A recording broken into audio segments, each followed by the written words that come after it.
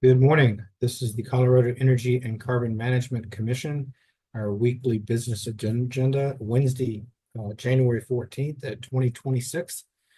Looks like we've got everybody here, but let's make sure that's the case. Hearings Manager Thomas, a roll call. Thank you. Commissioner Ackerman, Commissioner Cross, Present. Commissioner Mesner, Here. Commissioner Oath, Here. Commissioner Robbins. Here. Mr. Chair, you have 5 commissioners present. I'll also note we have DNR Commissioner Ray here, so thank you. All right, with that, we have a quorum. We'll move to commissioner comments. This is the reserved area on the agenda for commissioners to inform each other and or our stakeholders of the things that are happening behind the scenes. Any comments today? All right, seeing none, we move to consent agenda. Does anyone have questions on consent? Seeing none, I move approval of consent. Do we have a second? Second. Motion and a second. Is there further discussion? Seeing none, all those in favor signify by saying aye. Aye. Aye. Any opposed? That motion carries. All right, next up, we have a Executive Director's Office update. I believe we need to elevate Jennifer Walker-Graff. And I would recognize Commissioner Ray for introduction purposes. Good morning.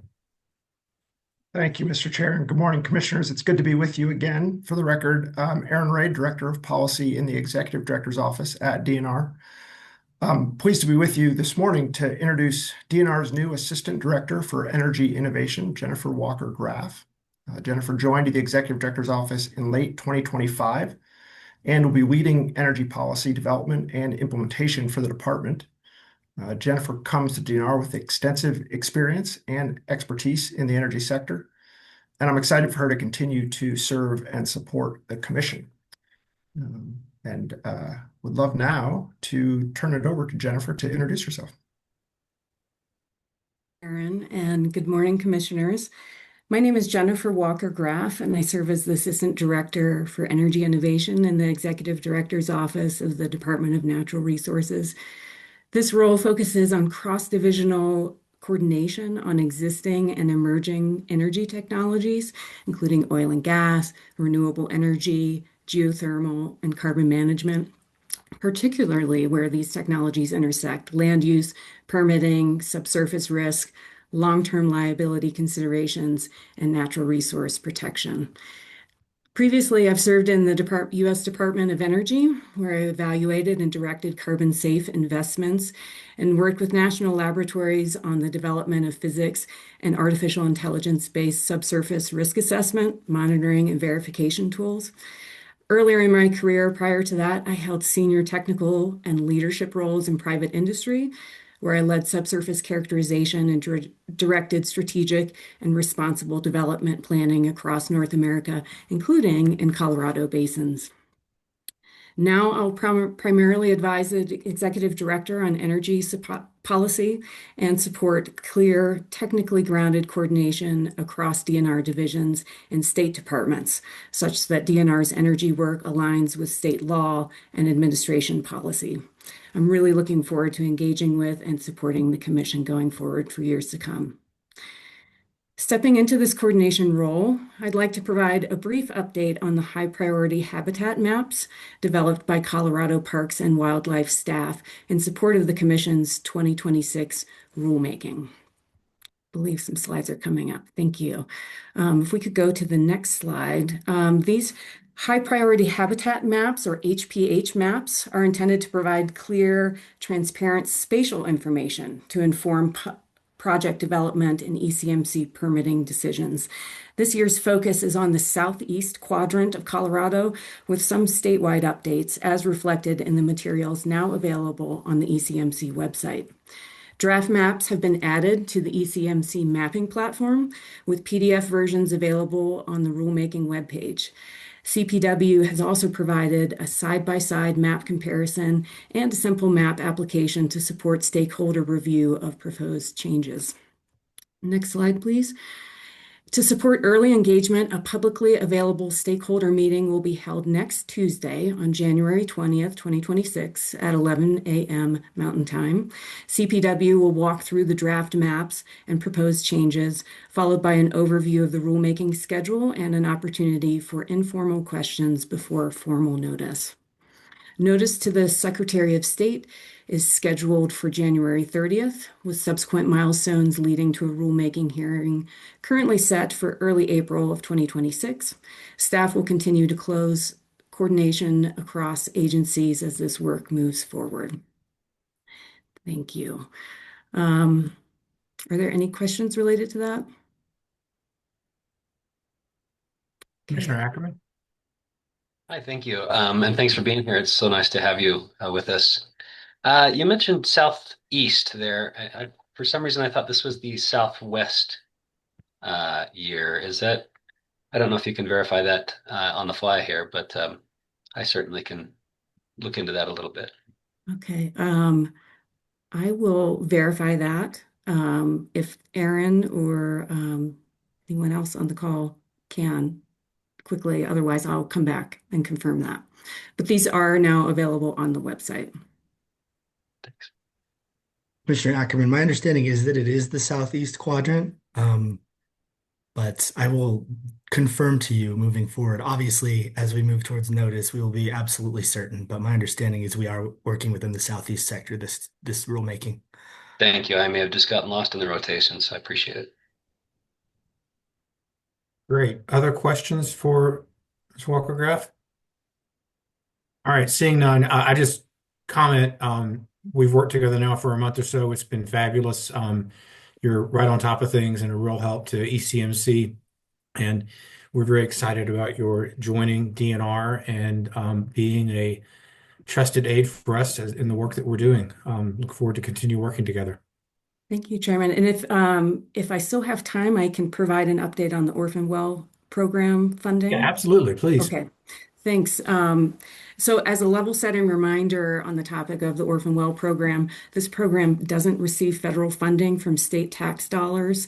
Instead, the program is supported through a combination of federal funding and enterprise funds generated by a fee that is paid by operators. Generally, EDO, the Executive Director's Office, facilitates coordination between divisions like ECMC and federal programs. So that's the basis for my update to you today.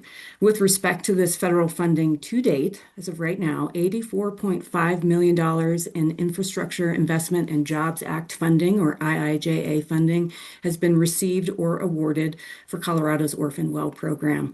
Of these funds, approximately $52 million is currently available and unspent, representing an estimated 2.5 to 3 years of program activity based on current work projections. And finally, in closing, I want to offer an invitation for future ECMC hearings.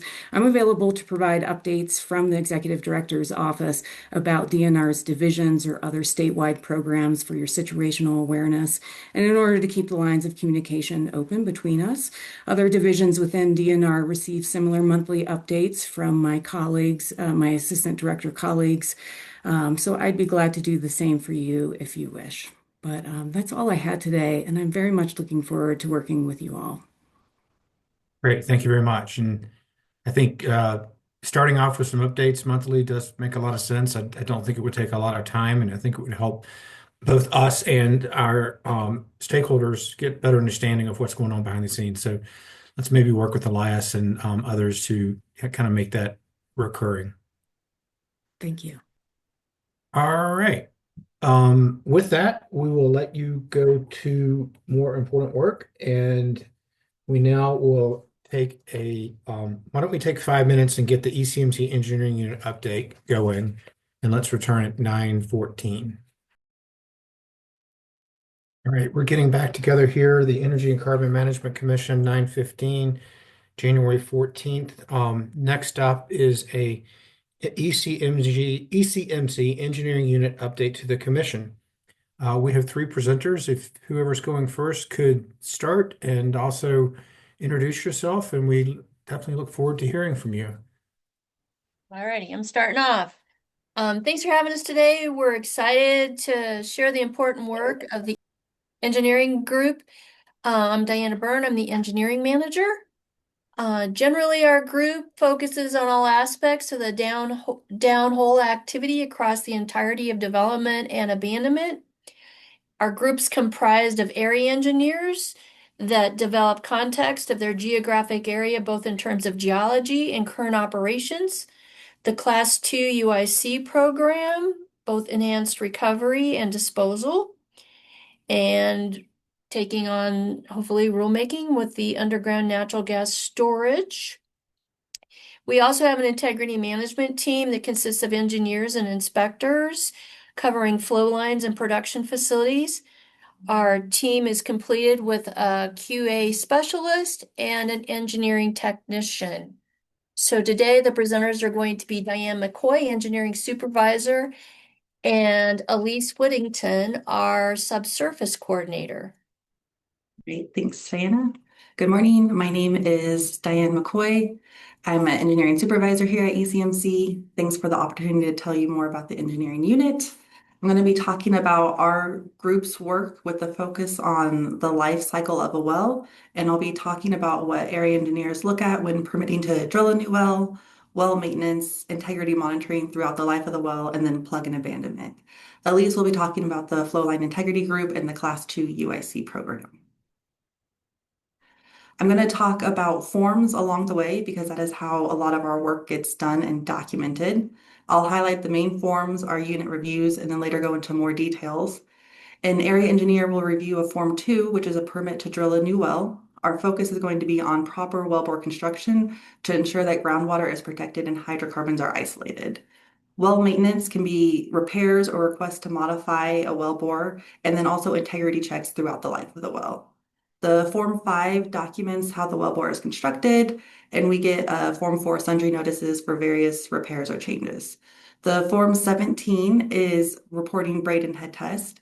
These are required annually on all wells. In some cases, we'll have more frequent tests. Simplified way to think of it is as a quick health check on the well. And the Form 21 is our mechanical integrity test. And again, I'm going to go into more details on all of these form types in the following slides. So continuing with the life cycle of the well, the next step would be to plug and abandon the well bore. ECMC uses the Form 6 for that type of work. First, the operator will submit a Form 6 notice of intent, and that is a request to plug a well, and it includes their proposed plugging design.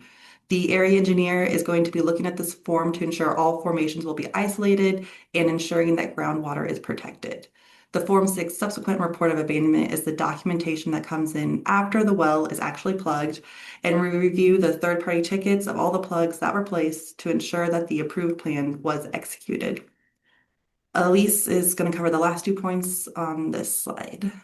Thank you, Diane. So the Integrity Group utilizes the Form 44 that is used for operators to report activities associated with their off-location flow lines and domestic taps.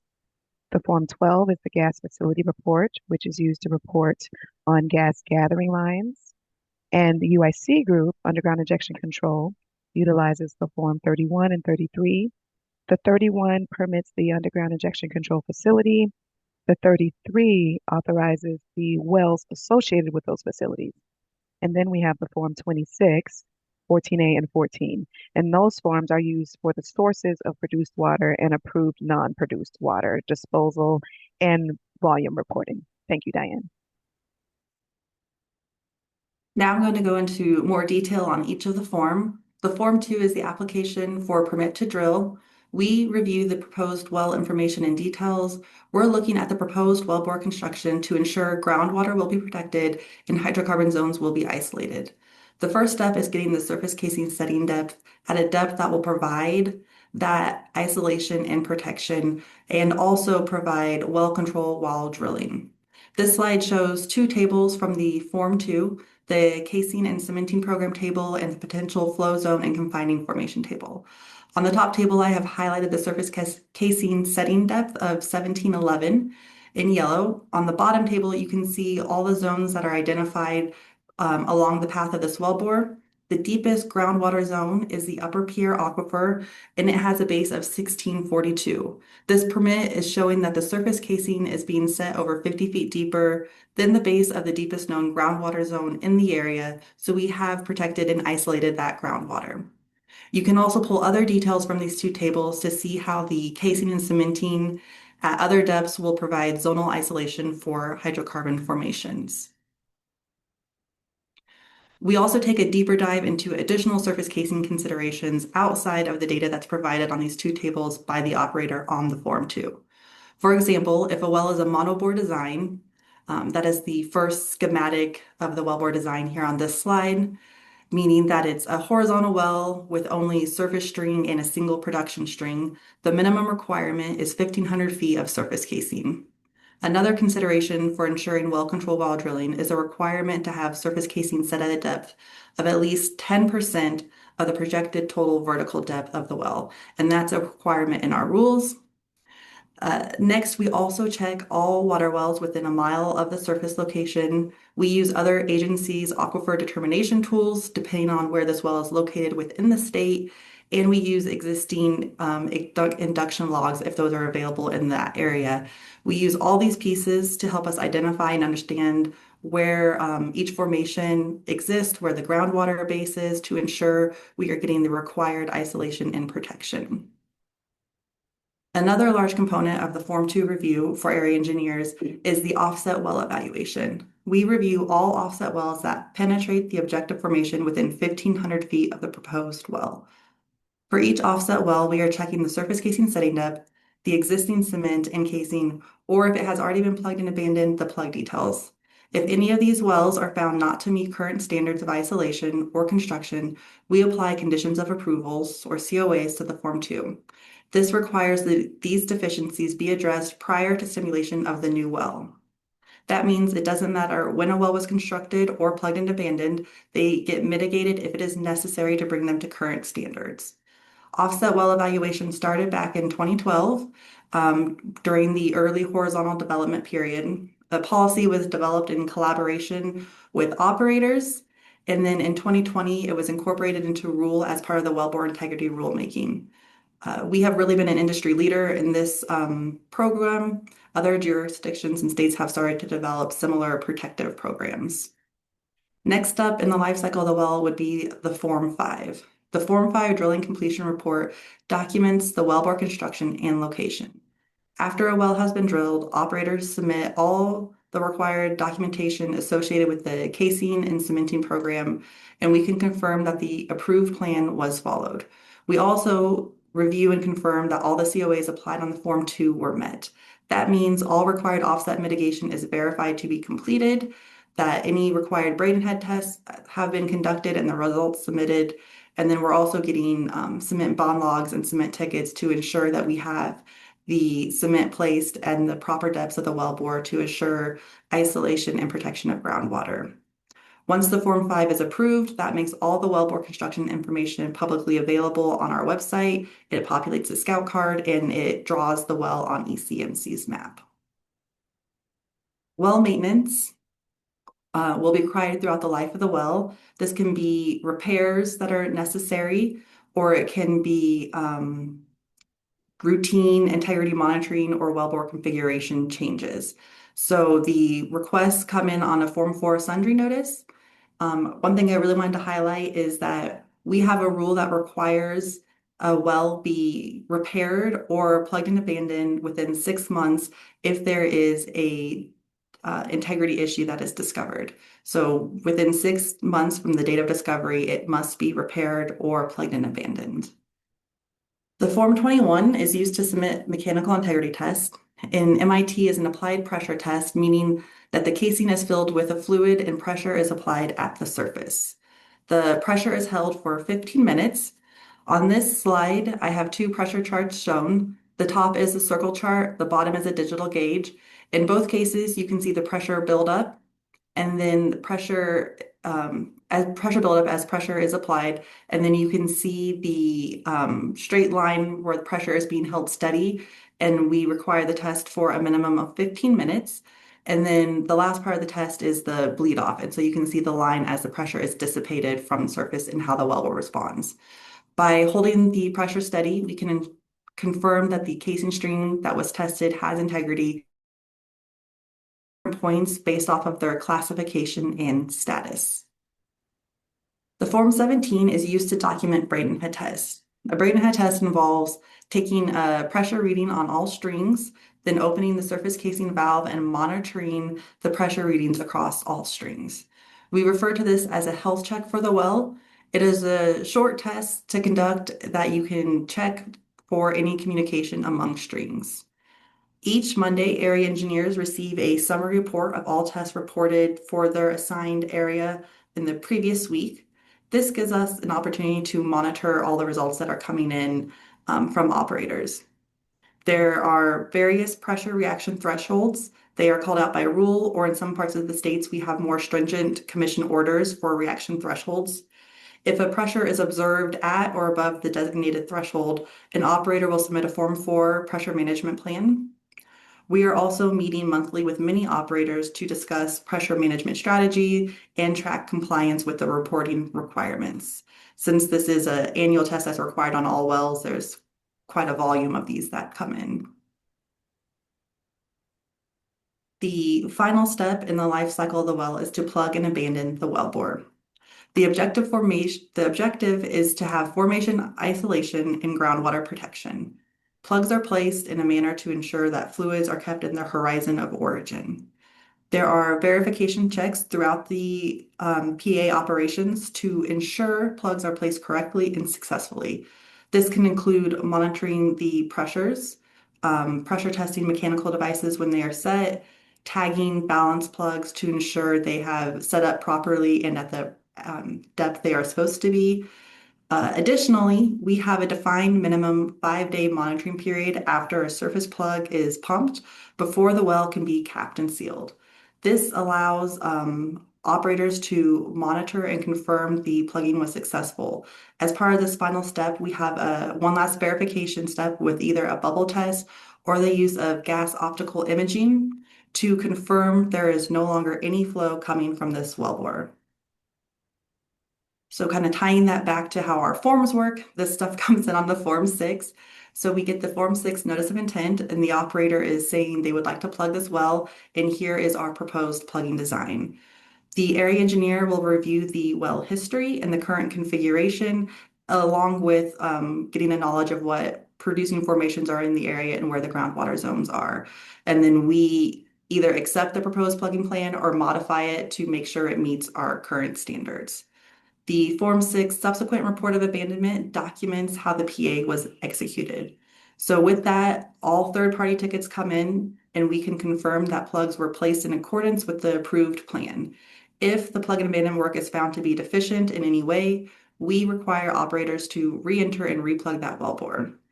I wanted to highlight that the Form 6 and kind of all of our discussion is really about the downhole pieces of the wellbore.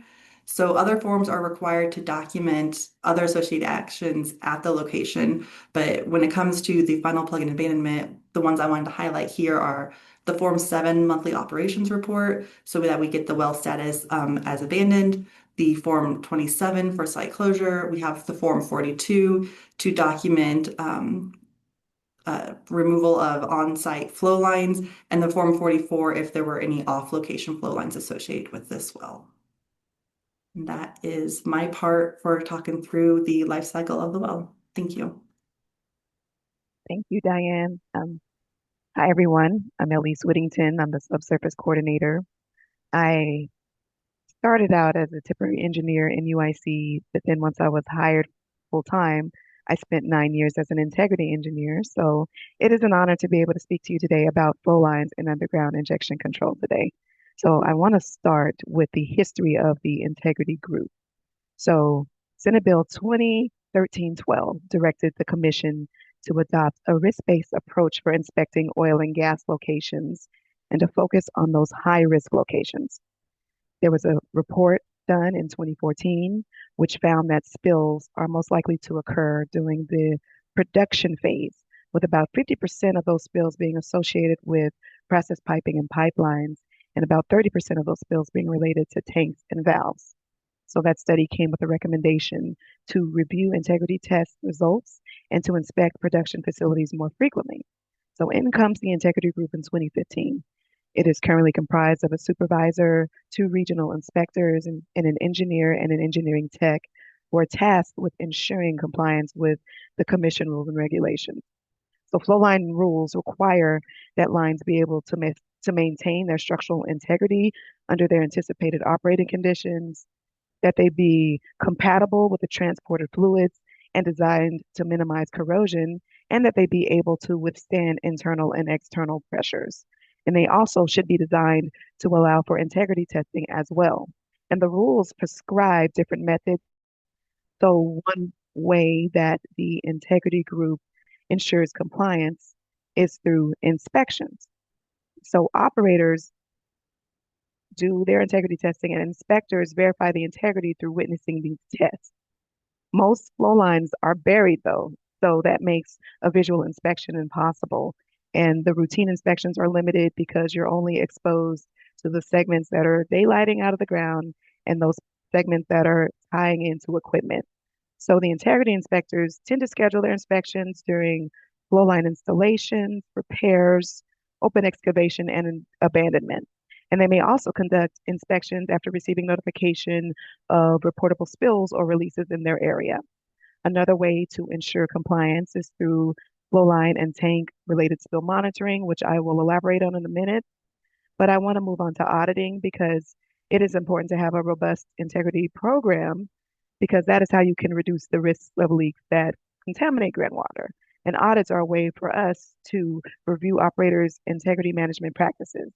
And they provide insight into the operator's flow line operations, and they inform us about their operator best practices and possible solutions to integrity-related issues that could be shared.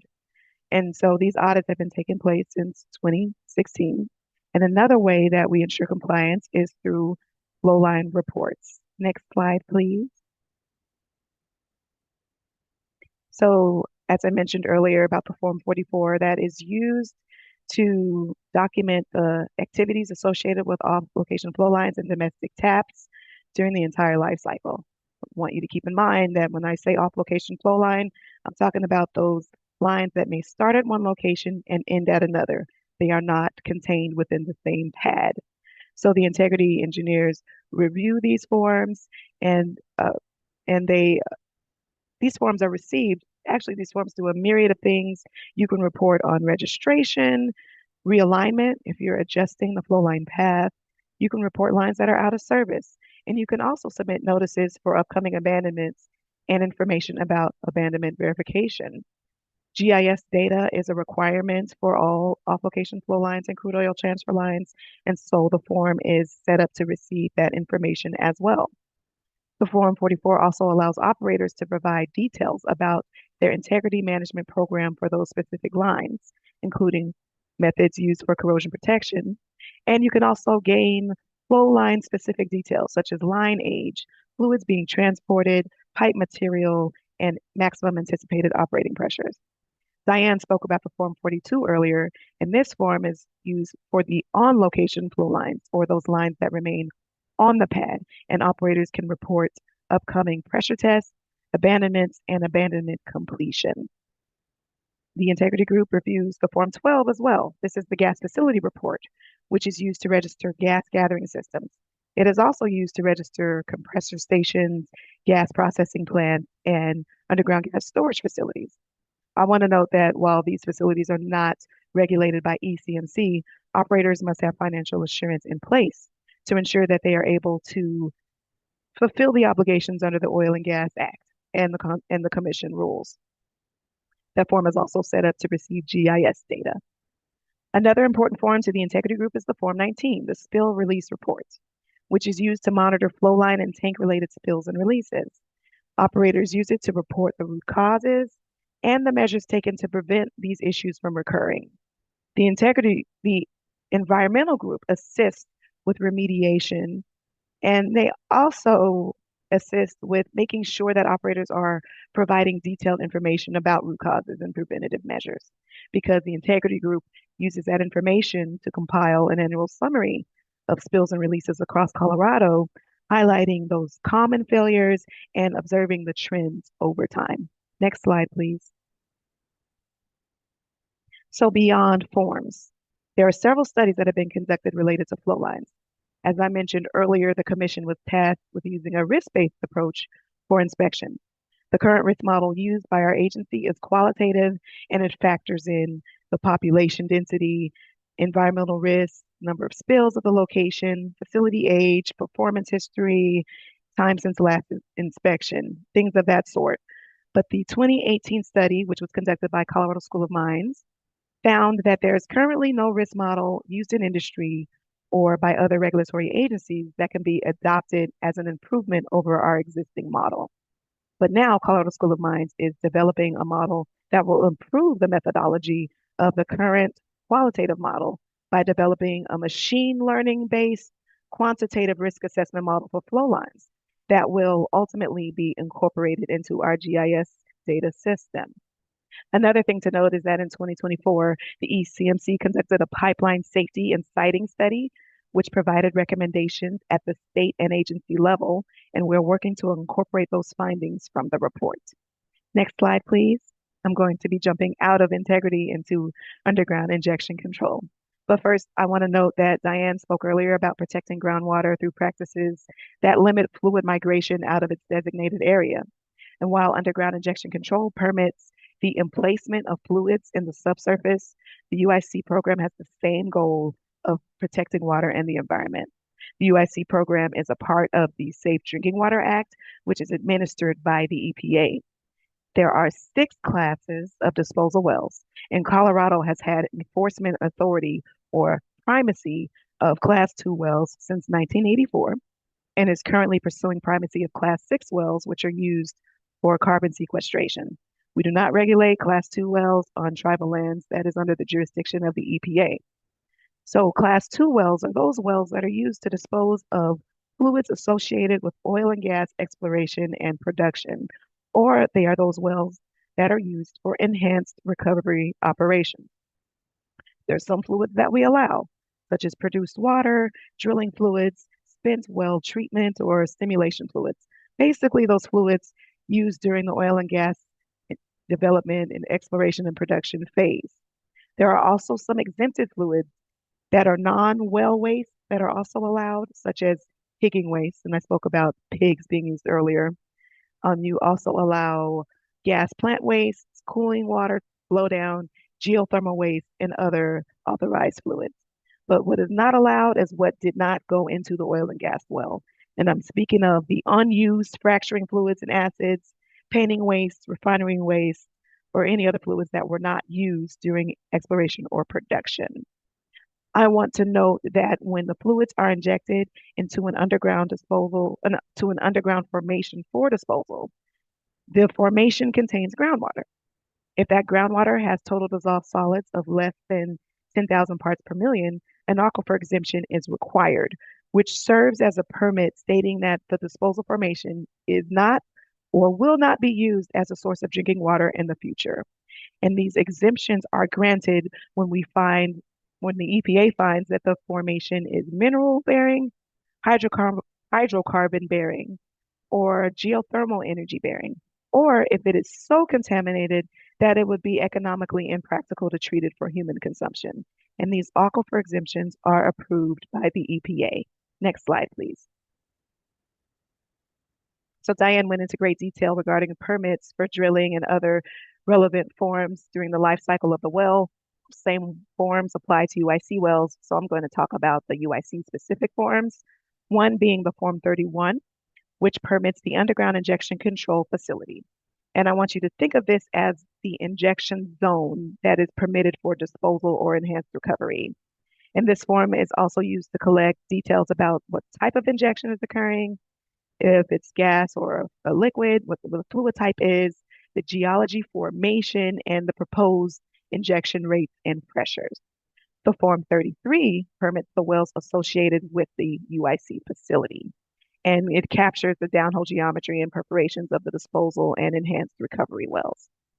There is a pretty extensive review process that is conducted as we are reviewing permits. And so we do conduct a geologic evaluation of the formation that will receive the fluid. Not only that formation, but the overlying and underlying confining layers that limit the movement of any fluids that will be injected. Class 2 wells will not be permitted in areas where the confining layers contain known open faults or fractures that could allow flow between the injection zone and underground sources of drinking water within the area of review. We also review all offset oil and gas wells within a half mile to ensure that there are no pathways for fluid migration into underground sources of drinking water through those wells. And we require a remedial corrective action plan for any offset wells within a quarter mile of the proposed injection well where the injection zone is not adequately plugged or isolated with cement to prevent flow into the offset wells. During the process, we consult with the Division of Water Resources as they conduct a hydrology review of nearby water wells, aquifers, and dams, basically to determine if there could possibly be impacted. And they may offer recommendations for the injection well to protect those water sources. Another part of the process is step rate tests. And these really serve as a stress test of the formation, the injection zone, to help operators determine the pressure that would basically create a fracture in that formation.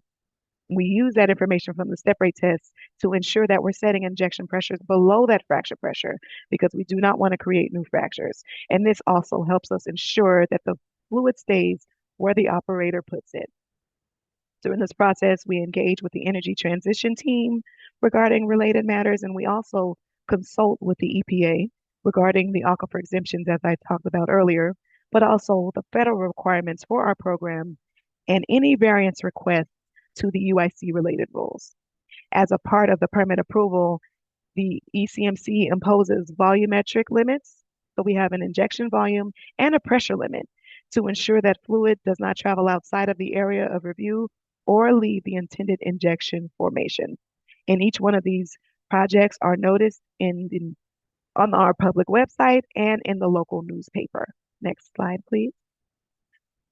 So in addition to the forms I mentioned before, we also have forms related to the injection fluid.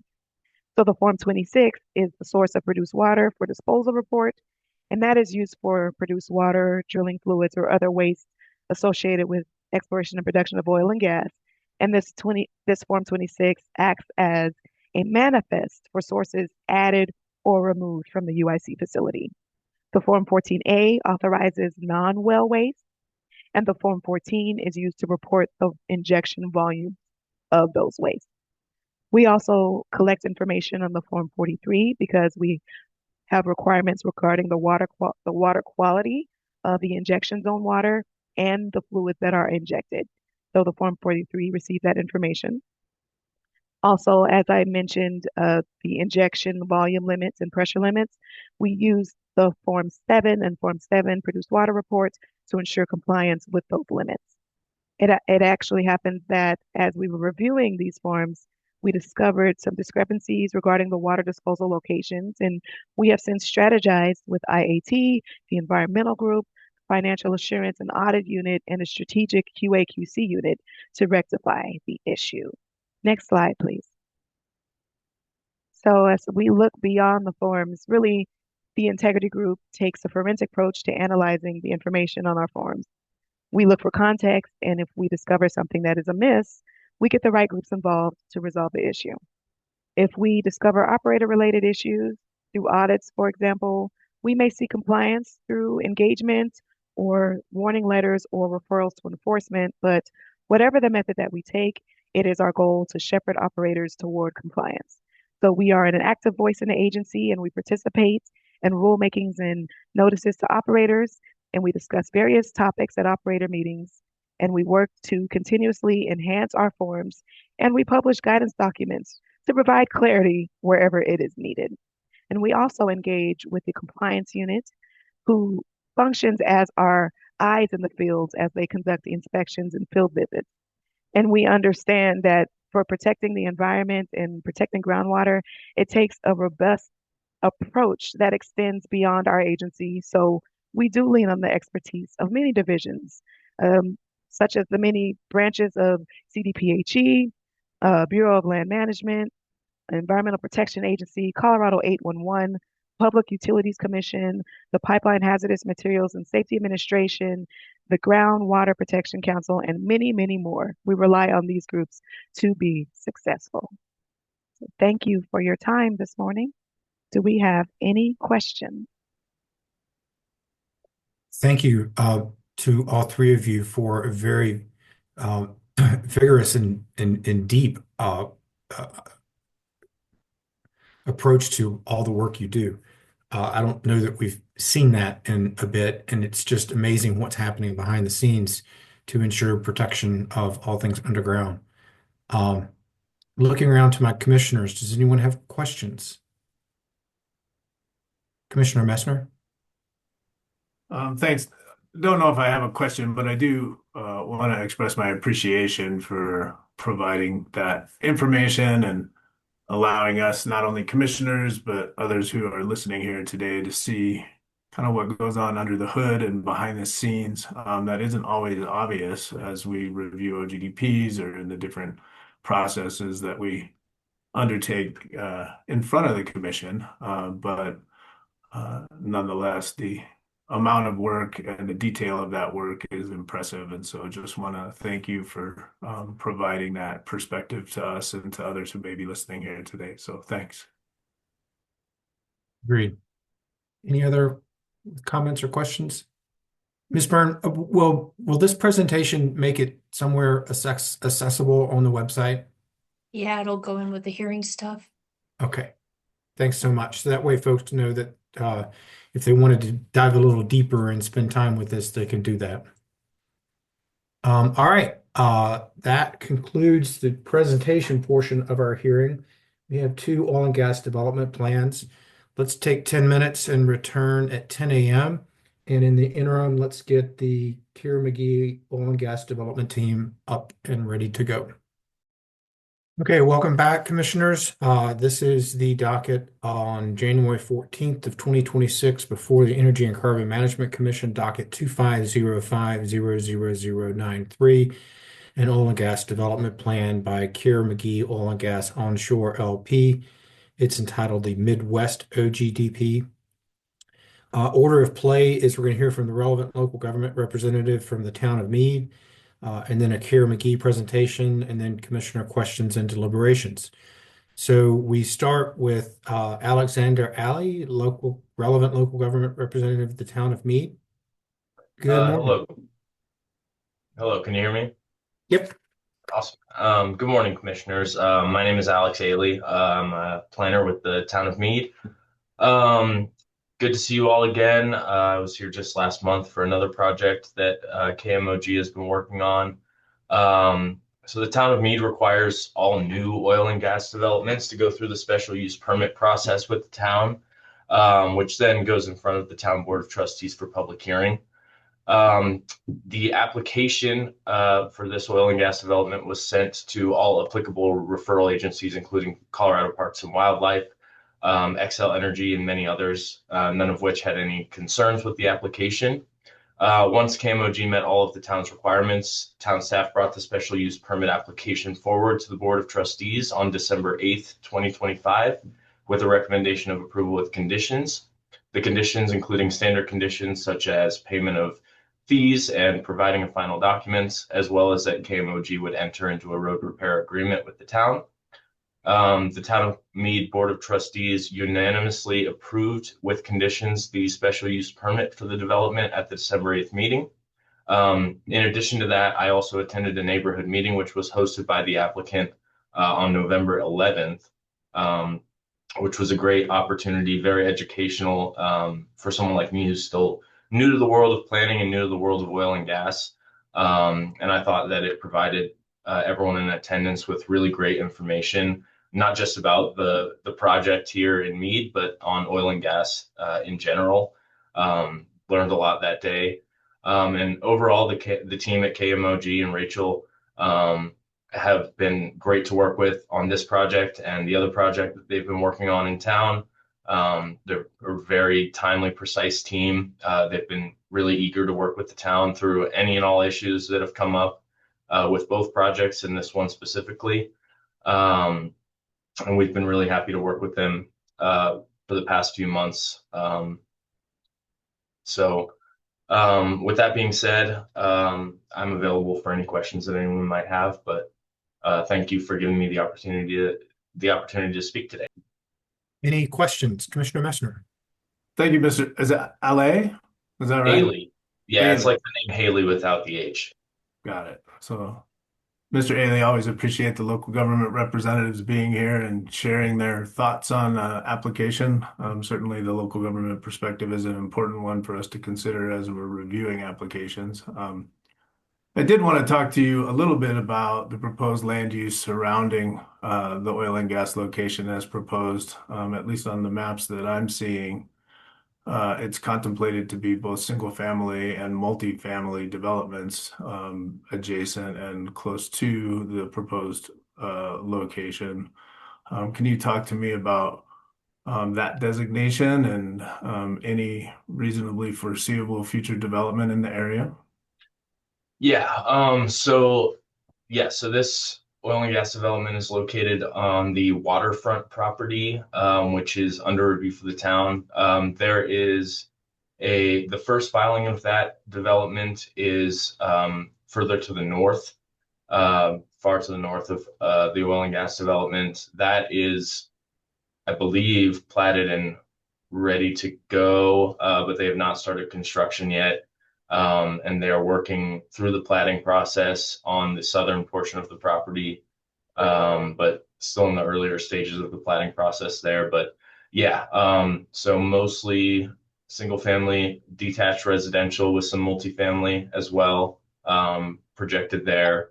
But yeah, that's just kind of a little background. Happy to talk more about that development if you have any specific questions.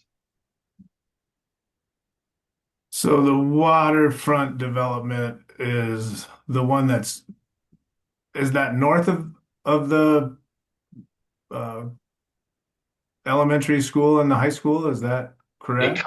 It kind of encompasses it. It's a really large development that kind of goes from I forget the name of the lake that's up there, but that would be helpful. But it goes, the southern boundary of the waterfront development is St. Vrain State Park, which is also the southern boundary of the town. And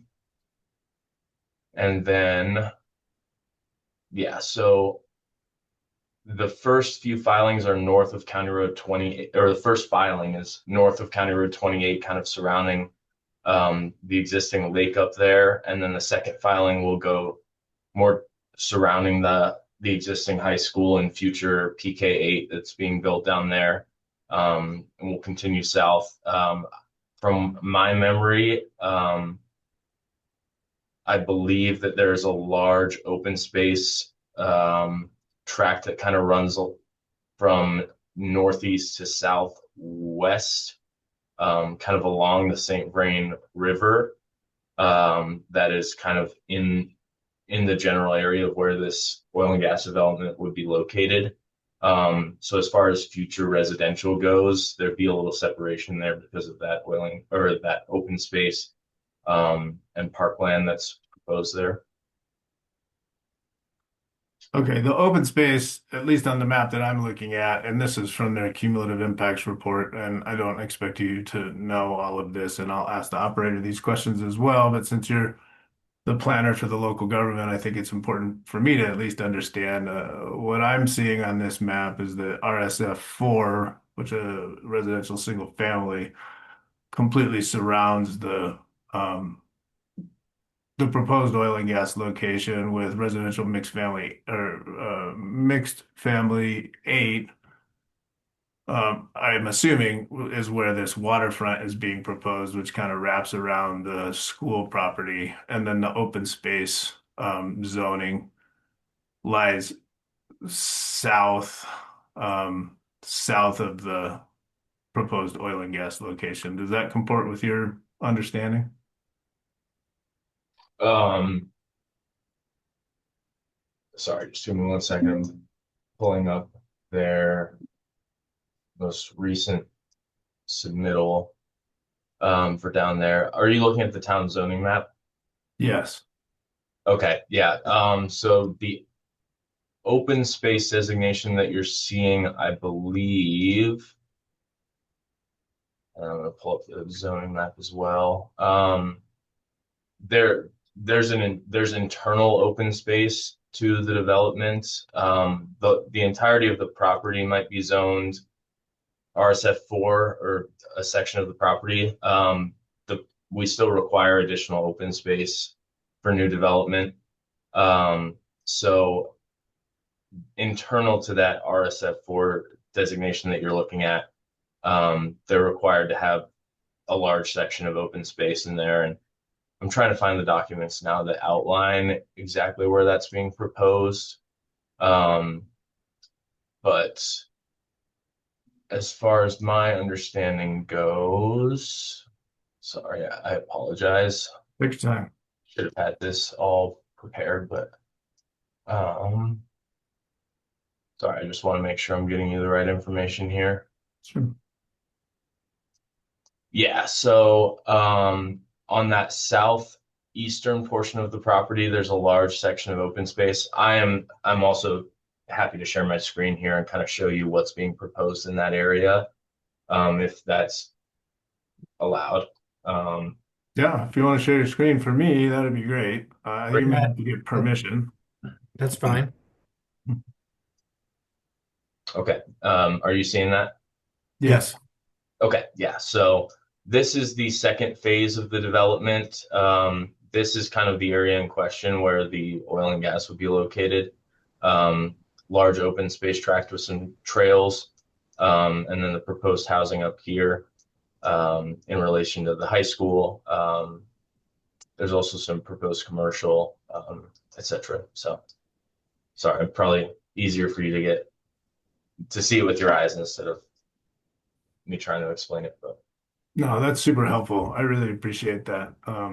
That's good information. Thanks. Mr. Ailey, and asking further questions along these lines, when does the town anticipate that residential development to start constructing? If you know. That's a good question. It's hard to put specific timeline on it. Since filing 1 to the north hasn't started yet, and they haven't started on any infrastructure improvements. Filing 1 is probably at least 3 to 5 years from full build out, if not longer. So filing 2 is probably looking at further down the line than that. And looking at the map, can you circle filing 1 for me? Yeah, filing 1 is up here to the north, And kind then of north of County Road 28. the other filing 2, is that the area around the high school? Yes, that's correct. Okay, and so that's multiple years out, you're saying? Yeah.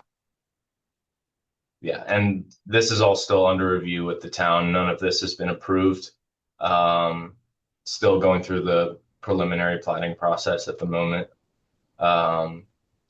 For filing 2, filing 1 has been platted, and they just haven't begun construction of anything yet up there. So yeah, looking at years down the line before filing 2 is ready to go. And when the Mead, is it Board of Trustees? Mhm. Okay. When they took this matter up, were they aware of the oil and gas development plan, the proximity to the years out filing 2, and because they're the land use regulator on surface, did that create any concern? You said it was a unanimous approval. Yeah, that's correct. They are aware of the waterfront development that was brought up in my presentation as well, that this was located on the waterfront property, and the designation for future residential use. They were also made aware of the location in accordance with the school, and they were made aware that the St. Vrain Valley School District was referred on this as well. Um, yeah, and from what I can recollect, I don't remember any concerns with future residential. Maybe a few with existing residential across I-25. But outside of that, nothing with future development or with the school. Okay. Thanks. Any other questions? I want to concur with Commissioner Messner. It's really helpful to have the town of Meade present to us. You're one of our important criteria that we're supposed to consider. So we appreciate you being with us. Yeah, thank you. Absolutely. No problem at all. And you're all welcome to reach out to me. If any other questions come up, happy to talk further or answer anything else that you might have. Okay. Thanks so much. Yep, We'll thank let you go. All right. Ms. Wazelinski, good morning. Good morning.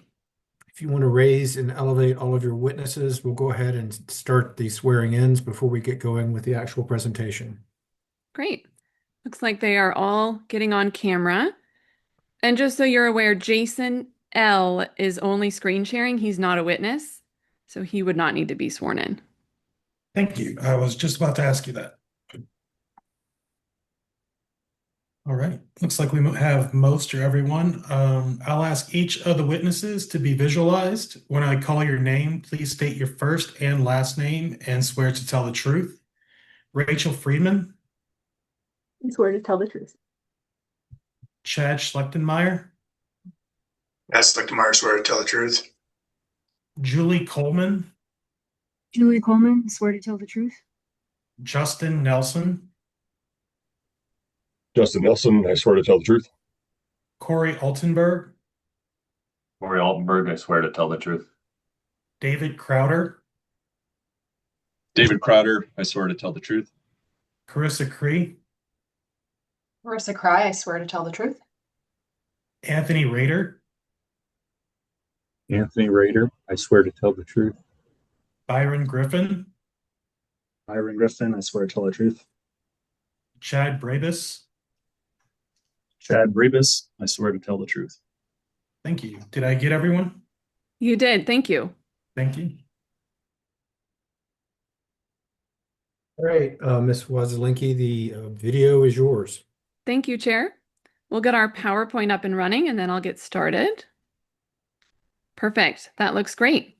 Well, good morning, Commissioners. My name is Kelsey Wazelinski with Jost Energy Law, and I, along with my partner Jamie Jost, represent Kerr-McGee in the Midwest OGDP before you today in docket 2505000093. Kerr-McGee would like to thank the ECMC staff and director for their hard work on this application, CDPHE and CPW for the consistent engagement and communication, as well as Mr. Ailey for his remarks today, and the town of Meade for its participation through the special use process and support of the Midwest OGDP. Next slide. The Midwest OGDP proposes one new oil and gas location, the Midwest Pad, to develop a total of 12 horizontal wells within 3 proposed drilling and spacing units, totaling 2,640 mineral acres for the Niobrara, Fort Hays, Codell, Carlisle, Sharon Springs, Greenhorn, and Graneros formations. The location is in the town of Meade, and as Mr. Ailey indicated, the SUP permit has been approved. The review of the Midwest OGDP falls under Rule 301A, as there are no RBUs within 2,000 feet of the working pad surface. The proposed location is not within the boundaries of an identified disproportionately impacted community.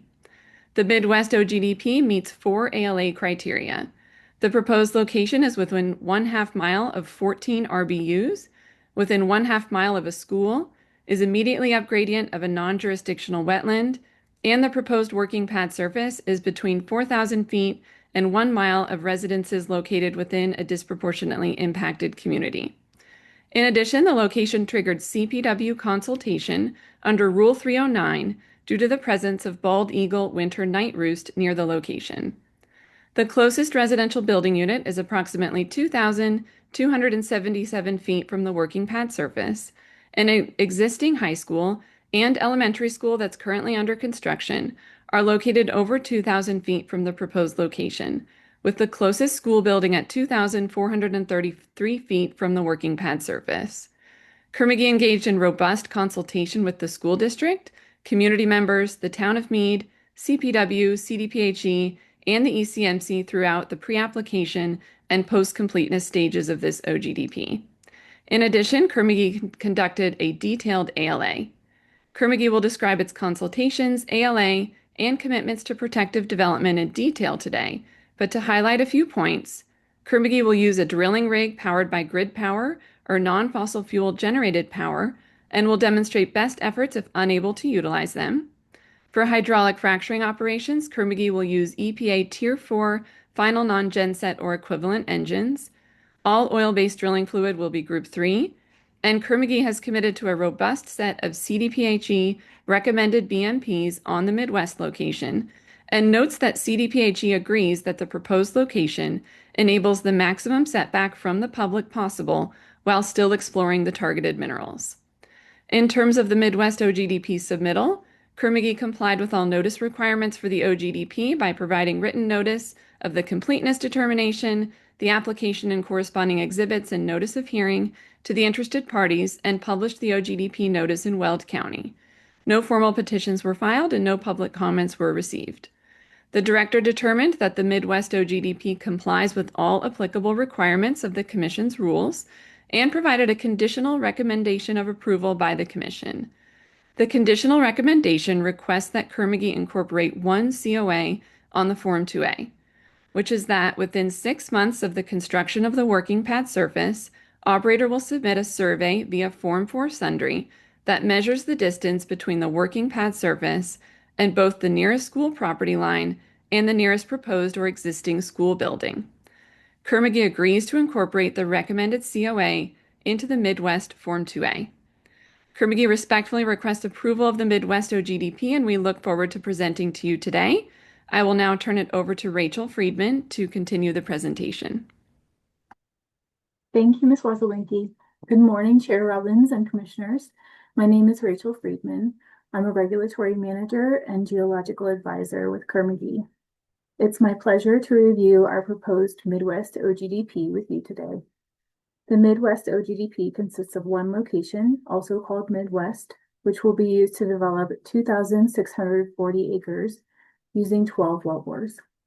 The location is proposed in the east half of the southeast quarter of Section 34, Township 3 North, Range 68 West.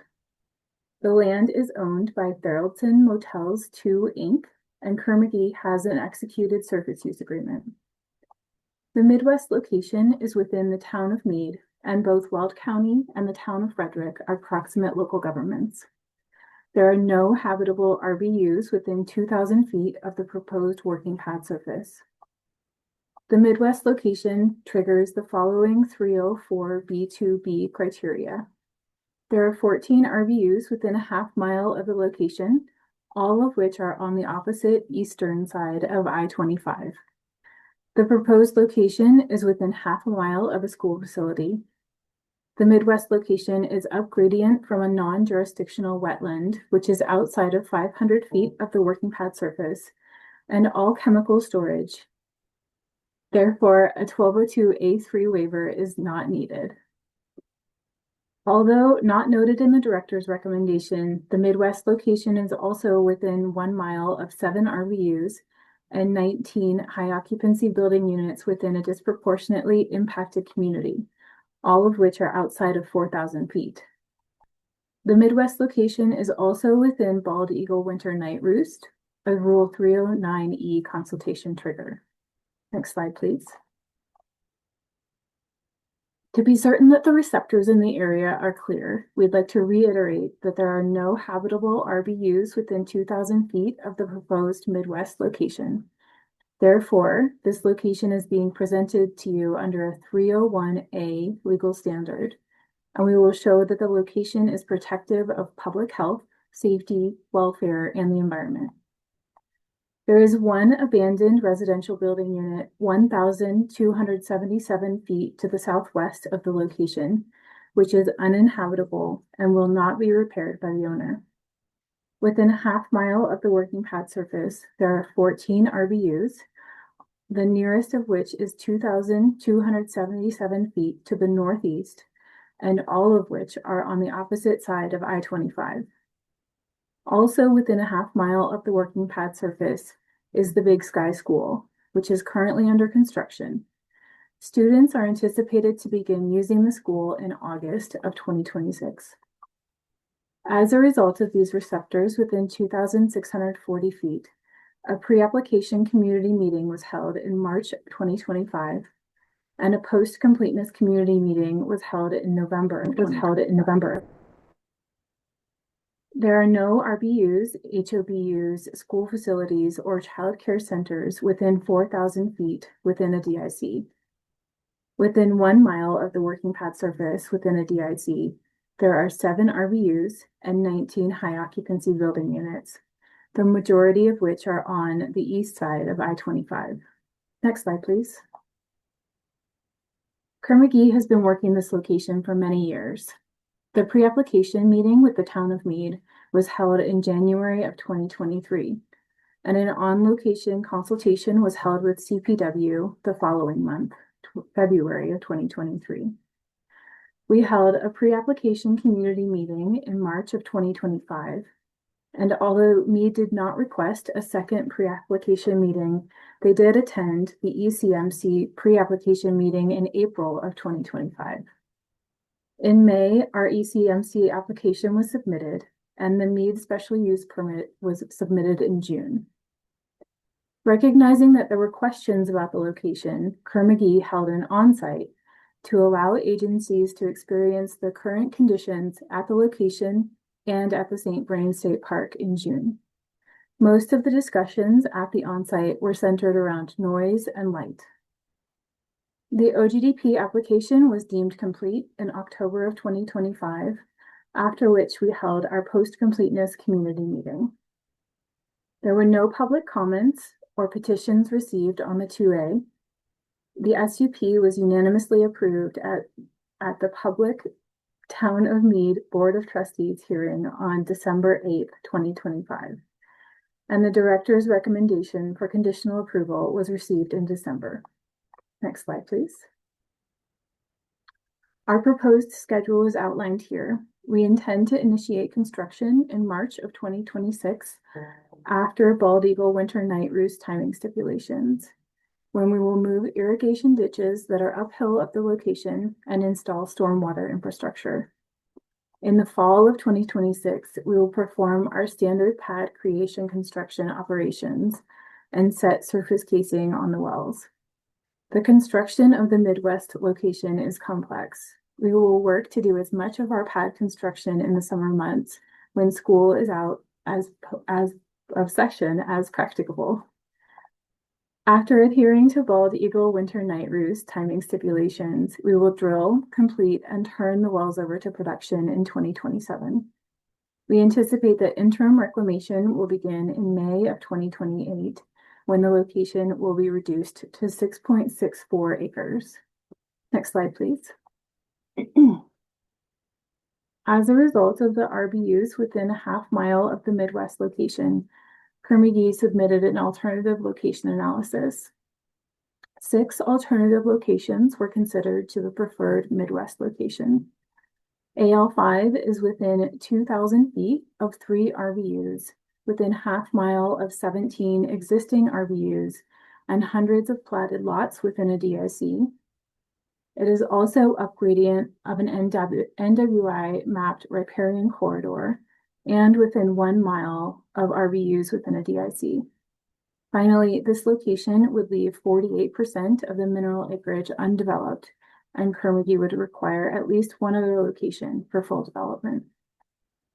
AL12 would have 268 RBUs within 2,000 feet and 332 within a half mile.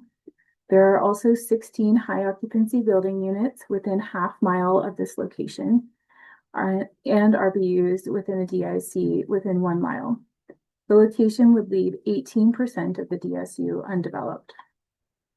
AL2 would have 36 RBUs within 2,000 feet and 86 RBUs and 19 high occupancy building units within a half mile.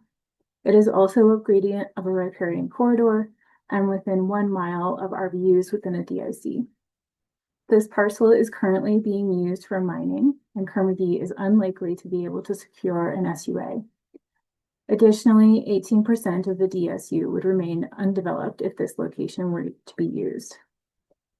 AL 11 would be within 2,000 feet of 124 RVUs and within half mile of 274 RVUs and 9 high occupancy building units. It is upgradient of an NWI mapped wetland within 1 mile of RVUs within a DIC, and 51% of the minerals would remain undeveloped. AL 33 is within half mile of a school facility. It is upgradient of an NWI mapped wetland within 1 mile of RVUs within a DIC, and 30% of the DSU would remain undeveloped.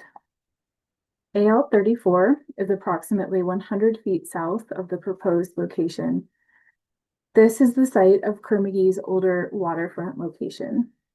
Because the location is so close, it has similar pros and cons to the Midwest location.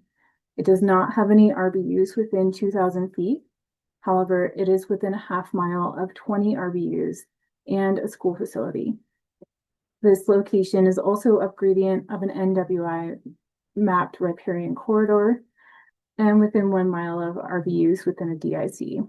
In addition, the location is within floodplain and within native aquatic species conservation waters, which are no surface occupancy. Kerr-McGee believes that the preferred location is the most protective that will allow Kerr-McGee to develop the full DSU. Next slide, please. I'm just going to turn my light back on really quick. Sorry about that. The Midwest location is not within 1200 series high priority habitat, wetlands, or floodplains. The location, however, is within bald eagle winter night roost, a Rule 309E CPW consultation trigger. As such, Kerr-McGee will adhere to timing stipulations and will not conduct construction, production drilling, or completions operations between November 15th and March 15th. Kerr-McGee has held multiple consultations with CPW. Site surveys were performed by environmental biologists in 2021, 2022, 2023, 2024, and 2025. The closest high priority habitats are native aquatic species conservation waters, the St. Vrain State Park, mule deer migration corridor, and sportfish management waters, all of which are to the south of the location. Next slide, please. Burrowing owl habitat exists within a 1/4 mile of the location. Therefore, Kerr-McGee will perform burrowing owl nest surveys prior to construction as recommended by CPW. Within 7 days of the start of construction, Kerr-McGee will survey for nesting eagles and non-eagle raptors. If an active nest is observed within the buffer, Kerr-McGee will consult with CPW. There are non-jurisdictional wetlands south of the location, and all chemical storage will be outside of 500 feet of the location. Of the wetlands. So a 1202A3 waiver is not needed. Next slide, please. Kerr-McGee has been working with CPW regarding this location for 3 years. We met with CPW, including the St. Vrain State Park manager on site in February of 2023. Where we discussed the location and the ALA. As a result of multiple site surveys by environmental biologists, a red-tailed hawk nest was discovered in a tree within the disturbance area of the location in 2024. During a subsequent survey in September of 2025, a second nest was observed approximately 80 feet from the original nest. At that time, the initial nest was found to be inactive, suggesting that the second nest may serve as an alternate nesting site for the hawk due to their territorial nature. A follow-up survey conducted in December of 2025 confirmed that the original, now inactive nest was no longer present. It is suspected that the nest was lost due to recent high wind events. CPW has requested that we remove the trees as soon as possible to ensure that we perform this activity outside of red-tailed hawk nesting season. They have also requested that we place an artificial nesting structure nearby for hawks to use. The nesting structure was installed in St. Vrain State Park in November of 2025. We will conduct surveys prior to and during any tree removal activity in the location. Next slide, please. In June of 2025, Kerr-McGee met with CPW, St. Vrain State Park Management, ECMC LAS staff, the ECMC Community Liaison, and CDPHE at St. Vrain State Park and the Midwest location. Discussions at the onsite included current noise and light levels in the area and how the Midwest could change those levels for receptors.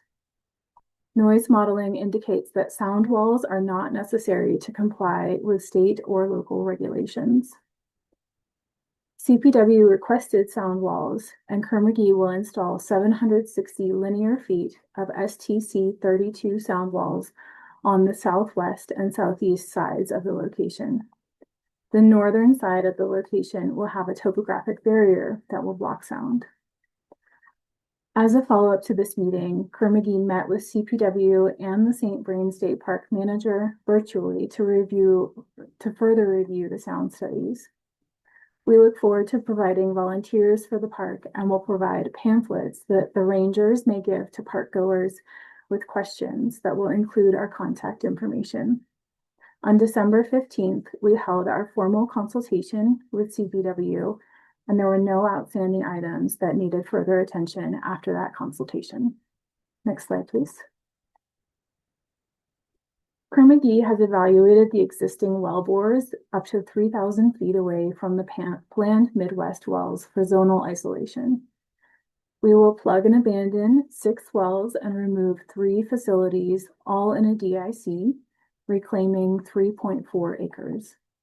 After interim reclamation, Kerr-McGee will have to serve a net of 4.61 acres.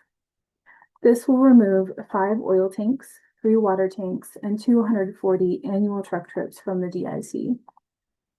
The removal of these locations will reduce pollutants, including 1.09 tons per year of NOx, 3.9 tons per year of VOCs, 1.05 tons per year carbon monoxide, and 0.06 tons per year benzene. Next slide, please. Traffic will be routed to the east to avoid interfering with traffic at Meade High School and at the Big Sky School. The use of pipelines eliminates the need for permanent or temporary oil storage tanks and removes an estimated 40,867 truck trips. The use of Kerr-McGee's water on demand pipeline system will eliminate 115,000 truck trips.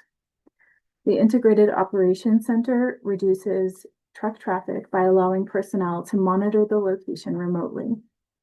The principals of both schools have indicated that they appreciate our thoughtful approach to the haul route, which they believe considers safety and keeps traffic away from their main traffic route on County Road 7. During consultation with CDPHE, Kerr-McGee committed to minimize heavy haul traffic and deliveries during school pickup and drop-off periods. To achieve this, we will work with our service providers to coordinate major deliveries and equipment moves to be scheduled outside of the hours of 7:30 to 8:30 a.m. and 2:30 to 3:30 p.m.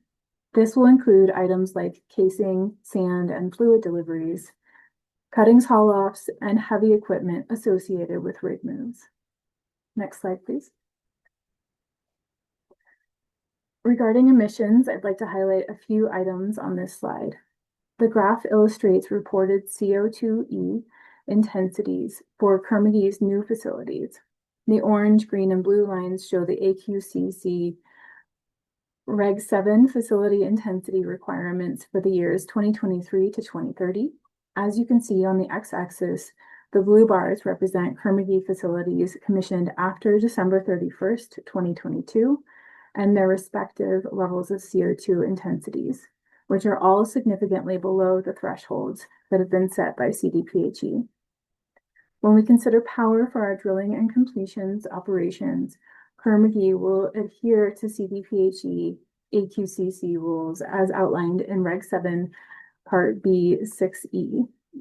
These ozone season practices will be applied to year-round operations, not just during the May to September, October ozone season.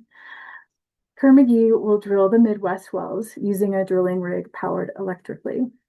For hydraulic fracturing operations, we will utilize a Tier 4 or better frac fleet. Next slide, please. The air monitoring for this OGD plan for this OGDP will be submitted to CDPHE prior to pad construction. We will have air monitoring in place during drilling, completions, and the first 6 months of production. Air monitoring reports will be submitted at the end of each month to CDPHE.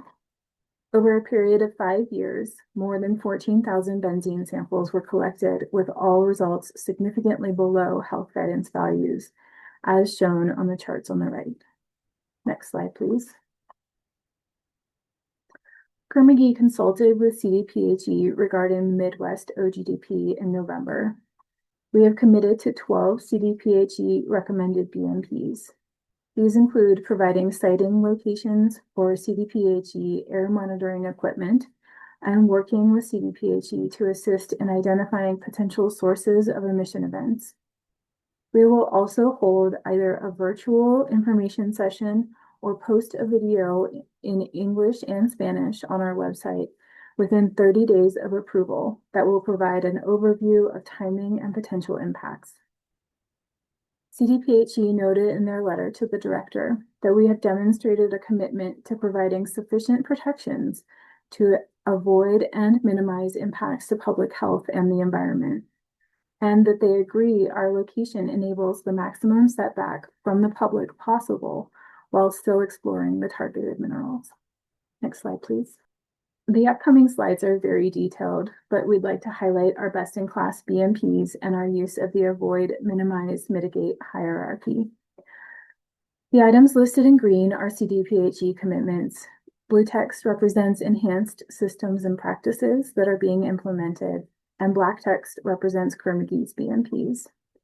In efforts to reduce emissions, Kerr-McGee will not store hydrocarbons on the location and commits to use electricity to power the drilling rig. Next slide, please. Kerr-McGee will comply with Rule 316C4A2 and will have adequate and committed pipeline takeaway capacity for all produced oil. Piping hydrocarbons away from the location will reduce the potential of an incidental spill or a vehicle crash that could cause a spill. Eliminating oil tanks from the location removes the biggest source of emissions and will also remove 40,867 post-production truck trips. Bringing water for completions to the location via the Water on Demand network will eliminate an additional 115,300 truck trips. We also plan to reduce emissions by committing to employ service providers whose non-road construction equipment fleets have engines with emissions ratings of at least EPA Tier 4 final non-genset or equivalent. Next slide, please. In addition to pipeline takeaway for all produced oil, Kerr-McGee will protect groundwater from any incidental spills by using enhanced soil compaction techniques to minimize absorption and downward migration of fluids, in addition to using berms and geosynthetic liners that will be inspected regularly. Next slide, please. To mitigate noise, Kerr-McGee will place sound walls on portions of the southwest and southeast sides of the location. If a complaint is received, Kerr-McGee will address the complaint and work with all parties to ensure resolution. Kerr-McGee will use Group 3 drilling fluid, eliminating mud-derived odors. Next slide, please. Kerr-McGee will adhere to timing stipulations for bald eagle winter night roost. CPW protocol raptor nest surveys will be conducted prior to construction, and we will consult with CPW if any nests are identified. Ditch and berm will be installed around the perimeter of the location and around all topsoil stockpiles to intercept and divert stormwater and sediment from precipitation and melt events. Kerr-McGee will minimize impacts to the nearby schools by directing traffic to the east and making reasonable efforts to minimize heavy haul traffic and deliveries during school pickup and drop-off times. Next slide, please. When we consider safety, Kerr-McGee has real-time monitoring at the IOC with remote shut-in capabilities as needed. Kerr-McGee will follow the BMPs outlined in the dust mitigation plan, including restricting construction operations if wind-generated dust cannot be minimized, reducing traffic speeds, and providing dust suppression to roads as needed. Construction will take place during daylight hours with no need for lighting. During drilling completions and flowback, Kerr-McGee will use LED lights with the minimum acceptable value for safe operations that will be directed to task areas as well as inward and downward. Although the BMPs shown today are extensive, there are numerous other BMPs that will also avoid, minimize, and mitigate impacts included in other plans submitted but not discussed here. Next slide, please. I'd like to go through the enhanced systems and practices related to operations within the ozone non-attainment area. This includes rules 316C1 through 4. First, these rules are applicable because the Midwest location is within the ozone non-attainment area and was submitted after January 1st, 2025, and construction will begin after January 1st, 2026. According to Rule 316C2, Kerr-McGee will comply with drilling and completions technology set forth in AQCC Reg 7 Part B 6E1, and for drilling operations, Kerr-McGee will commit to electrically powered rig engines. Next slide, please.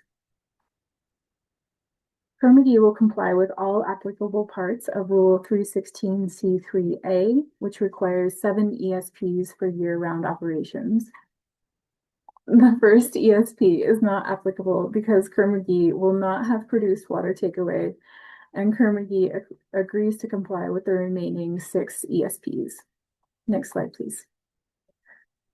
There are 5 ESPs outlined here that are required for operations occurring between May 1st and September 30th.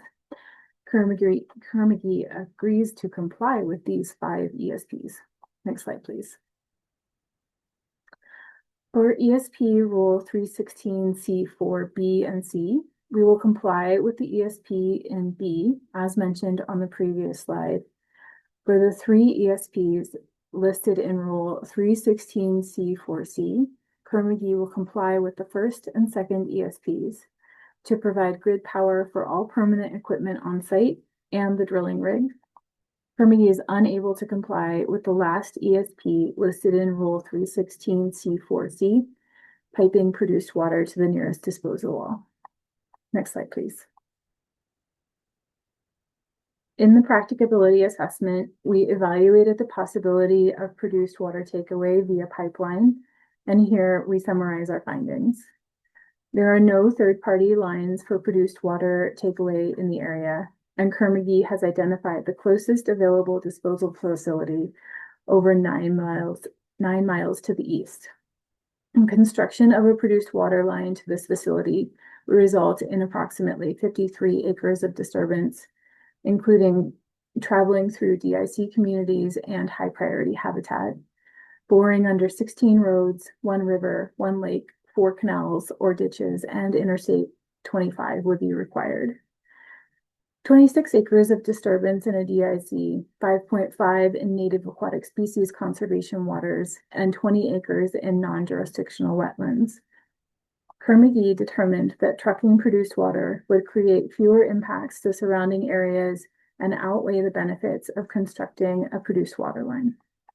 Next slide, please. Kerr-McGee has a long history of active community engagement in the area. We have been a partner in the Mead Energy Academy since its inception 10 years ago.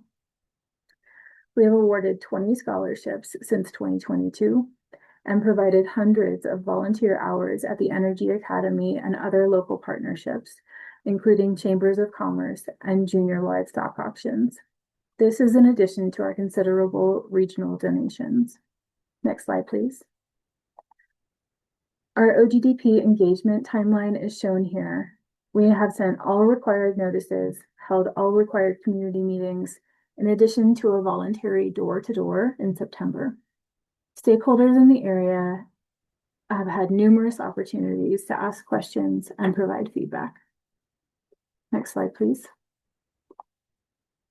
We held 2 in-person community meetings attended by 2 residents, 2 mineral owners, 3 school district representatives, including the Meade High School principal, St. Vrain State Park Management, the Town of Meade staff, and the community liaison. Our conversations were productive and led to additional in-person meetings, and we received positive feedback and appreciation of our transparency. Next slide, please. In addition to our community meetings, we went door to door in September to talk with residents within a half-mile of the working path surface. We met in person with the management companies of the apartment complexes in the DIC to the southeast to learn about the community and confirm addresses. We provided business cards for tenants with questions and a digital copy of the completeness notice for electronic distribution to the tenants. At our post-completeness community meeting, the 2 residents that attended had questions that were better addressed at a specialized on-site visit to an existing facility and an active drilling rig. We addressed their concerns with 7 of our subject matter experts. The residents noted that they appreciated our availability and transparency and our commitment to safety and environmental impact mitigation. We also met in person with the principals of Meade High School and the Big Sky K-8. We gave them another overview of the project status and estimated timelines, answered questions, and ensured we understood their traffic and walking routes. We committed to providing information for the schools to give to staff and parents who may have questions. We also offered the opportunity to visit a nearby active drilling rig and facility so that they would understand potential impacts during development, which they declined. Next slide, please. Our commitment to engaging with the community has gone above and beyond the requirements for over a decade. And as a result, we have excellent relationships with the school district, local school leadership, and community members. We will continue to be partners for the community for the life of the facility. Next slide, please. To summarize the Midwest OGDP, no public comments or petitions were submitted to the application.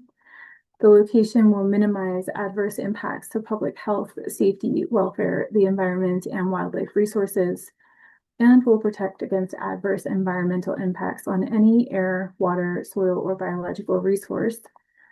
The Town of Meade SUP was unanimously approved at a public hearing in December of 2025. There are no RVUs or other receptors within 2,000 feet of the location. Kerr-McGee will provide beneficial impacts by plugging and abandoning 6 existing wells and 3 facilities in a DIC, reclaiming 3.4 acres in that DIC. Kerr-McGee's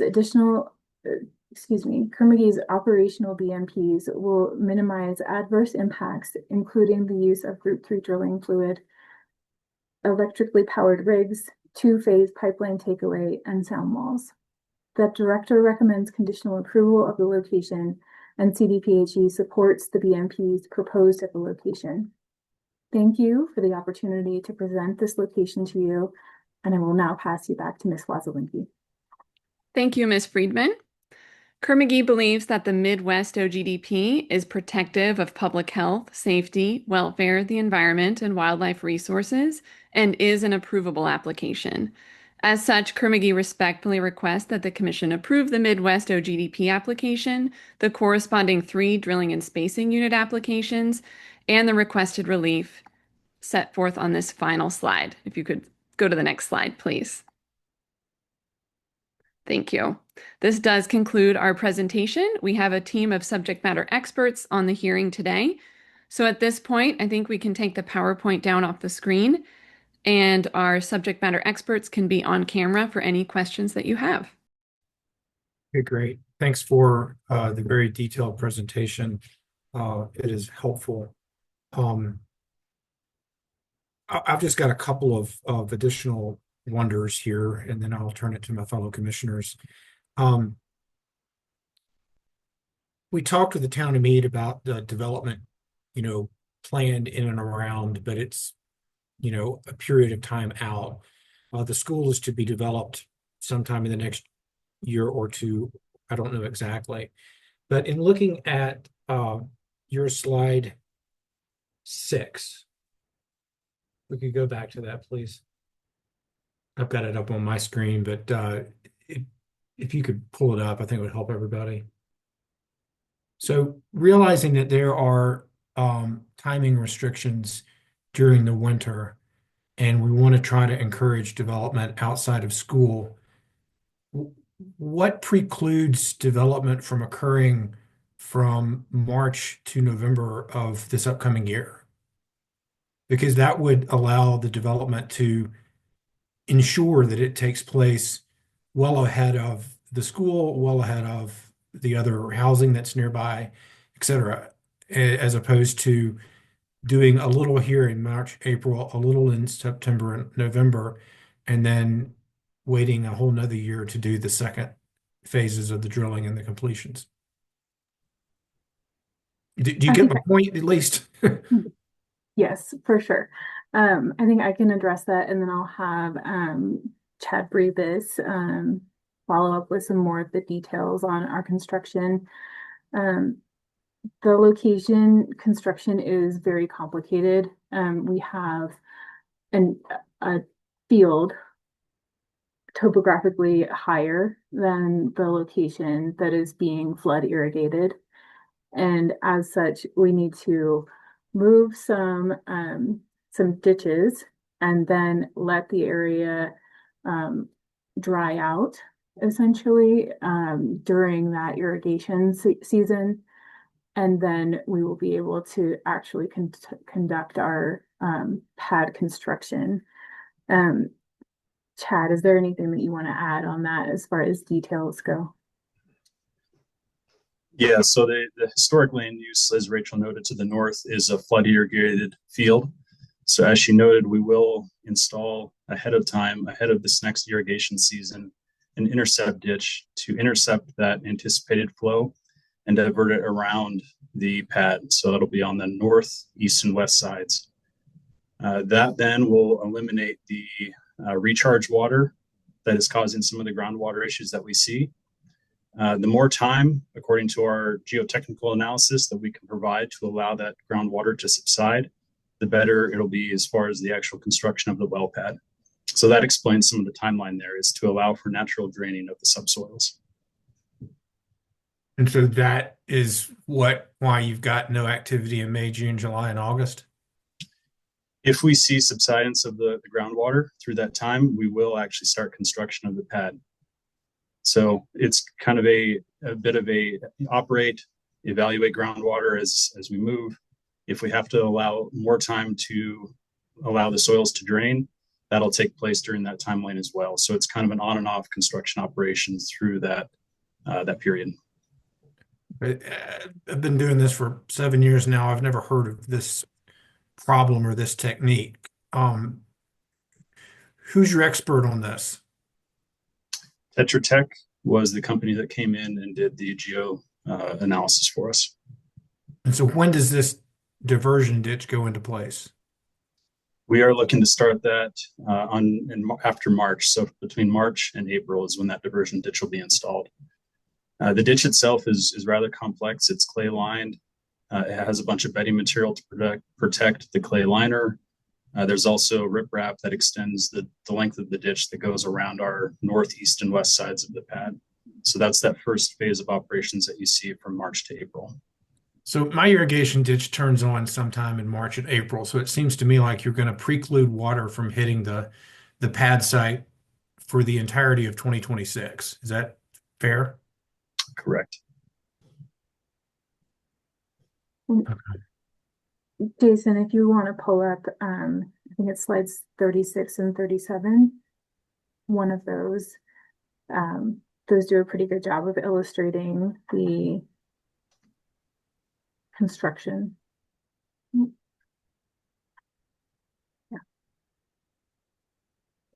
think 37 is probably best.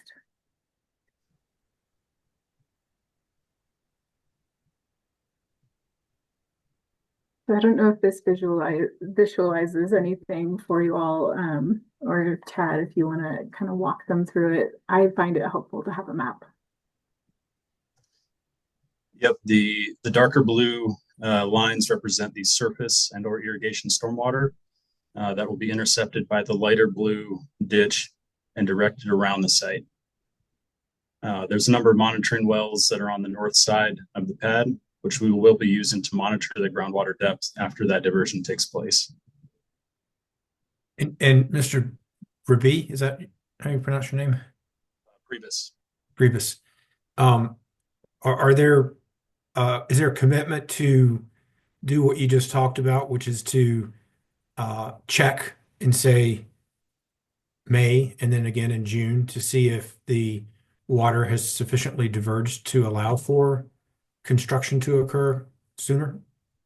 Yes, absolutely. If we see the groundwater as the geotechnical engineers anticipate, we will commence with construction earlier.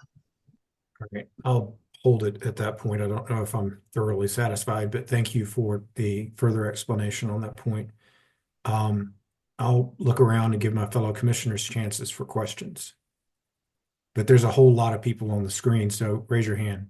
Thanks, Commissioner Cross. I see your hand. Thank you, Mr. Chair, and thank you everyone for this presentation. Off the start, I want to try and clarify one thing.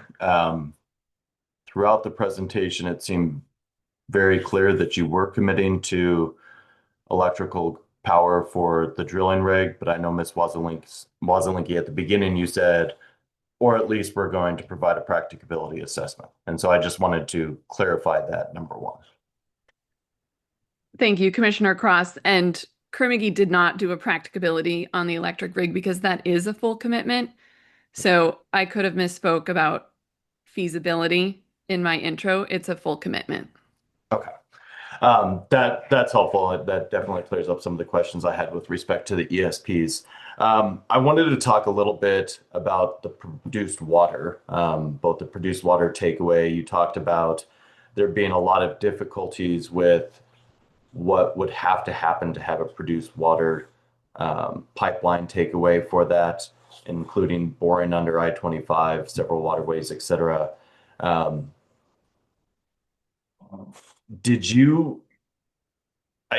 guess one of the questions I want to go back to is, so the stakeholders are aware that are watching this. The commissioners were able to visit one of your mobile produced water plants, in which you were trying to recycle produced water and reuse that water at other sites. And I know you talked about trying to get everything within a certain distance to those sites. Is this site going to be utilized for that? I know with it being on the other side of I-25 from a lot of your operations, I don't remember if that was included on the map. So I'm curious if this is going to be part of the produced water recycling efforts that you're doing. Yep, I'd be happy to answer that. Unfortunately, the site is too small to allow for us to do any produced water recycling. Okay, so just the straight trucking to a disposal site. Yeah. Okay, that is helpful as well. And so there's already some development in this area. Is that correct? Oil and gas development? Correct. Yes.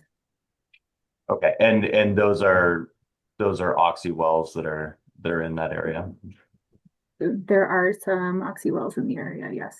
Okay, and all the existing wells are going to be plugged and abandoned as soon as the new wells are operational, or are those going to continue to produce in the area?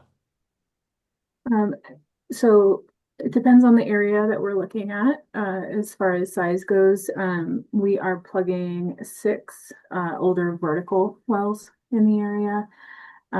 There are, I think, some horizontal pads that are, within 5 miles or so, as far as scale goes. So just the vertical ones are the ones that are planned to to be plugged and abandoned. Yes, yeah, Okay. correct. And if I remember right, I think this was actually a site that I did a visit with Mr. Moret from CPW on one of the visits out there, the early on in I think 2023 to look at it. There is a nearby pad already to the St. Vrain State Park. Is that correct? So we have an older vertical pad that was present, and that is called the waterfront location. That has been plugged and is in the process of being reclaimed. Okay. That's helpful to know as well. And then I know I did have some questions about wildlife, but I'll definitely leave that to Commissioner Ackerman, as I'm sure he's probably far more eloquent in the questioning on that. But I did want to try and talk a little bit more about some of what's going on in the area as well. You talked about having the pre-application meeting both with Mead and others, as well as the pre-application meeting with community members. And then you said, I think there was 2 people that showed up to the subsequent meeting. Is that correct?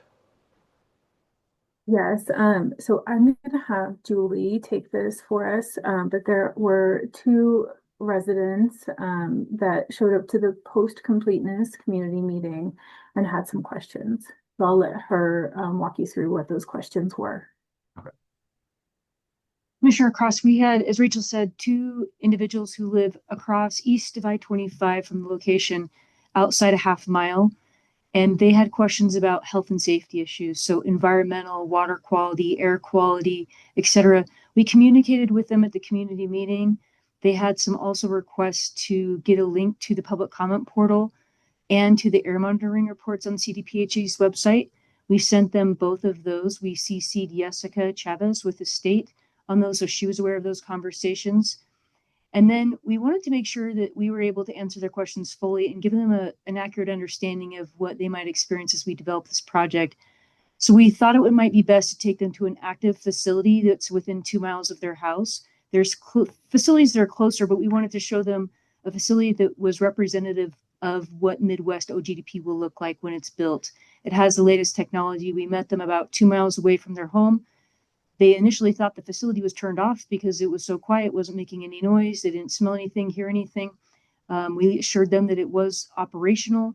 We then drove with them to an active drilling rig approximately 6 miles away and parked across the street from the drilling rig about 700-ish feet away from the drilling rig.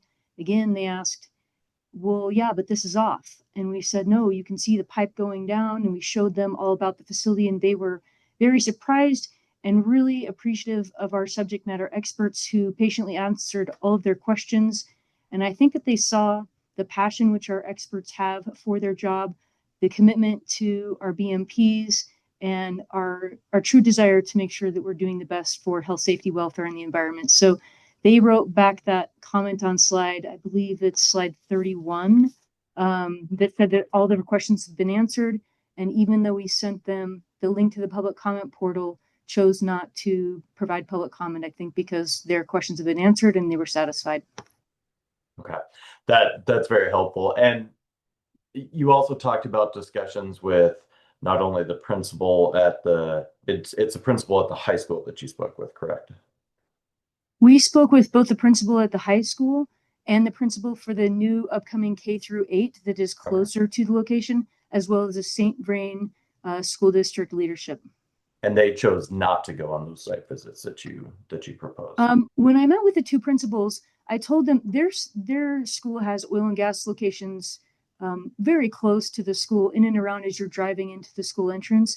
So they were pretty familiar. But what I did is I said, we can take you on those same visits we took the stakeholders to, or I just gave them a map and showed them the 2 locations we took the stakeholders to, and told them that they could drive by on those same county roads and get a feel for those, and gave them the operational timeline so that they would be able to go to those locations before the rig was finished at the location that's just to the northeast of the Midwest, or the Mead High School. Okay, and as you talked about the high school principal acknowledging that there's existing development nearby, was that also a point of conversation with the school district itself? With the school district, maybe not. The school district we spoke with at pre-application community meeting, they were focused mainly on our timeline and making sure that we made outreach with the high school leadership, the principal. I would say the focus of the conversation with the principals was they wanted to, number one, make sure we had interacted with the St. Vrain School District leadership. Their second thing was making sure they understand our operations and the timeline, the haul routes. As Rachel said previously, they were very pleased that our haul routes didn't interact with the main thoroughfares of the school pickup and drop off. And then we talked a little bit about some of the impact related questions about air monitoring, noise monitoring, what they might see, what they might hear. Again, that's why I recommended that they go drive by that drilling rig.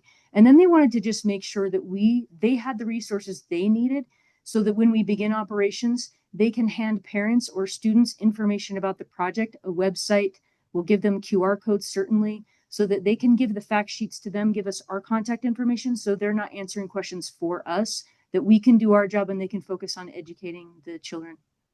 Okay. And that's helpful. And I know Chair Robbins also talked a little bit about timeline wise and how that would interact. But it would be helpful as well if at what point in time will the construction of the elementary school be completed within your operational timeline there? Or at least absent there might be somebody that knows the exact number, but I will say when you drive by, the school looks built. They are going to have students attend there next fall.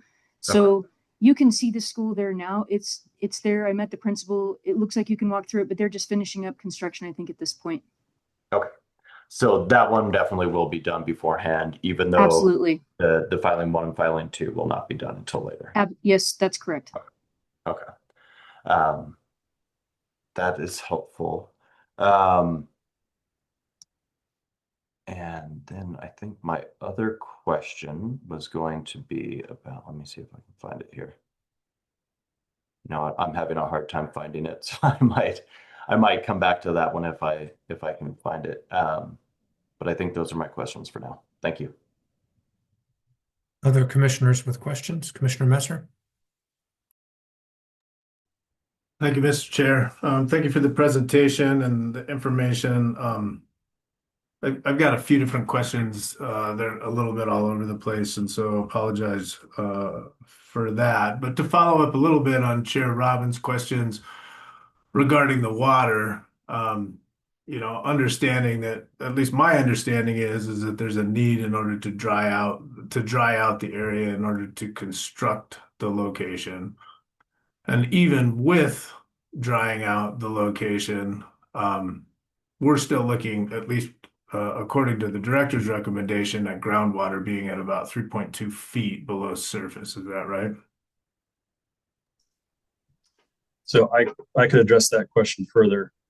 So regarding the 3.2 feet depth to groundwater reading, that was taken immediately adjacent to and down gradient of that existing tailwater ditch.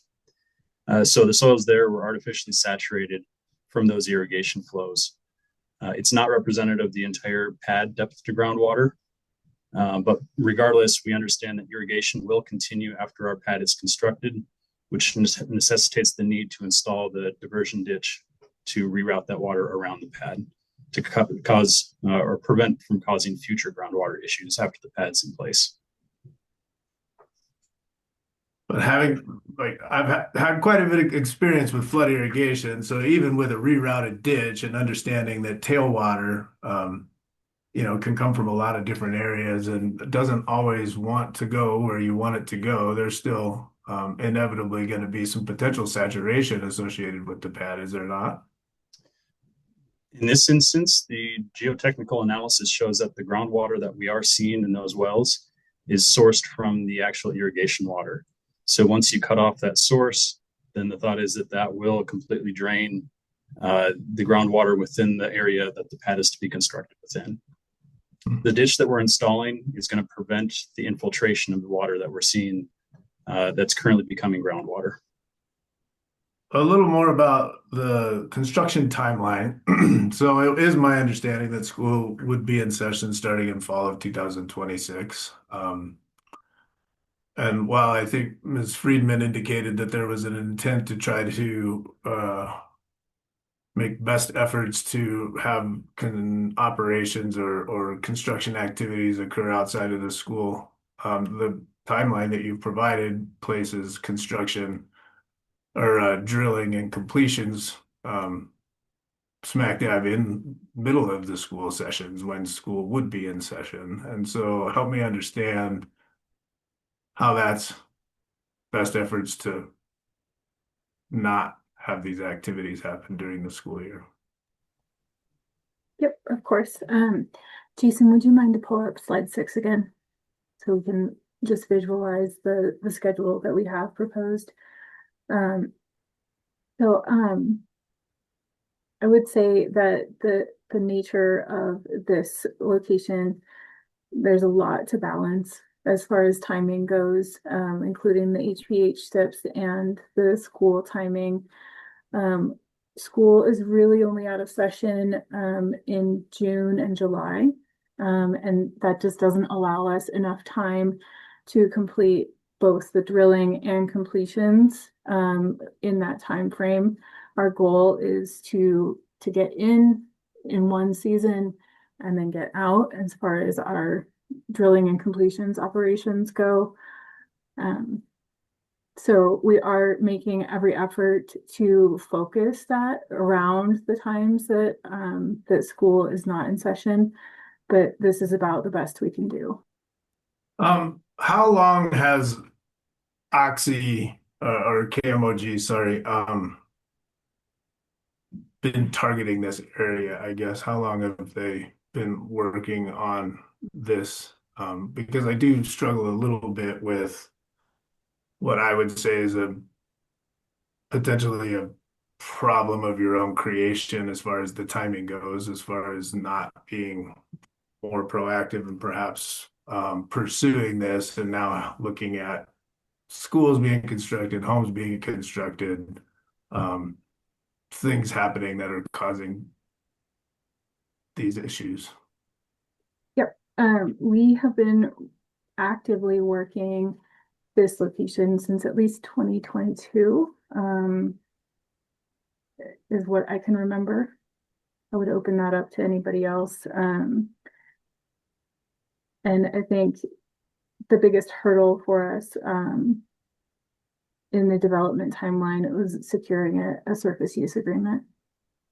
And let me know if I've missed it, but I'm trying to locate in the cumulative impacts analysis where the reasonably foreseeable future development of this waterfront is addressed. Yep, of course. So if I'm understanding the reasonably foreseeable future development correctly, I believe because those locations that are closest to our Midwest location are not approved, that they don't constitute reasonably foreseeable future development yet. The ones that are north of County Road 28 were developed, or were included in the cumulative impacts analysis. Okay, but you were aware that this was in preliminary stages during the planning process with Meade, as at least the town trustees were aware of that in the approving of your application, correct? I was not. When I put the cumulative impacts plans together, I was not aware of that. I don't know the timing of their submission, but no, I was not aware. Was there, as I look at the cumulative impacts analysis and the different land uses that are surrounding the location, we've got the zoning that's associated with the town of Meade, but we've also got the zoning that's associated with the town of Firestone, which also contemplates residential, at least according to their zoning. I didn't see any information from the town of Firestone one way or another, but are you aware of any reasonably foreseeable future development associated with that residential development on the other side of I-25 in the town of Firestone? There are some developments that are under construction right now on the other side of I-25. They may be finished at this point. But yes, we're aware of those and did discuss those in the CI plan, the CIA. Do you know where those are? And at least in the CI plan, it was pretty superficial as far as the discussion of those go. And so I'm trying to understand timelines, number of homes, like proximity, type of homes, that level of detail. If it would be okay with you, I can share my screen Sure. and show you. Can you see that okay? Yeah, but it's really small, so you're going to have to do a good job of explaining what we're looking at. Okay, let me zoom in for you. So just to get you oriented, here is the location itself. I-25 is here running north-south. And then if we zoom in, we can see, so this development is when we did the CIA was still under construction. Which I don't know, hopefully I've zoomed in enough for you all to see, but you can see that the teal, those are single family homes. Some of these are built already, and then these ones here are still under construction. As far as I know, that is the only development that was within the area of evaluation that was ongoing. Can I follow up on that? Because in the photos, the residential, which is like light blue or light purple, that's directly south of that development, it appears that there's construction and dirt work being done on that location, at least from the photos. And so it seems like that's part of that, but this is what I'm not sure about. It looks like there's roads and construction that's being done in there as well, but I'm looking at photographs and I don't know, and so I hadn't get any information from Firestone or. So is this the area you mean That's directly correct. west of the number 35? That's correct. Which, I think is still contemplated as both maybe mixed use commercial residential. Yeah, so the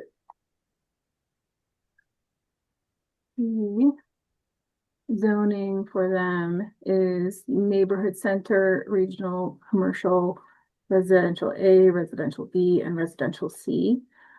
We would have included if there were any submitted plats or platted lots. At that time, we would have included those in the CIA, and so I can't comment on what their future plans are at this point. Okay, but do you acknowledge that there's dirt work going on there? I'll trust you on that. I don't know. Okay. Okay.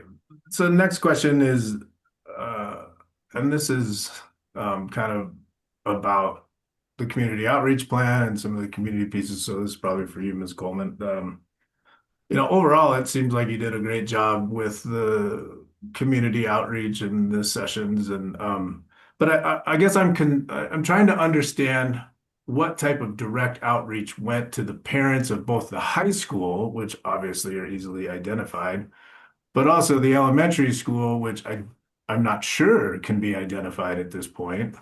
And how do they know how to proactively engage with this process and provide their comments versus them having to react after the fact based on, information provided in newsletters by an administrator and or pamphlets or websites that are provided by the operator? Yeah, Commissioner Messner, what we've done is do our best to educate the St. Vrain School District as well as Meade High School in Big Sky K through 8.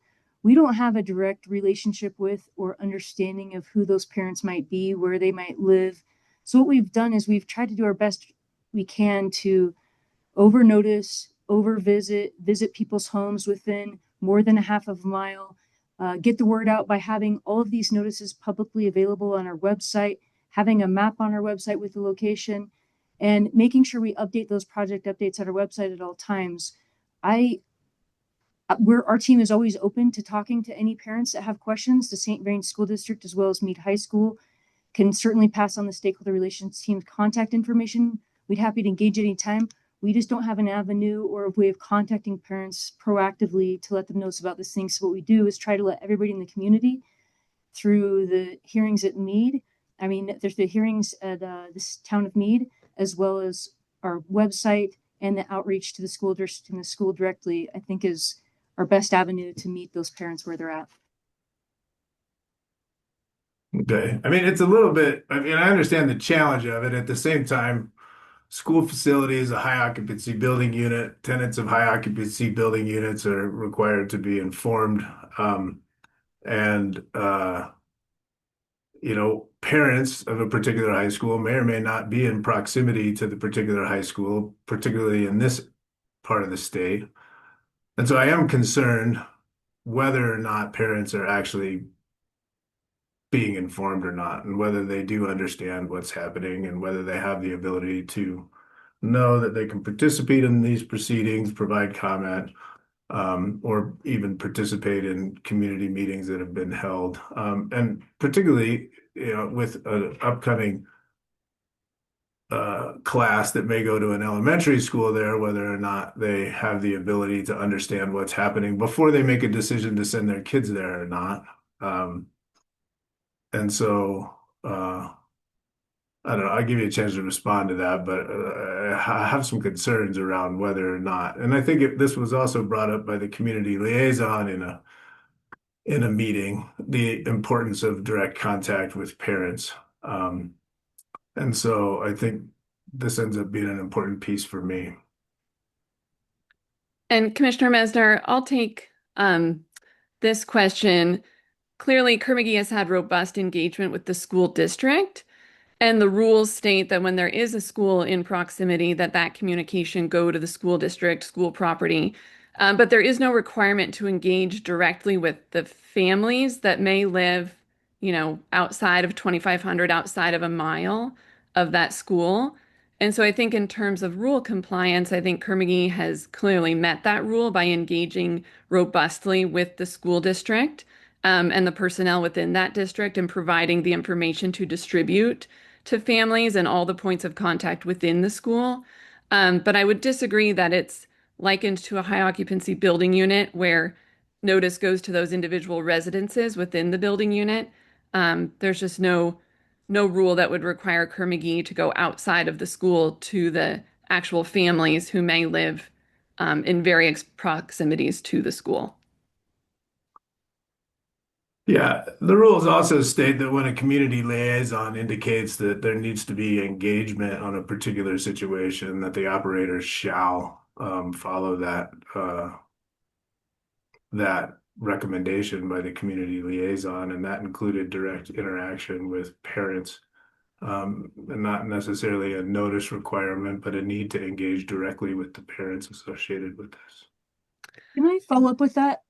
I talked to the community liaison about this specifically after meeting with the school principals, and I think at least my understanding of her intention was that we engage with the parents and provide those materials for them before we start operations to the school so that they have an avenue to contact us. That was my understanding of our conversation with her, because there's no real avenue for us to do outreach to the parents of the school without getting like enrollment records or something like that. Yeah, I mean, an avenue can be to engage with the administrators and then follow up to see how the administrators have engaged with the parents and whether or not there was any interaction associated or any comments associated with that. So I think that there is avenues to understand whether or not parents have been engaged or not. I'm not sure that they were done here or not. But, when it comes to the pamphlets too, I have a question about that because, I think St. Vrain State Park has provided some concerns associated with potential impacts to, a top 10 visited state park in the state of Colorado. And the idea of just providing pamphlets to let visitors know what's happening versus, kind of potentially addressing some of the concerns that they have. I'm not sure how the pamphlets address those concerns, and it's not clear to me from CPW's recommendation whether or not state park feels like their potential impact concerns have been addressed or not. So, do anyone want to talk about that? I think I can kick us off and then pass it back to probably to Mr. Schlichtenmeyer. We engaged several times with both CPW and with the state park management. We offered several items, including offsets or that sort of thing. And the park, their preference was that we provide these pamphlets so that they can address any questions that the visitors might have. It is my understanding from the CPW consultation that all of their concerns have been addressed sufficiently. That the state parks has. Yes. Okay. I think those are my questions right now. Thank you for answering my questions.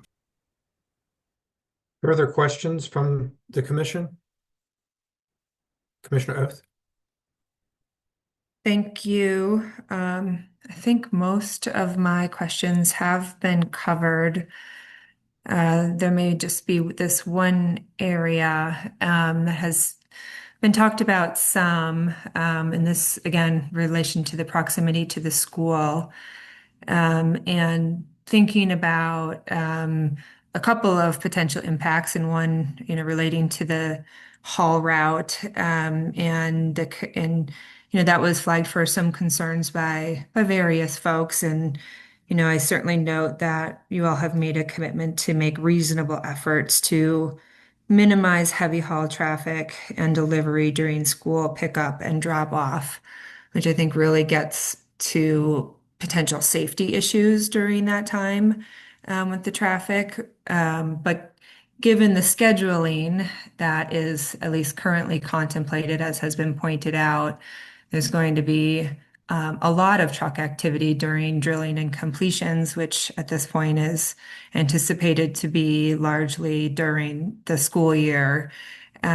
which means a lot of emissions, going up and down that haul route during school hours.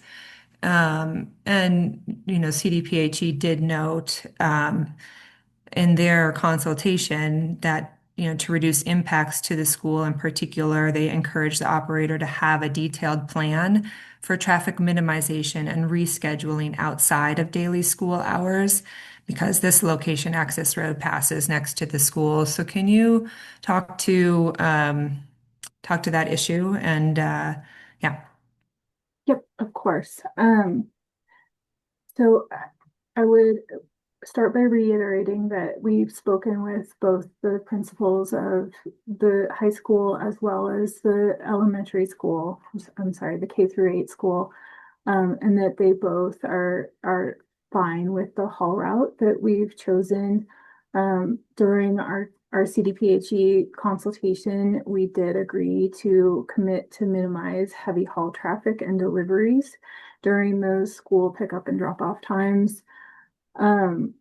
Our plan right now to achieve this is to work closely with our service providers and coordinate those major deliveries that would really increase our truck traffic during the times of 7:30 to 8:30 and then 2:30 to 3:30. So that'll be things like casing deliveries, sand deliveries, fluid deliveries, cuttings haul-offs, and then any other heavy equipment associated with our rig moves.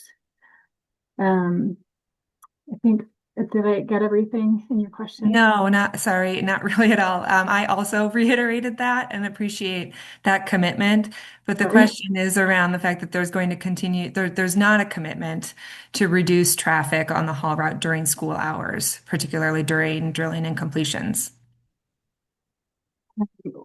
Unfortunately, we really just can't commit to the entirety of the school day, if that is the request. It would extend the amount of time that we are on location significantly, to the point where we would be out there for a couple of years, I suspect. Yeah. And I guess it kind of goes back to some of the questions earlier about the schedule overall and seeing if there is a way to schedule these activities kind of outside of school time. And there was some discussion about, if you're able to, if you do see groundwater receding more quickly, that you may be able to do construction earlier, but I didn't hear anything about doing drilling or completions on a different schedule that would avoid the school year. I don't think that there is a way to avoid the school year in addition, well, yeah, period. I was going to mention the bald eagle winter night roost, but I don't think that there is a way without drilling only during July or June and July or completing. Okay, that was Can all I just, I'm sorry, Commissioner Oath, can I just add, when I spoke with the principals, I asked specific questions about where are students walking to school and what are the main pathways to driving to school? Because we were certainly concerned about children walking along a perpendicular section of our haul route. And what they said was that is not the case, that children do not walk to school that cross the haul route, and that the majority, if not all of the traffic comes along a different road, so that our haul route was not going to impact or interact with children attending either the K through 8 or the high school. And I thought that was something really important to add because we do our best to manage the traffic times and to manage the haul routes, but in this case, they felt comfortable that it was protective of the children attending the school. And I appreciate that, Ms. Coleman, and because certainly that safety is a large issue, which I think is what you're getting at. But I was getting more at the emissions that would be occurring from that haul route and truck traffic to the school while the kids are inside the building or on the fields. Thanks. I think I would jump in here and just say that I-25 is in very close proximity to the school as well. And currently, the CDOT, they're not estimates, they're like actual numbers. There are 193,000 vehicles passing that location every day, which would also be a significant source of emission.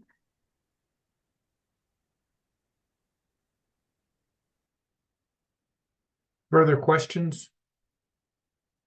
Commissioner Ackerman? Thank you. I just have one as my as most of my questions associated with the school were taken care of by my fellow commissioners. Mine's also a timing question. You've mentioned a couple of times the difficulty in timing and understand. So there are certainly timing issues associated with many aspects of development. And my understanding is that the tree removal that's taking place, so I'm focused on the wildlife with this question, but the tree removal that's taking place during the bald eagle winter night roost timing restricted period is only taking place during that period in order to get it done prior to the beginning of the red-tailed hawk nesting period. Is that correct? Or are there other reasons for doing it at that time? I can take that, Rachel, if you'd like. Yeah, Chad Stuckmeyer. Yeah, when it came to trying to mitigate the impact on red-tailed hawk nest, we worked with CPW to figure out the best plan of action.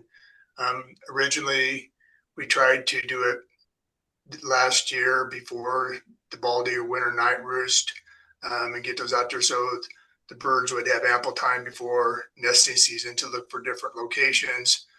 We were unable to get approval. So we continued to work with CPW on the BMP to remove the trees during the winter night roost, yes, to get them out of there before the nesting season. So if the pair does come back, that they'll have time to find another location and build a nest. Thank you. So largely driven by the red-tailed hawk nesting period. I don't know if, while I'm asking this next portion of the question, if you could pull slide 6 back up for us, I appreciate it. It looked like to me there was a significant time period. You mentioned doing it last year, but a significant time period after the red-tailed hawk nesting season, which I believe goes through the middle of July. Between middle of July and September for tree removal at that point, then it would take place outside of both the bald eagle winter night roosting period and the red-tailed nesting period. I'm just wondering if you had discussions with CPW about that. I didn't see any documentation about that potential option.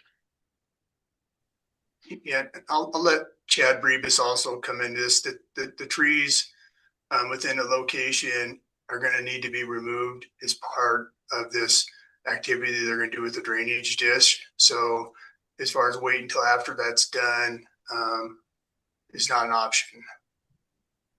Understand. That's helpful. Thank you. Happy to hear what Mr. Bravis has to say if he'd like, but that does respond to my question. That is the reason. The trees are in close proximity to the existing ditch, and that is also in very close proximity to where the intercept ditch will be. So those trees do need to come out to install the ditch. Understood. Thank you. No further questions, Mr. Chair. Thanks. Any further follow-up from the commission to the panel? All right, I'm seeing no further follow-up. Commissioners, are you ready to roll into deliberation? Commissioner Messner? Mr. Chair, I wonder if I could ask for 15 minutes just to kind of absorb the discussion that we had here and the questions that were asked and get my thoughts together. Yeah, that's why I asked the question. That sounds great. Let's maybe return at noon, and then we will move into deliberation. Thanks. All right, we are back in docket 250500093, oil and gas development plan, the Midwest OGDP. Applicant is Keir McGee. Ms. Wasilewski, we're going to move into deliberations. Did you have anything further before we do that? I don't believe so, Chair. I'm here if you've got questions or need anything. Okay, thank you very much. All right, commissioners, we have now had a couple-hour hearing on this. I think there was a lot of really good questions from commissioners to help amplify the record that's before us. Does anyone desire to initiate with their initial thoughts? Commissioner Messner? I do want to point out that I always wait to see if someone else wants to go first before I go first. And no one jumps up. So I will go first. I acknowledge that. And, I think the way we do this works out really well, where each gives its kind of individual assessment without kind of trying to get to conclusions too quickly so that we could hear each other out. And you do a good job of sort of setting the stage. So Commissioner Messner, lead us off. Okay. And I am going to be a little all over the place because I really, wanted to absorb the testimony and the evidence that was provided during the hearing and on the record, before starting to come to any conclusion on the particular application. And so, I think it's interesting, it was indicated during commissioner questions that in looking at this and looking at the calendar and looking at the application, that there was sometimes too much to balance, or that there may be too much to balance. And I think as I evaluated the application and testimony on the record, that's the conclusion I came to, is there may just be too much to balance in this application. I think we've got groundwater at 3.2 feet below the surface, which I think that to me is the closest that I've ever seen it in an application before me since I've been a commissioner.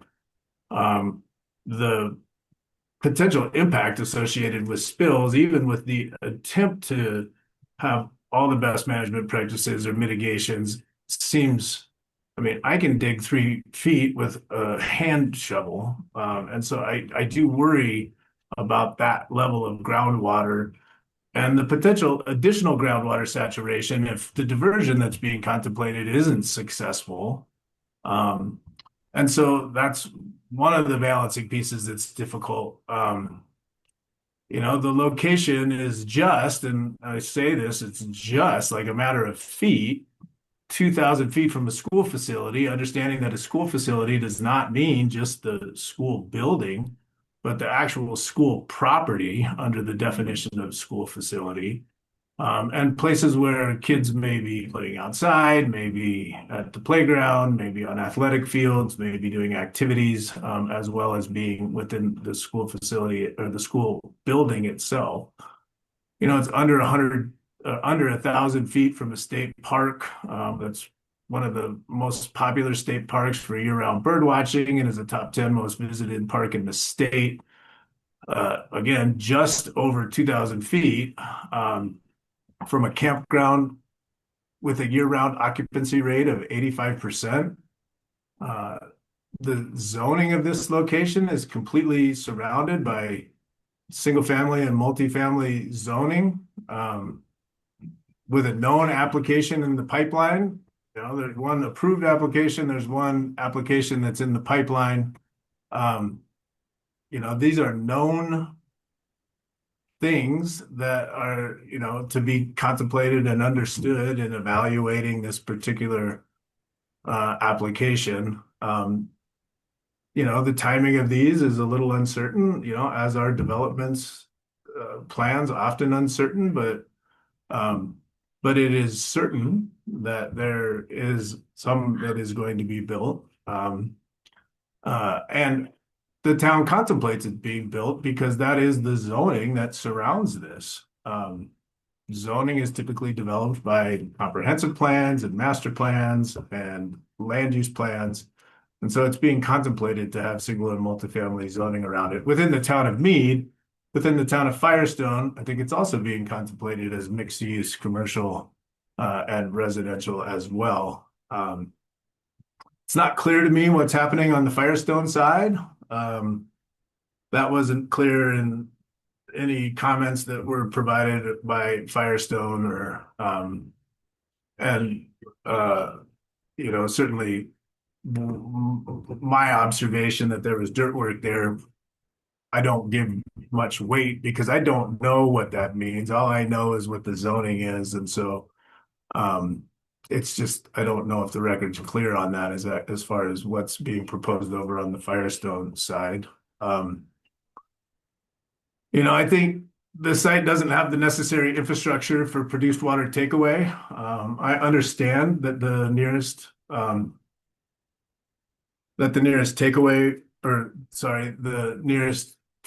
disposal facility for produced water is 9 miles away. I think it's always a challenge because produced water infrastructure in any part of the DJ Basin could have historically been developed, but it wasn't. And so now, as we try to look at, trying to avoid, minimize, and mitigate impacts associated with produced water takeaway,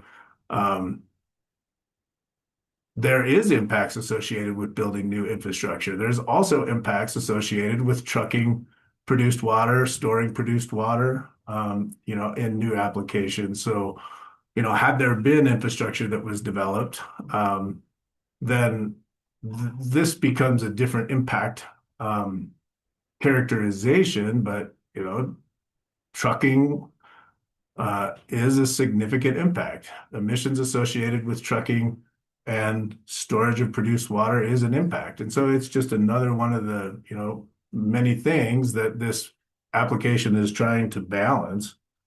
I think the other piece is the timing issues associated with the drilling and completions, and school being in session. Schools, particularly the elementary school, which is the closest, although there are 2 schools on that school facility property. It starts in the fall of 2026. The vast majority of the drilling and completion activities are being contemplated to take place during the school year. The trucking of produced water, the haul routes, the trucking associated with drilling and completions, that is all contemplated to happen during the school day, during the school year. Those all have impacts associated with them. I think one of the challenges with this location is a timing challenge. If this application was contemplated and constructed in 2022, I think it's a very different lay of the land there than it is in 2026. And 2026, we have to be cognizant of the present activity, the past activity, and the reasonably foreseeable future activity that's being contemplated in this area. And everything that I'm seeing from land use plans and testimony and evidence on the record is this is a residential and um, and an area that has a school associated with it. And so that creates a challenge for this application in this time and place that it's being contemplated. The rules and the statement of basis and purpose, certainly have identified 2,000 feet as a presumptive setback to certain sensitive receptors.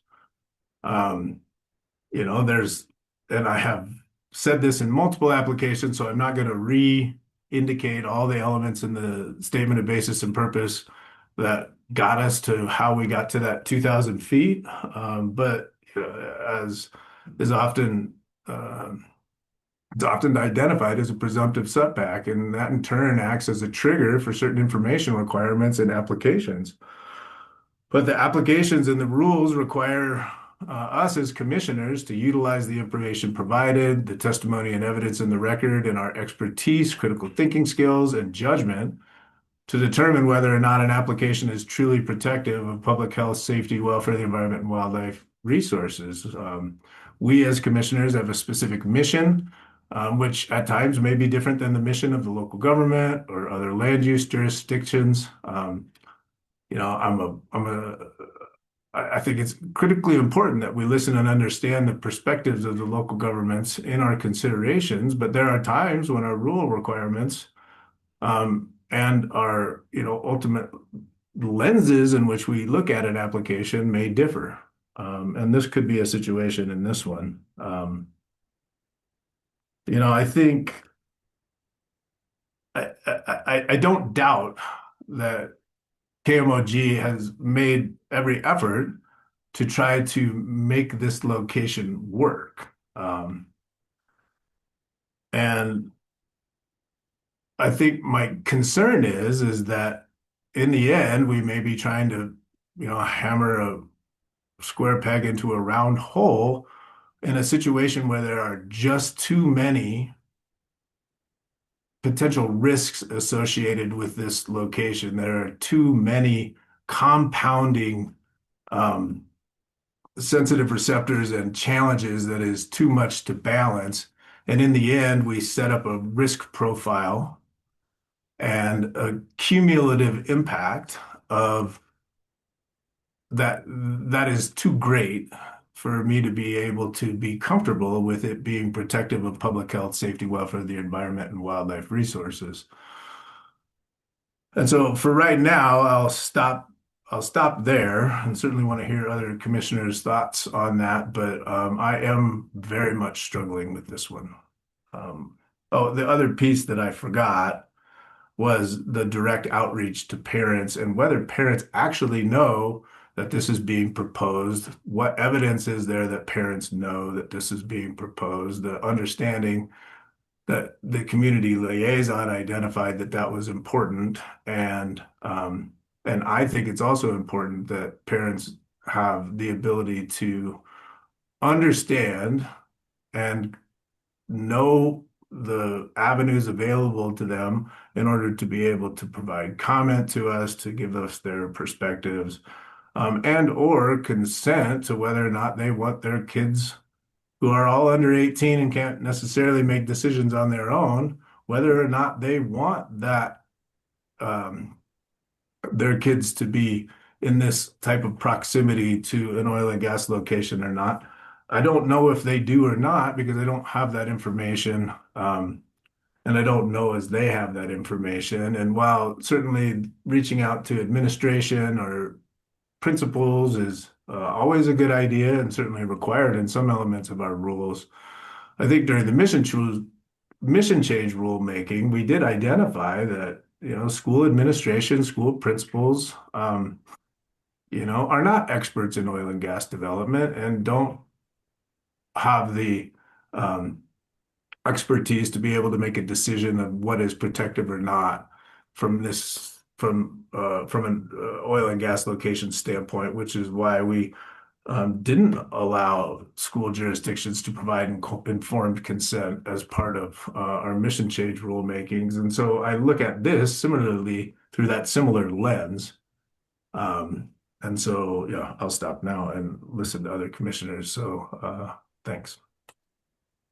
Thank you, Commissioner Messner, for those initial thoughts. I've got some initial thoughts, but I'm happy to let someone else go next.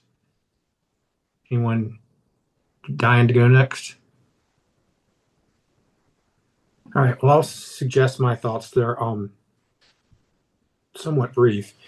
As in the past, I think that Kier-McGee has once again established that it has an ability to do a very good job of proposing locations that, in my mind, are, with one exception, has met the rules before us. They met the setbacks. They are doing all the BMPs, including the electrification. I find their practicability assessment for the pipeline and or not doing a pipeline to give relief from that. I agree with you, Commissioner Messner. I think they've done everything in their effort to make this location work. And except for sort of the timing pieces, which I want to address, I initially believe that I really think the rules have been met. And I guess putting it reversely, I'm not like, I like to identify as a lawyer what rule is not being met so that we can hang hats on that sort of thing. And I guess I'm subjectively, there's some concerns here for sure, but objectively trying to look at our rules, I'm not seeing that. The big issue I've got for is the timing, which is why I let off my questions on that with the applicant. And I would suggest for consideration by the commissioners a little novel approach on this.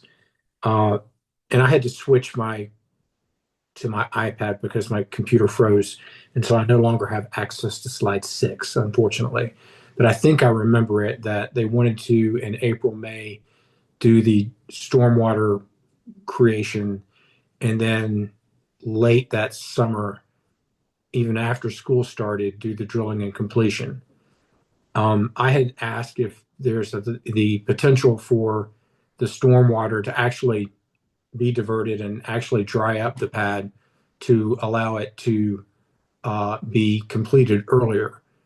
And I would suggest the approach that we put a COA on this, if we get to an approval, which is a big if, that they are required to do the construction of the pad during the months during the summer when the kids are not in school.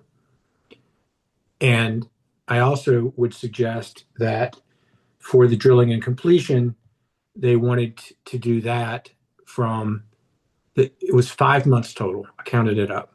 And it was from mid-April to like June. And then there's like a break of about a month. And then August to mid-September or something like that. Again, I don't have the slide in front of me. But I would suggest that we require them to do the drilling and completion from May of 2027 to September of 2027. That accommodates 3 months without the school being open. It's the least intense or it's the least avoidance, minimization, and mitigation to the school, but it does contemplate their 5-month request for the drilling and completion. Commissioner Ackerman, I'm going to look to you. I don't think that impacts any wildlife, either of those timeframes impacts any wildlife considerations, but I'd like your thoughts about that. And then the final piece to this, and this is what's sort of unique, is the applicant would, my condition approach on this would be the applicant could come back to the commission, not staff, and seek relief from either one of these timing proposals. But they would need to come back with evidence that's closer in time. The thing that's annoying, or the thing that's not annoying, troubling, the thing that causes me anxiety is a lot of the times we're making decisions 1, 2 years out from actual events on the ground. And as you just pointed out, Commissioner Messner, events on the ground can change. And this would allow for, in my opinion, a protectively approved oil and gas development plan now with a potential variance relief. And I'm not talking about the very strict appliance of the variance, but the relief to be able to come back to the commission. And once they've developed up the information, once they've done the stormwater, and once they've established that it's dry enough to construct, then they can just go do it. But if they establish that it's not dry enough to construct, they need to come back and tell us. And then we could, at that point in time, adjust the timing to something that works on the ground nearer in time to actual activity. And the same thing for the drilling and completion in the summer of 2027. So that's my novel idea concept. I'd love to get some feedback on that. I might want to give, if we were to go down that path, our staff and our AAG some time to think about that. On the shallow water, which is my other large concern, it seems like if we are approaching it with this drying out, that we don't know what's going to happen there. I did have discussions with our OGLA team, as we're permitted to do, about this, and they confirmed to me that all of the BMPs that are being put in place, including the drying out, are the best that can be done relative to that shallow water table. And they confirmed to me there was nothing more we could do. I still find that to be a little bit of concern, but it seems to me like so far we've asked the applicant and they've agreed to do all the things necessary to allow for protection of groundwater. So I think that's it. So I'll leave it there for right now. Commissioner Cross. Chair Robbins, could you go over kind of the proposal of what you have for the condition in terms of timing again, just so Sure. I'm clear on that? Yeah, sure. So right now they're asking to be allowed timing that is not utilizing the summer months as best could be done.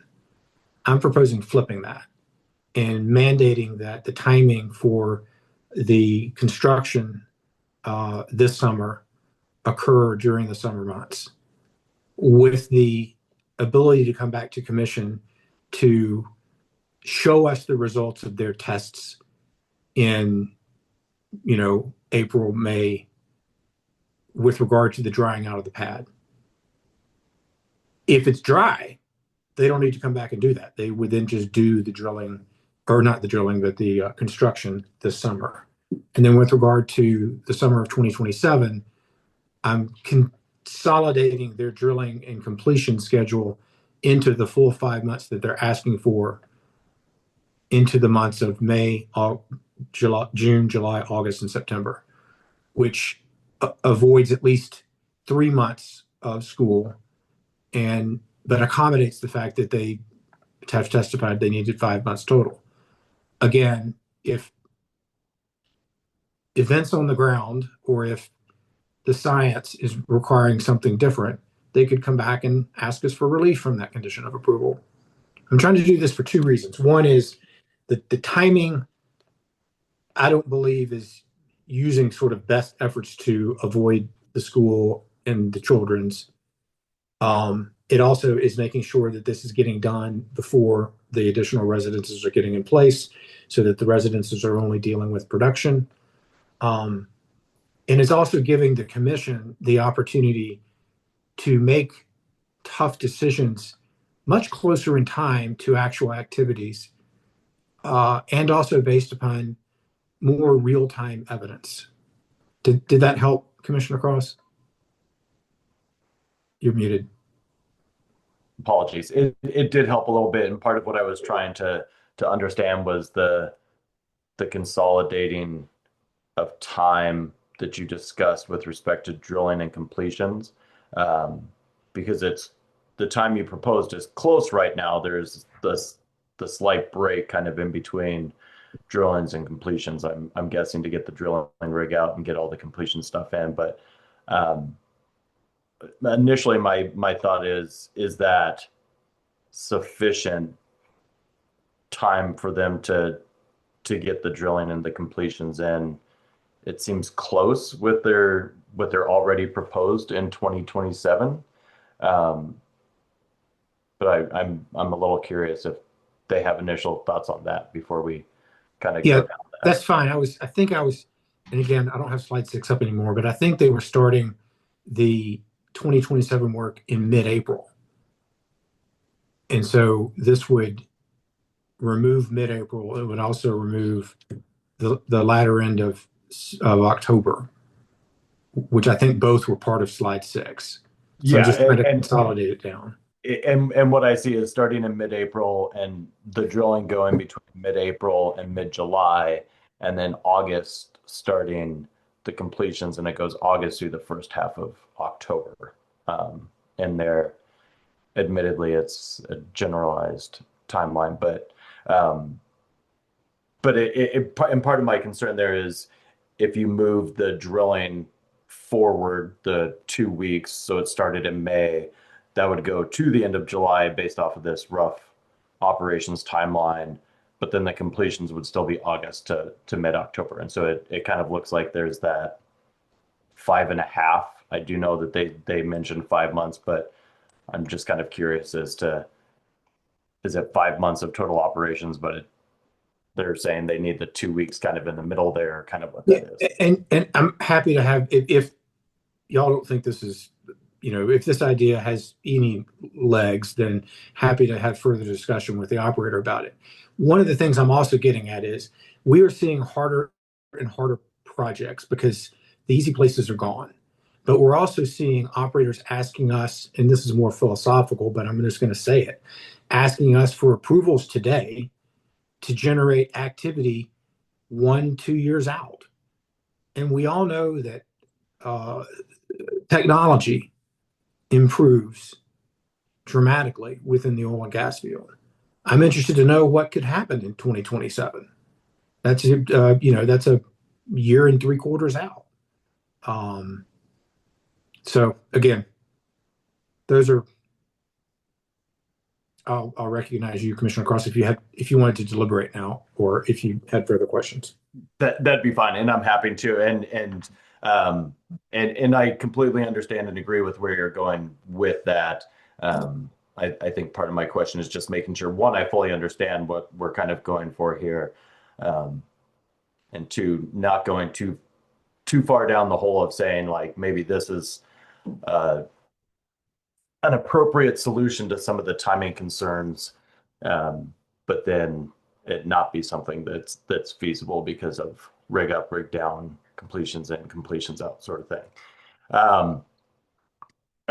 I think kind of taking a step back, I appreciate Commissioner Messner kind of leading us off and kind of going into a lot of the different issues that are at stake here. I think that I viewed this a little bit differently when I first looked at the application. I'd say that there was a lot of flags raised for me, in terms of it's close to a very popular state park. It's close to a lot of high priority habitat. It's close to a lot of groundwater issues. It's close to the school.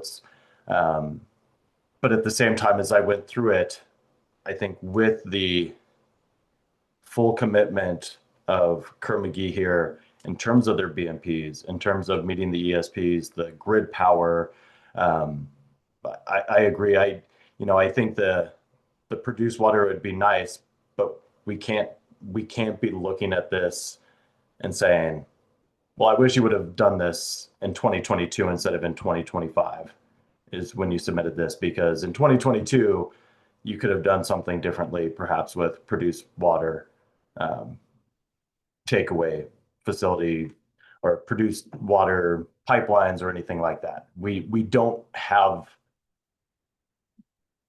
the ability to say, if things were done differently 5, 10, 15 years ago, this would be a different situation now. We don't have control over what happened 5, 10, 15 years ago. I think one of the key things to me here is I think there was a lot of stakeholder outreach for this. There was a lot of, and by stakeholders, I don't just mean the people in that area. I also mean with our sister agencies. There was a lot of work done with Brandon Moret and his team at CPW. There was a lot of work done with Tessa Sorensen and CDPHE to commit to additional BMPs, to commit to making sure the timeline was correct. How can we work with the parks to say, we know we're having an impact on this park, but is the impact to the park during the summer months going to be more of an impact than if you shifted it and had it during the winter time? Is that going to be more of an impact then to students? Is it going to be more of an impact to timing limitations and other restrictions when it comes to wildlife as well? And so I do take note of a lot of these concerns, but at the same time, CPW has said they are okay with this. And when you look at CDPHE and a lot of the different things that they asked for and said, we appreciate you doing this. Can you go above and beyond and also commit to a lot of this other information? Kerr-McGee here has done so. I do think it's noteworthy that there is existing development here. I know as I spoke with our community liaisons and spoke with our LAS team, one of my questions was, and I think it's going to always be in a little bit of an inherent question. A lot of the information that we require to be sent out with notices, to be sent out with publications, et cetera, is to get as many people as you can to say, hey, this is what's happening. Come in and talk to us. If you have questions, let us know your questions. Let us speak with you. And I think what happened here is they did a large amount of that outreach. And then the question becomes, well, did you get everybody? And I think you're always going to have that question. Did you get everybody? Were you able to notify all the parents? And for some situations, I think you're always going to have a little bit of no. There might be people that move into the neighborhood later on. And I think that's why the commitment to say, if this is approved, we're also going to provide additional information to the school once the school year starts to say, hey, here's what's happening with the project. Here's who you can contact. Here's how you can get additional information for it. And I know that was my understanding of what our community liaison in this situation said, as well as Ms. Coleman indicated. And that's, to me, I think there's only so much that you can do. It'd be nice to do more, but you cross the T's and dot the I's that we require on our rules. They've gone out to the school district, they've gone out to the principals, they've had the community meetings, they went door to door, they sent out the mailings within 4,000 feet of the DICs. They've taken these steps and notified as many people as they could. And then the question is, well, were they not getting public comments? Were they not getting protests because people were okay with it, or because they didn't have enough information? And to a certain extent, that's why we have our rules, is if they follow the rules, you hope that they have the information. You hope that it's more of a situation of they didn't have comments because they're okay with it. But it doesn't mean you can't do it just because we don't know if it was, well, we'd like more information, but we weren't sure what to do. We've kind of provided those tools, provided the necessary information to say, this is the outreach that needs to occur. And I think that did happen here. I will say, I don't think that this is a perfect application, but as Chair Robbins, you noted, I think we are seeing a lot more difficult applications because a lot of the easy ones are gone. And I think that the steps taken by Kerr-McGee here are appropriate. They're in line with our rules. As CDPHE has noted, it takes the necessary steps to minimize and avoid the impacts, the adverse potential impacts that occur with oil and gas drilling. I think the electrification was key to me, and that's why it was my first question is this meeting our ESPs? I didn't really see that practicability, wasn't really sure about it, but it was clear that they are committing to the electrification, and perhaps it would behoove everyone to make sure that there's a COA that says, yes, this will be electrified, just because I think when I looked at the 2A, it was also not 100% clear. It said, I think the simple, yes, we will either electrify or provide the practicability. And so I think maybe a COA saying it will be electrified would be helpful as well. But I think bottom line is while I do think there are a lot of receptors here, I think that the work done to make sure that the appropriate notice, the appropriate outreach has occurred. Um, Chair, I agree with you. I think that having a proposal, I think the timing was my biggest concern all along as well. Um, and, one of my initial thoughts was, would it be better to spread this out over 3 years to make sure that you're sticking to those summer months? But at the same time, I don't think that's going to be helpful to try and stick that out, because then you're potentially going to have issues with CPW having yet another occupation during summer months. You're going to have, probably increased emissions by having it done at different times. You're going to have the trucks in, the trucks out for 3 different years, and you start to run into the housing development issues as well. So I think trying to get this done in 2026 and 2027, as opposed to trying to create a third occupation in 2028 to highlight the summer months, is going to be more beneficial, and cause less harms, especially when it comes to emissions and just general disruptions, than doing 3. Um, but I also would be interested in kind of looking at, is there a way to make sure this schedule is done so it is done during the summer months, knowing that they're meeting our new ESPs for the summer months and the ozone season, to make sure that this isn't having the impacts with the school. And so I think for me, I like the idea. I'd be interested to see what the operator thinks about that being feasible when it comes to timeline. Thank you, Commissioner Cross. Commissioner Oath? Thank you. I guess bottom line, I too am troubled by a number of factors in about this location, and appreciate and agree with the comments that I think the applicant has done all that they can to balance all of those factors, and appreciate a lot of that. I think, one of the troubling aspects for me has been called out already with respect to the shallow groundwater. Would note, I had the kind of a similar conversation with staff that what has been agreed to is probably all that, there's nothing further that we could explore in order to avoid or minimize potential impact to groundwater. But it does remain troubling. Certainly also remain troubled about the proximity to the school, being, just over the 2,000 feet. However, I think for me, on balance, I'm probably more concerned about the truck traffic and the impact to the school than the location itself, potentially, given that the location is primarily downwind of the school, and there is a physical barrier, to my understanding, in between. But the road does, run just to the east of the school, and with the schedule being,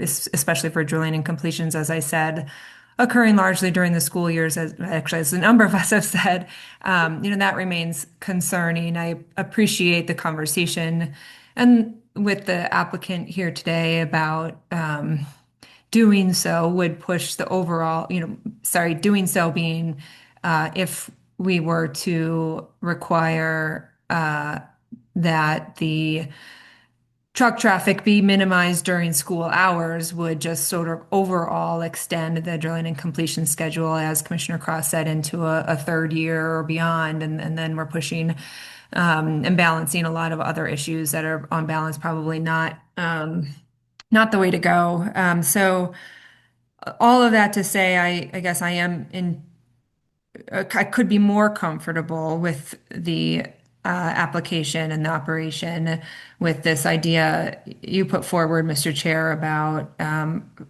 further taking advantage of these operations during the summer months and having those impacts occur when kids are not on school property in the building or in the fields or playgrounds. And so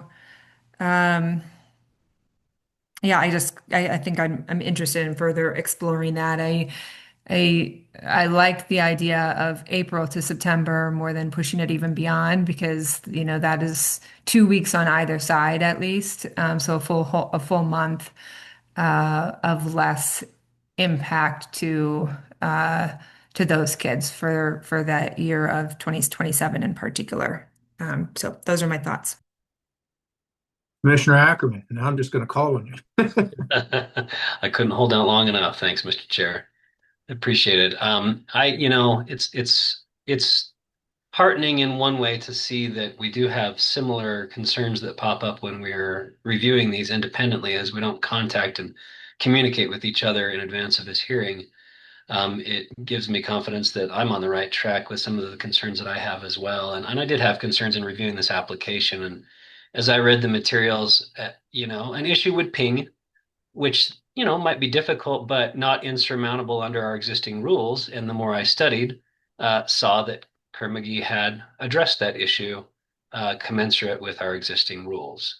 That kind of rinsed and repeated as I studied these materials, and I would expect no less from Kerr-McGee, a very responsible operator. That said, this is a difficult application, and really it creates in totality really many avenues for potential significant impact, and again, which Kerr-McGee has done their best to address. Some of the key concerns I studied were mentioned already. Schools are a big one for me as well. The future development concerns, although as we've talked about in past developments, that if those existing facilities are made known to those that would consider moving to the area, and they do so with full knowledge, that's the American way. And so I don't have as much of an issue with that when people have a choice to move there or not. It is more difficult with schools, and as was mentioned, I think by Commissioner Messner, we don't know, uh, the feelings of the residents whose children would be attending and producing, and that close vicinity to producing oil and gas wells, and the concerns that might arise in the future. So some of the things that certainly I considered. Water was a big issue. I think it's been articulated well by my fellow commissioners, and not just groundwater, even though it's very shallow, but you're right on St. Vrain Creek and the confluence with Boulder Creek. And so if you've got contamination of groundwater, it's got a travel path as well that's significant on surface water rather than just underwater pathways. I did appreciate the practicability assessment. I thought it was adequate. I wanted to spend just a little bit of time on wildlife, surprise, surprise, but and go a little bit of a different direction here. I think they did a great job with wildlife. I feel like this application demonstrates the improvements to protections that really resulted from Senate Bill 181. And sometimes, we hear that the majority of permits were approved prior to Senate Bill 181, and the majority of permits continue to be approved post 181. We hear that in the context of criticism that it's the same today as it was yesterday, and that they continue to be, approved. This is really one example of how Senate Bill 181 regulations, to me, improved protections. Under previous rules, to foster oil and gas development, CPW would stay abreast of oil and gas developments, and our staff did a great job of communicating with them at that time. And then when concerns would arise, they would offer some comments for consideration. And sometimes those comments were incorporated into permits, and sometimes they weren't. If there was an economic or operational issue, such as timing in this case, oftentimes the suggestions offered by CPW wouldn't be fully or even partially implemented, which in this particular case would have simply allowed for tree removal at any time as scheduled by the operator, as was convenient for them, regardless of the potential impacts to potentially roosting bald eagles. You contrast that with our current rules after the Senate Bill 181 mission change to regulate in a protective manner. CPW consultation and coordination in certain cases, such as raptor nest disturbance here, is mandatory during the application process. And while an application like this may have been approved both pre and post 181, the pre 181 application may have incorporated some or none of the practices associated with red-tailed hawk and bald eagle protection that we heard about today. While post 181 rules created the environment and requirement, which resulted in many significant consultations on these two species over a period of 3 years, and thoughtful, protective proposed BMPs that do require significant effort by the operator have been discussed and agreed upon beforehand for incorporation into the permit, and they're really significantly more protective to these species than may have been incorporated in the past. We've heard today about timing restrictions, both seasonal and hourly, to ensure protection of the historic red-tailed hawk and bald eagle usage. Additional replacement red-tailed hawk nest was built, confining nearly all operations outside of the bald eagle roosting period, only allowing for very careful tree removal during that time, and only because the intent is to protect nesting red-tailed hawks. Constant surveys during those tree removal operations, additional consultation and action if eagles are roosting in the area to minimize the removal impact on eagles.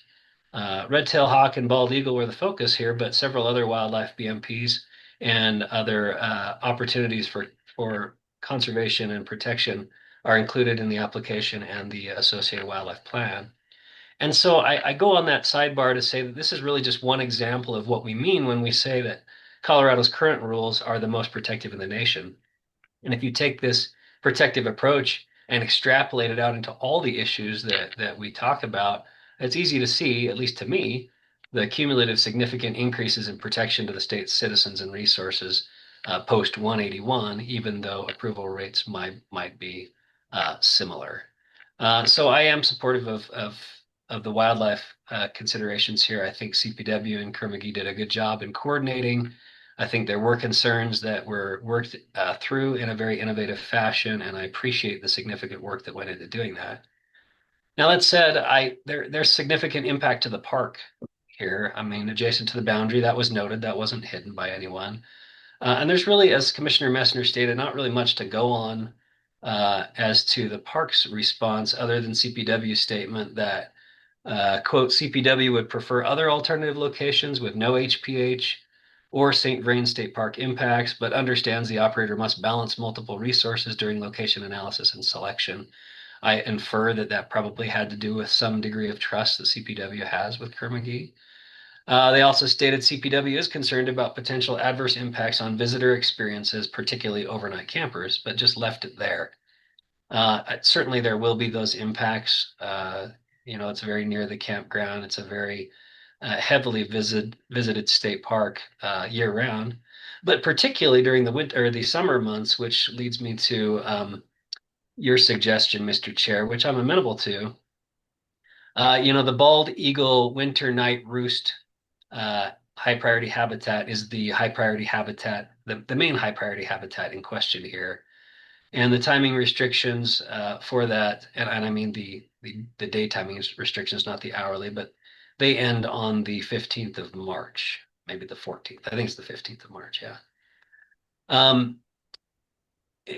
Red-tailed hawk nesting period does extend through July 15th, but the standing practice is that if there's an active red-tailed hawk nest in the area, then CPW standards would be that there be no encroachment within 1/3 of a mile of any active nest between that period, which is February 15th to July 15th. So to me, the only potential impact there would be that, Mr. Chair, with regard to your suggestion, is that we'd have to look for active red-tailed hawk nests. I would note that the months that we've suggested here in that suggestion are the busiest months at the state park, although it's noted that state park is pretty much always busy. Now, unlike school children, park visitors certainly have discretion on their attendance. That said, it's incumbent upon us to take that impact into consideration and do what we can to minimize that. Sound walls have been proposed, and also I do appreciate, although didn't really fully feel like it was developed in the application materials, the brochure to be produced and given to state park visitors. I like Commissioner Messner. I'm really unclear as to whether or not that was just like, well, okay, or yep, that completely resolves our concern. It was really difficult for me to tell there. In the end, my largest concern here is the proximity to future development, particularly school development, and that's been lined out really well by my fellow commissioners. And as Chair Robbins, as you put it, it does create a lot of subjective concerns. But it is difficult for me to point to any specific practices or proposals that in this application that are out of compliance with ECMC rules as they exist on the ground today. And this is something at least I have been thinking about a lot lately, and it's beyond the scope of this application alone. As pointed out, I think by you, Chair Robbins, and followed up on by others, we are seeing harder and harder projects, and particularly we've seen a couple this past year, maybe more than a couple, that are significantly difficult because of the totality of the circumstances surrounding them, the proximity to development, and some of the issues that we're dealing with here in an area that's more accustomed to oil and gas development, but certainly there will come future residents that are not as accustomed to oil and gas development. And so, because these interfaces really are being increasingly pressed, as we've seen in the last year, and because, like Chair Robbins stated, we're approving these years in advance. I mean, to me, it begs the question, do our regulations need to be revised to give us some regulatory authority to assess and address applications based on the totality of their circumstances in a bit more of a subjective fashion? Certainly, we have cumulative impact rules that are intended to handle a lot of that, emissions rules, wildlife rules, and all kinds of rules that are intended to handle that, and to create a predictable environment for operators, which is a very important part of our mission. But it continues to beg the question in my mind is, do we need to allow for some degree of subjectivity when the totality of circumstances seem to be beyond the tipping point of what seems reasonable in the approval of an application? So those are my kind of thoughts and wonderings so far. Thank you. And thanks to all the commissioners. I think the deliberations here for sure show well-meaning and informed commissioners that are taking a job very seriously. So we've got our initial deliberative thoughts out. I wonder, and it's also 12:51, and we still have one more to go today. I wonder if maybe, and this is just, I'm throwing something out there, but maybe taking a 40-minute break or something, giving the applicant a chance to think about the idea that I had put out, which at least some of you think is worthy of at least thinking about, giving our staff and our AGs a chance to sort of think about that as well, and also giving each of us a chance to sort of go through our notes and coming back on a full stomach at, say, 12 or 1:30, and then we can, because we've not come to any decision. But I think I'd be better off if I had a sandwich. So is everybody okay with that? Anybody not okay with that? All right, let's do that. Ms. Wozzelinki, I think you heard what I suggested. You should go chat with your people about AG Boudreaux. I'm sure you're listening in as well. If you could take the notion that I threw out there and chat with staff and et cetera. And then when we come back, maybe what we'll do is we'll hear from Ms. Wozzelinki and AG Boudreaux first, and then that would help frame the remainder of the deliberations. 1:30. All right, we are back on the record. The Colorado Energy and Carbon Management Commission, docket 2505-00093. And the status of where we are is we have heard from the town the relevant local government, Meade, and we've heard from the applicant. Commissioners had an opportunity for questions to the applicant, and we now are, we did initial deliberation without coming to any conclusions. We took a break to allow staff and the AAGs that work for us to spend some time thinking about the idea that one of the commissioners had thrown out relevant to timing. And we're going to hear from AAG Boudreaux first, so that he can frame the issue and make sure it is consistent with what we were thinking. And then after that, we will move to hear from Ms. Wozzelinki and or any of her subject matter experts relevant to this issue, knowing that there are still other issues that are out there. We're just trying to pick them off one at a time. So AG Boudreau. Thank you, Mr. Chair. Having discussed this with staff and thought about what the commissioners have requested, this is sort of the COA language that I've come up with.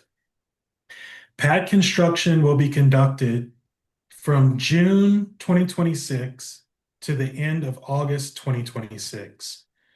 The production facility construction will occur between June of 26 and the end of August 26, or during the drilling and completions operations.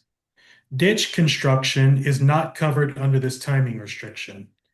Drilling and completions will be conducted from April of 2027 through September of 27. The operator may file a Form 4 sundry to request a deviation from the timing stipulation stated here, and the Form 4 will be scheduled for consideration by the Commission at the earliest possible hearing. Yeah, I don't know if you're prepared for this, but could you share your screen? Sorry, what? Could you share your screen with that language? Sure. Let me put it in a different thing.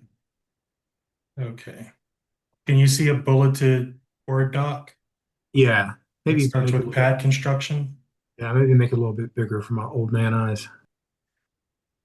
Pad construction will be conducted from June to the end of August 2026. The production facility construction, which would essentially allow Kerr-McGee to choose to do the production facility construction during the same time period of 26 when they're doing the pad construction, or they can opt to do it when they do the drilling and completions later. So production facility construction will occur between June and the end of August 2026, or during drilling and completion operations. Ditch construction is not covered under this timing restriction.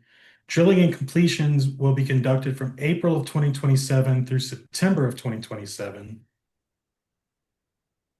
The operator may file a Form 4 sundry to request deviation from the timing stipulation stated here, and the Form 4 will be scheduled for consideration by the Commission at the earliest possible hearing. Okay, let me ask some questions and then see if anybody else has questions. One, I had suggested, so I appreciate pad construction, production facility construction. That's during the summer months, and that's what we were trying to attempt to get to. The drilling and completions, I had suggested 5 full months starting in May, not April. And so I'm not sure how it is that we've come to May, but maybe that's a question for the operator as opposed to our staff. And then my second question is, does the Form 4, it's sundry, not Sunday, but I can see how Siri would have changed that for you. Does the Form 4 sundry, when filed, include the rationale behind the requested relief in the Form 4? Yes, my understanding is the Form 4, assuming Kerr-McGee needs to avail itself of requesting some sort of relief from the Commission, the Form 4 would include whatever sort of technical data Kerr-McGee needs to present to the Commission for their consideration of why they cannot meet the timing stipulations stated here. And we can add that. No, it's fine as long as it's part of what a Form 4 does. Okay. While the screen's being shared, I can't see anybody. So does anybody have questions about the language? Just speak up. So, Mr. Chair, as I read this, there's no ramification if we deny the Form 4, or, I mean, what is the ramification? I think the ramification would be they would be stuck with the timing as set forth in the approved OGDP. And if they can't complete it or they go over the timing, I mean, are we? Well, that would not be, and those actions would be inconsistent with their OGDP, and there would be enforcement or something based upon that. But I'm now talking like a lawyer. Ben, do you want to help us out? I agree. I think if So I think the question from Commissioner Messner is, let's say they come to you with the Form 4 and you deny their request to operate outside these timing stipulations, and then they operate outside these timing stipulations anyway.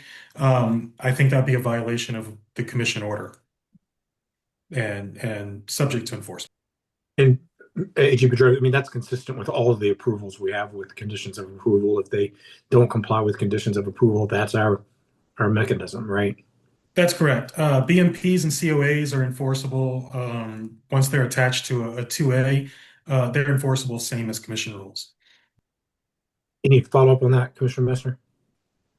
No, I'm just trying to think about unintended consequences, right? But I guess it's two separate opportunities for a Form 4. So one would be saying, hey, we can't do the production facility one, and two, we can't do the drilling and completions. And so those would have to come to us prior to,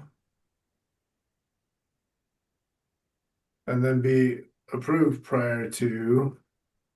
And so we wouldn't like get in a situation where they were 3/4 of the way through and then decide that they can't meet those timing stipulations, right? Because they understand that they need to meet the timing stipulations or have some repercussion, but I question what the repercussion is.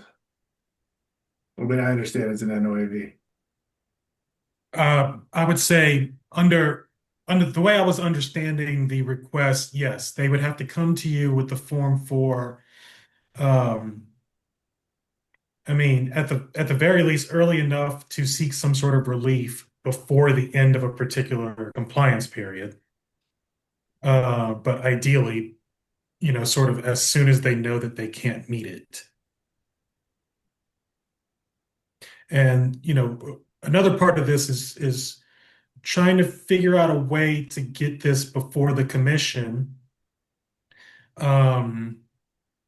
that doesn't necessarily require an entirely new application, which may not be able to get this before the commission quickly enough for the commission to make a determination in a timely manner, if that makes sense.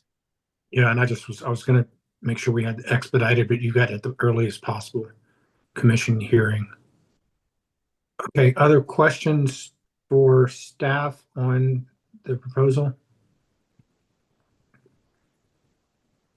And then obviously when I had just talked about this, the reason for the first timing step was whether the pad was dry enough to allow construction during the summer months.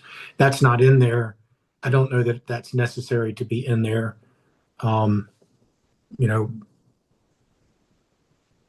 So I guess I'm okay with that.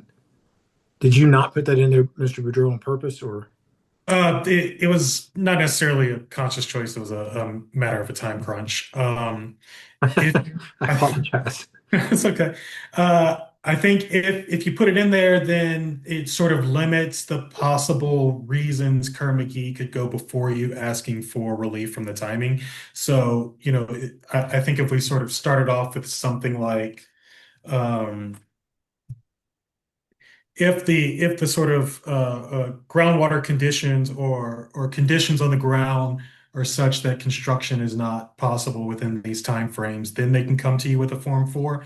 I think that would limit the scenarios under which they could request this relief in this sort of unique process. I would prefer that. There was a rational basis for trying to achieve this, and the reason that they had pushed back their construction schedule was the fear of the dirt being wet. So, okay, Ms. Wasilenki, happy to hear the applicant's response to this, knowing this is just one piece to the puzzle. And satisfying this doesn't mean, we're good to go on the other pieces, obviously. Would also like your thoughts about the insertion of the dry factor test, whatever we want to call it. And then also would like some information as to why the idea had been that we would use 2 months of the year, May and September, which are school months, and now that's morphed into 3 months. And then anything else you want to tell us? Understood. Thank you, Chair. Well, we do recognize this is a unique location. So I think on the Midwest pad, in principle, Kermagee agrees to what we're discussing in terms of timing restrictions for both construction and drilling and completions. I'll start with construction. So agreed that this timing restriction would not include the ditch installation. Kermagee does need through September 30th to complete that construction. So we would propose that construction be during the months of June through September, which would go through September 30th, as a change to that first COA.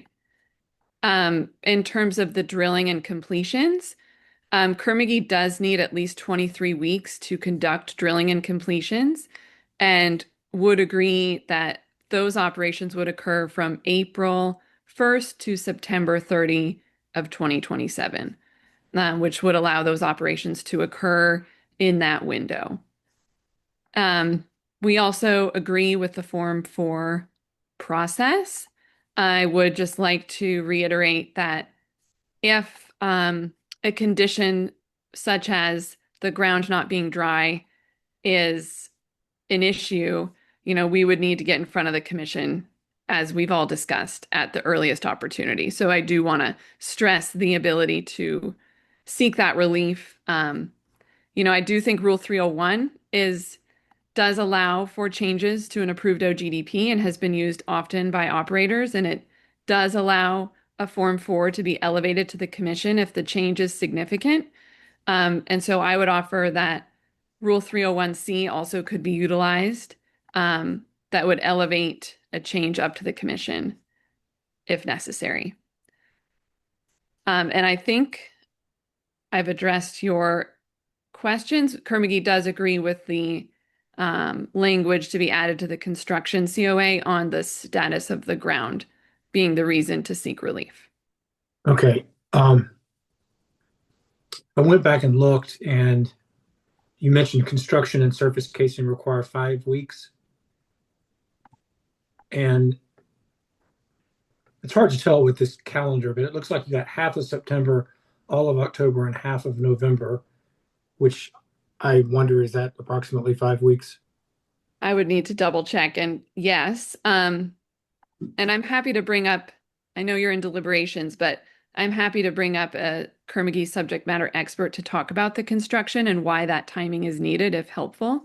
But I know, at least in terms of what's contemplated here, June 1 through September 30 would be the necessary timing for construction. Well, if you need 5 weeks, June 1 through September 30 is a whole lot more than 5 weeks. And I believe, Chair, there's other aspects of the construction that we're needing to contemplate here. So I may need just a little time to confer with my client on exactly what's entailed in that construction.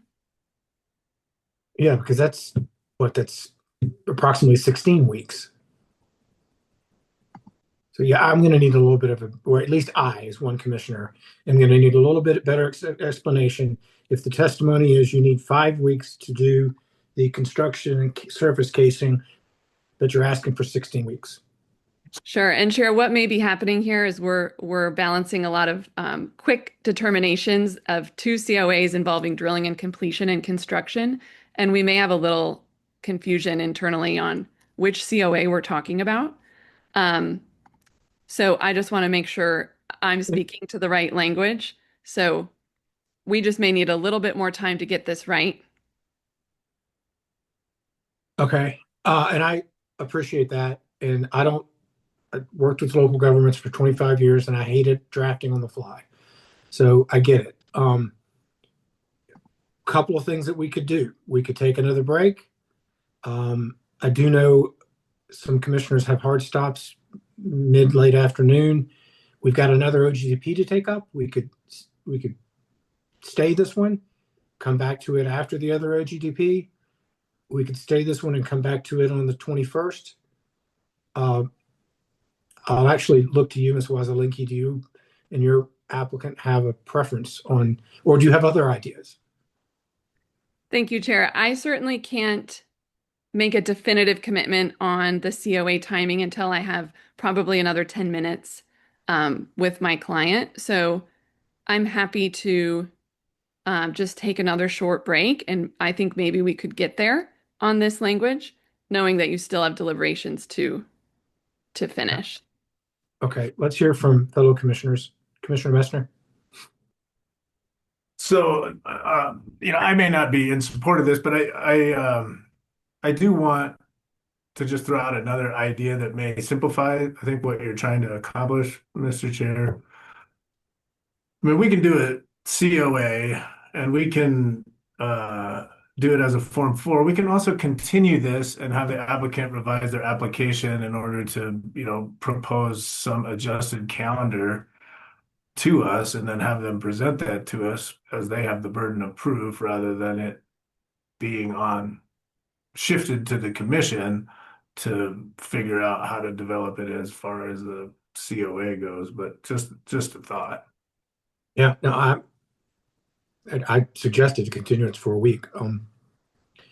Why don't we take one more stab at it, Ms. Wazalinki, with 10 minutes, if you think that's sufficient, and then let's return at 2:00. And if we can't get to resolution, then I am likely to entertain a motion to continue for a week. Understood. Thank you.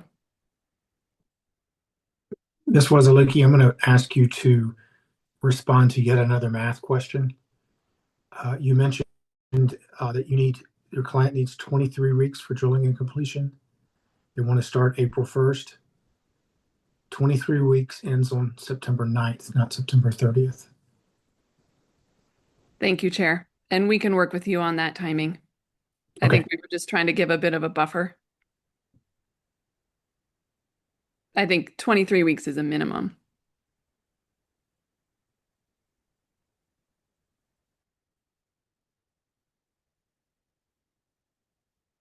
Okay, the commission is back in gear. January 14th, 2 p.m. We are now going to hear from Ms. Wazalinki and/or subject matter experts with regard to the proposal on the one issue that we're debating first. Thank you, Chair. And I appreciate all of you for the extra time to sort this out. Much appreciated. So I think we are now in alignment on the construction schedule. So not including the ditch install, Kerr-McGee would commit to construct from June 1 through August 30, which in checking does align for the most part with the school schedule and would keep that construction outside of the school months. Again, with the ability to come back for relief from the commission. And then drilling and completions would be from April 1 to September 30 of 2027, again, with the ability to seek relief from the commission. Okay, and as I mentioned that not all the commissioners were present, the testimony from the applicant had said that drilling and completion requires 23 weeks.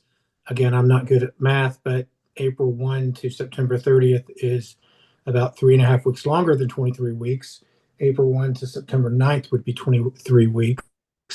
Ms. Wazalinki indicated that they're just looking for some buffer room. I'm not happy about that, but if we were to do something like that, I'd want to put something in there, Ms. Wazalinki, around the lines of, you indicated you need 23 weeks. You will, I hate this term, use best efforts to get done by September 9th or as soon as possible after school starts. And only in,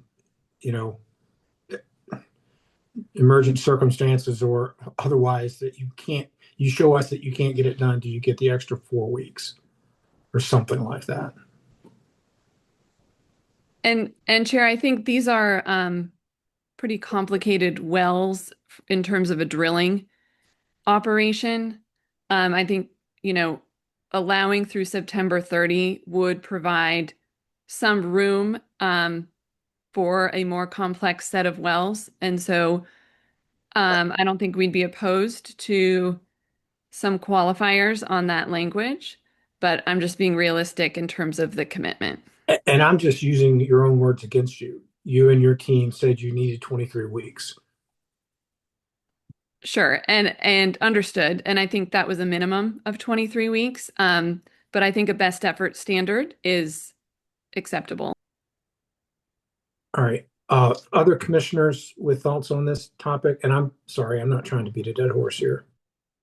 All right, seeing none, AG Boudreau, did you hear the discussion between the applicant's attorney and myself? I did, Mr. Chair. This is the adjustments I've made regarding dates, best efforts, and then also a reference to Rule 301C on how to get the Form 4 before the commission. Pad construction, go ahead. I was going to say, do you want to share your screen if it's shareable? Sure. Or okay. Do you see the bulleted document? Yes, sir. Okay, pad construction will be conducted from June 1st, 2026 to August 30th, 2026. The production facility construction will occur between June 1st, 2026 and August 30th, 2026, or during the drilling and completion operations. Ditch construction is not covered under this timing restriction. Drilling and completions will be conducted from April 1st of 2027 through September 30th, 2027. However, the operator will make best efforts to complete drilling and completion operations by September 9th, 2027. If the ground conditions do not allow the operator to comply with these timing stipulations, the operator may file a Form 4 sundry to request a deviation from the timing stipulation stated here.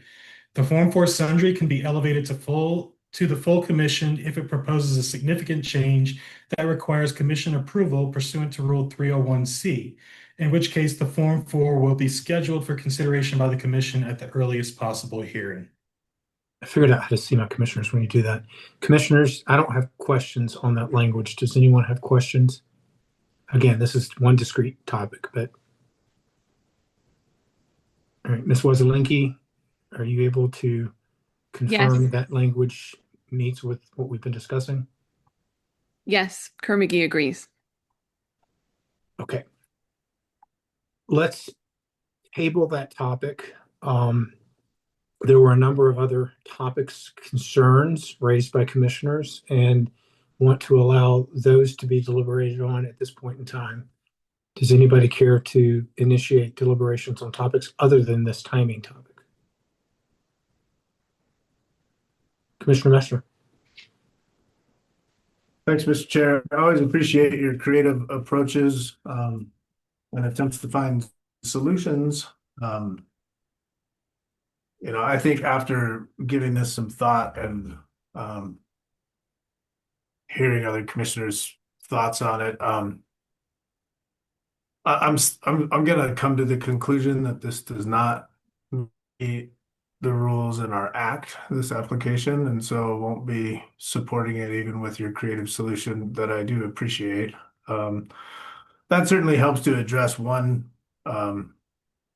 distinct issue, but I think that there are other cumulative issues associated with this that are going to make it difficult for me to support it. I think as identified in the mission change rulemaking and the statement of basis and purpose, the impacts associated with oil and gas operations are not limited to pre-production, but are holistically potential impacts associated with oil and gas operations as a whole, which means the entire life cycle of oil and gas operations. And our rules are not prescriptive. They're not designed to be a check the box. There are certain plans that are submitted, but it is our responsibility to review those plans, apply the mitigation hierarchy or other criteria within our rules, and use our judgment as to whether or not they make a showing that they're protective. And so it's not the only prescriptive one that we have is the noise rule. The rest are subjective and utilize judgment. And so I think it's important that we walk through that. And I know that each of us do. But specifically in this application, I find that it hasn't met the Rule 315 criteria regarding cumulative impacts for these reasons. And the 315 does tie into some of the other rules. And I've made my findings as to the specificity of the different concerns that I have, so I'm not going to repeat those. But I don't think that it properly addresses reasonably foreseeable future development. And I will note that the definition of reasonably foreseeable future, I'm pulling it up now. Give me just a second.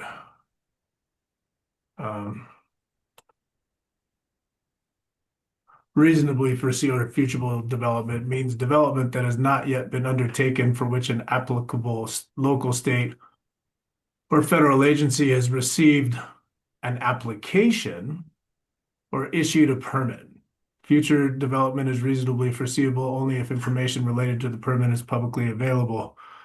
As the waterfront development, both 1 and 2, to my understanding, are in a process, if not permitted, they would have had to have been addressed in the cumulative impacts analysis, would have had to have been a part of the overall considerations. And, I don't think that they met that.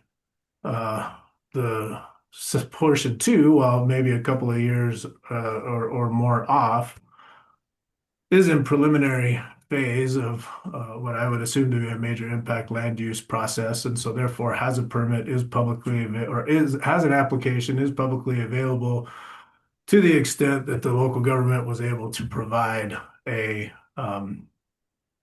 a plat that was a part of an application that was provided to the local government. And so I don't believe that it has met that element of the rules. I don't believe that they've adequately addressed cumulative impacts associated with transportation.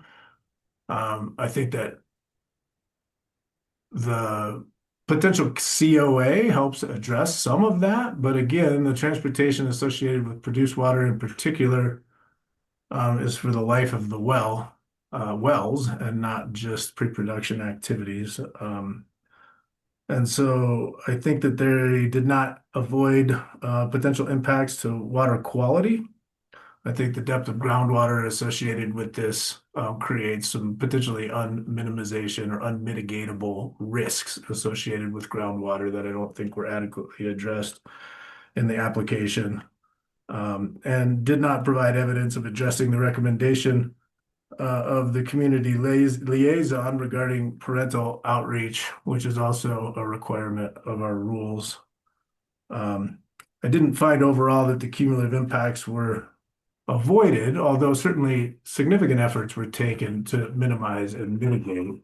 And so holistically, I don't find that it has adequately avoided, but focuses on minimization and mitigation as primary tools.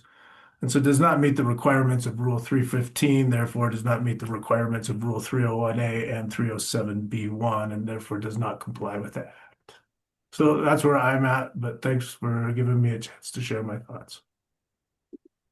Thank you for sharing your thoughts. Well articulated and appreciate it. Others with thoughts? Commissioner Cross? Thank you, Mr. Chair. I'll be brief. I think consistent with what I said before, I do think that this is approvable.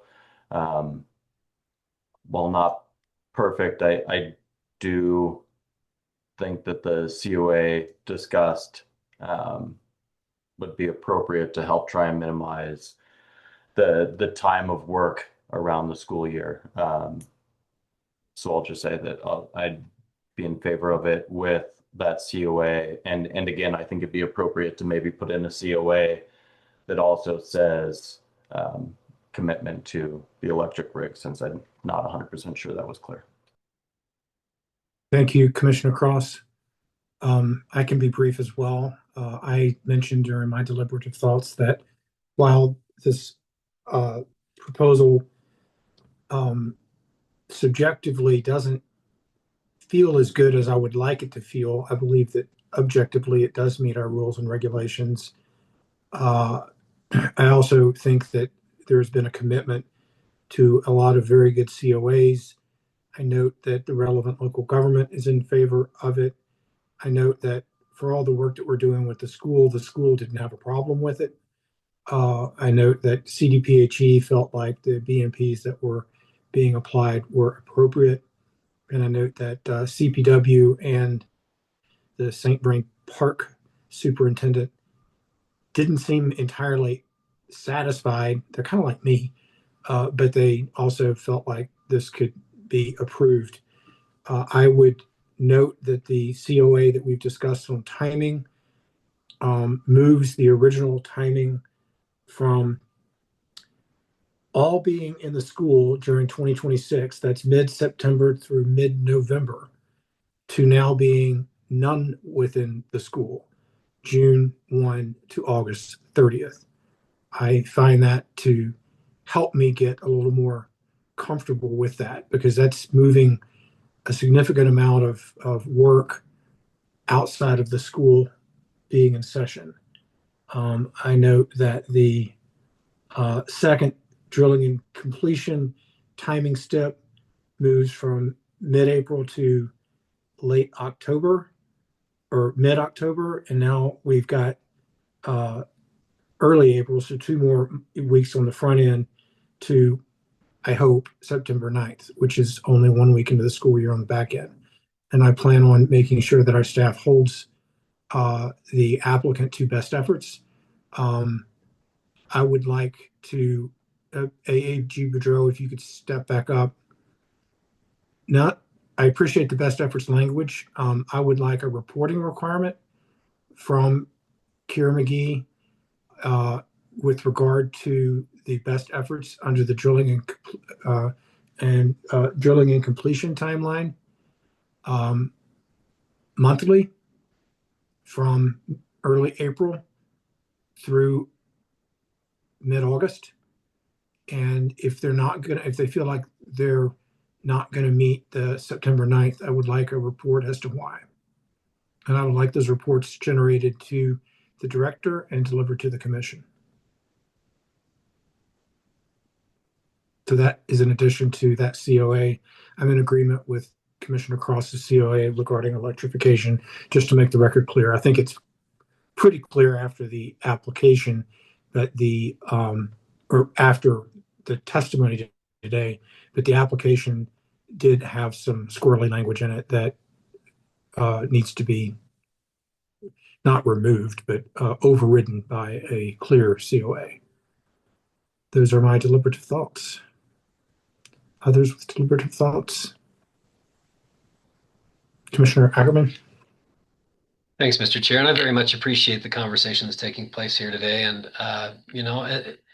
we're having these conversations more and more, and again, raise the issue of whether we ought to consider some discussion with our attorneys or others about clarifying subjectivity versus objectivity of our regulations. In the end, I appreciate Commissioner Messner's notes and particularly his citing of specific regulations. I would also agree with Chair Robbins that the need is in support. They're the primary entity with land use planning focus in the area.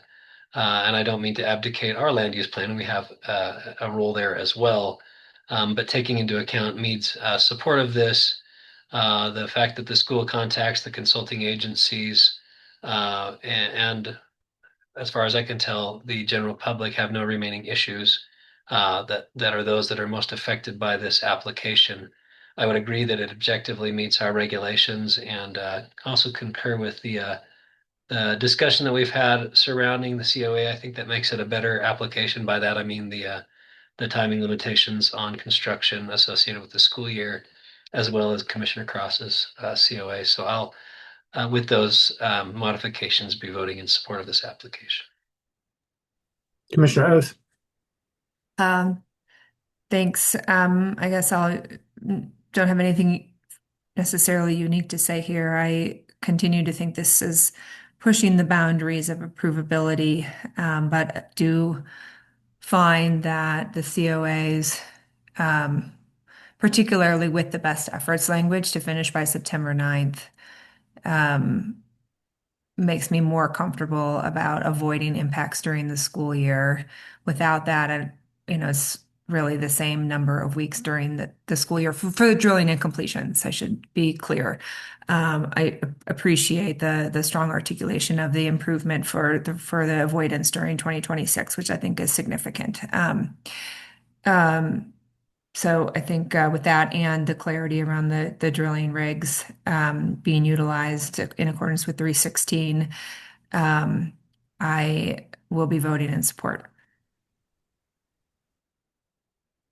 Thank you all for the thoughtful, deliberative thoughts on everybody's part. Since I added to that last motion, I'll make a motion to approve the application with the electrification COA and with the now modified COA that includes the best efforts as well as the best efforts reporting requirement. AG Bedreau, I want to give you time to make sure you're comfortable with the language on the timing COA as well as this last reporting requirement I threw in.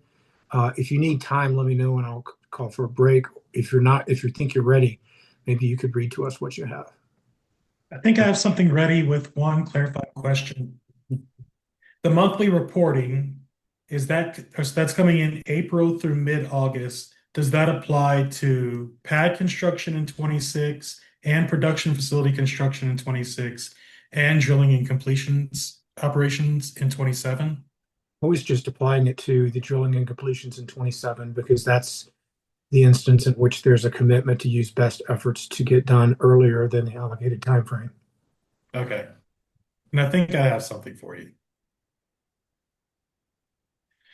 So I recommend a motion to approve the oil and gas development plan with the following conditions of approval. 1, within 6 months of the construction of the working pad surface, operator will submit a survey via Form 4 sundry that measures the distance between the working pad surface and both the nearest school property line and the nearest proposed or existing school building. Second COA, pad construction will be conducted from June 1st, 2026 to August 30th, 2026. The production facility construction will occur between June 1st, 2026 and August 30th, 2026, or during the drilling and completion operations. Ditch construction is not covered under this timing restriction. Drilling and completions will be conducted from April 1st of 2027 through September 30th, 2027. However, the operator will make best efforts to complete drilling and completion operations by September 9th, 2027. If the ground conditions do not allow the operator to comply with these timing stipulations, the operator may file a Form 4 sundry to request deviation from the timing stipulations stated here. The Form 4 sundry can be elevated to a full commission decision if it proposes a significant change that requires commission approval pursuant to Rule 301C, in which case the Form 4 will be scheduled for consideration by the commission at the earliest possible hearing. COA number 3. The operator will report monthly from April 2027 through mid-August 2027 regarding best efforts made to comply with the drilling and completions deadline of September 9th, 2027. Such report will be generated to the director and delivered to the commission, and it will regard progress and compliance with these timing stipulations. And then the fourth condition of approval, the operator will comply with Rule 316 C4 C2. Specifically, all drill rig engines and or turbines with a manufacturer's design greater than or equal to 50 horsepower will be powered by grid power or non-fossil fuel generated power. Ms. Wazelinski? Thank you. Just one clarification. The ground conditions only applies to construction, not to drilling and completions. And I believe the way it's read is that the ground condition would apply to both. Would you like me to restate it, Mr. Chair? Just that sentence. Okay. So this is condition of approval number 2. Regarding pad construction and facility construction, if the ground conditions do not allow the operator to comply with the timing stipulations, the operator may file a Form 4 sundry to request a deviation from the timing stipulations stated here. I think that covers it. Are you good with that, Ms. Wozzelinki? Yes. All right. Then that it's so moved. Do we have a second? Second. Is there further discussion on the motion? I would just indicate to the 110 folks that are listening in that this commission is, and the applicants and our staff are working hard to facilitate and ensure that oil and gas development in the state of Colorado is protective. And we've worked hard today to get to a place where commissioners, I think,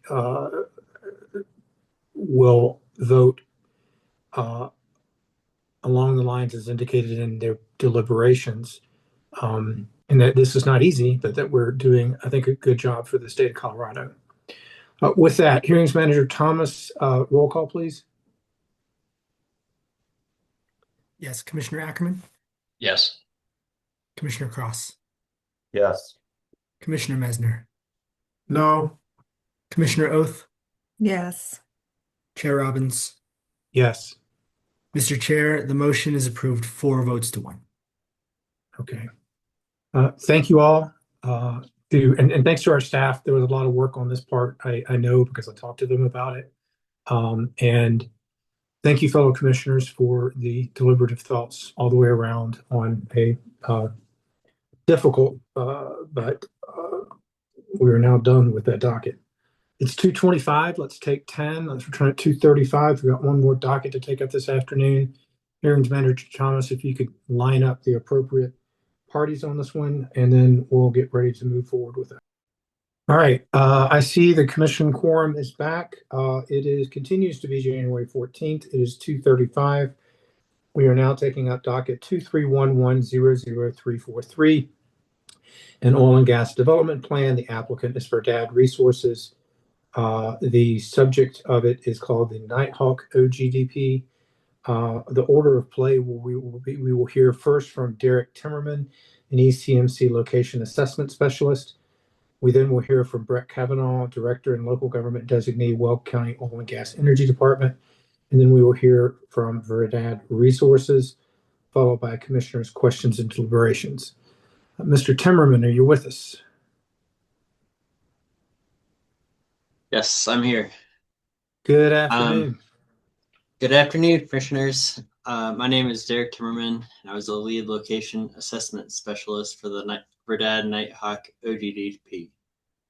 After resolution to the petition filed by Kier McGee, Oil and Gas Onshore LP, the Verdad Nighthawk OGDP application lands are being amended from 3,840 acres to 4,480 acres.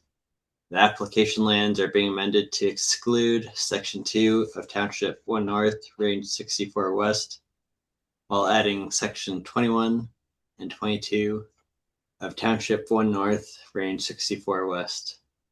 The associated drilling and spacing unit applications are being amended from 3 1,280-acre drilling and spacing units with 460-foot unit boundary setbacks to 1 4,480-acre drilling and spacing unit with 300-foot unit boundary setbacks. Please note that the change in the DSU does result in various changes to the Form 2A and the Form 2B. If approved, staff will work with Verdad to update the OGDP application prior to final approval of the permit. Verdad is prepared to present on the various changes. The changes presented today do not change staff's recommendation for approval. Thank you. Great. Thank you very much, Mr. Timmerman. Does anyone have questions? All right, seeing none, we will let you go your way, and we will now hear from Brett Kavanaugh. Thank you, commissioners. Are you able to hear me okay? Hear you and see you good. Well, I know you're tired, and I want to first say thank you for all your time. And I really appreciate you guys considering our process as part of your process as well. And with that being said, we're going to take the opportunity to speak a little bit as regards to Verdad's Nighthawk location. Weld County held a pre-application meeting actually way back in March of 2023.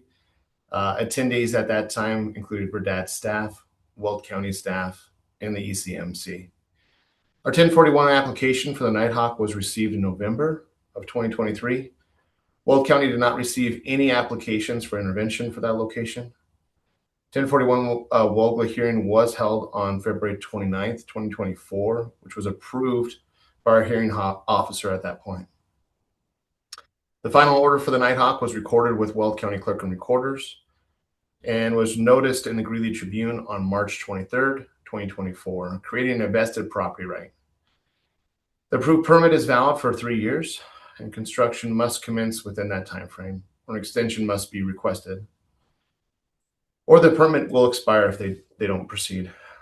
The approved Weld County 1041 WOGLA permit and Verdad's commitment to best management practices outlined in an application will protect the health, safety, security, general welfare of the residents of Weld County, while also protecting both the environment and the wildlife. Weld County supports the director's recommendations for the approval of the ECMC permit. We do appreciate your guys' time, and I'm here for any questions. Thank you very much, Mr. Kavanaugh. Any questions? I'll just make the comment, which is consistent, that we vice versa appreciate you participating with us and providing us with Weld County as the relevant local government's perspective on this. You're an important voice in our process as well, and it helps us hopefully come to the right decisions here at ECMC. And thanks for bearing with. I know it's been a long day too, because I saw you in the participants pile. Hopefully you were doing some things that were productive while you were listening in. No, I appreciate it. Well, thank you. All right. Mr. Pashala, if you want to elevate your witnesses, we'll start by swearing them in. Yes, thank you, Chair Robbins. I see our representatives are present, Heather Mitchell, Jeff Berghorn, and Mike Cugnetti. Thank you, Mr. Pashala. I'll ask each of the witnesses to be visualized. When I call your name, please raise your hand. State your first and last name and swear to tell the truth. Heather Mitchell. Heather Mitchell, I swear to tell the truth. Jeff Berghorn.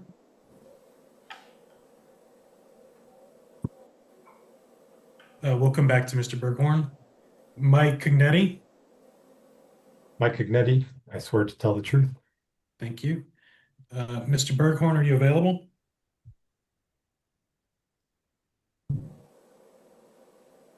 Got it. All right. Technical difficulty. Sorry. First and last name and swear to tell the truth, please, with your hand raised. Jeff Berghorn, swear to tell the truth. Thank you very much.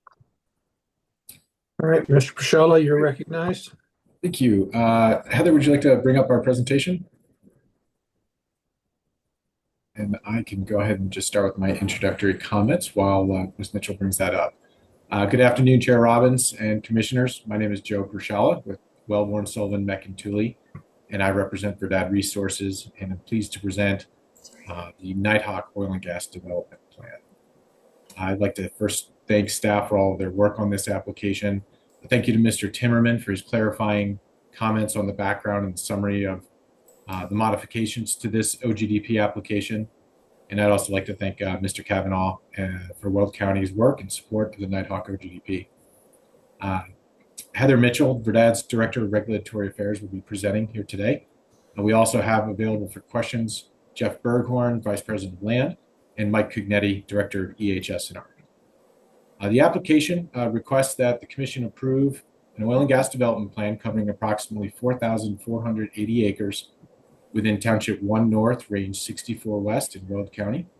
The proposed development is planned from one existing oil and gas location that will be modified and expanded to accommodate 24 new horizontal wells.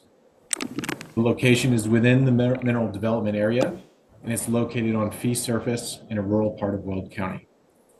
I'd like to give a little bit of background on this. I know it's been a while since this application has been filed, and we first came before you, as Mr. Timmerman explained, with a protest from Kerr-McGee.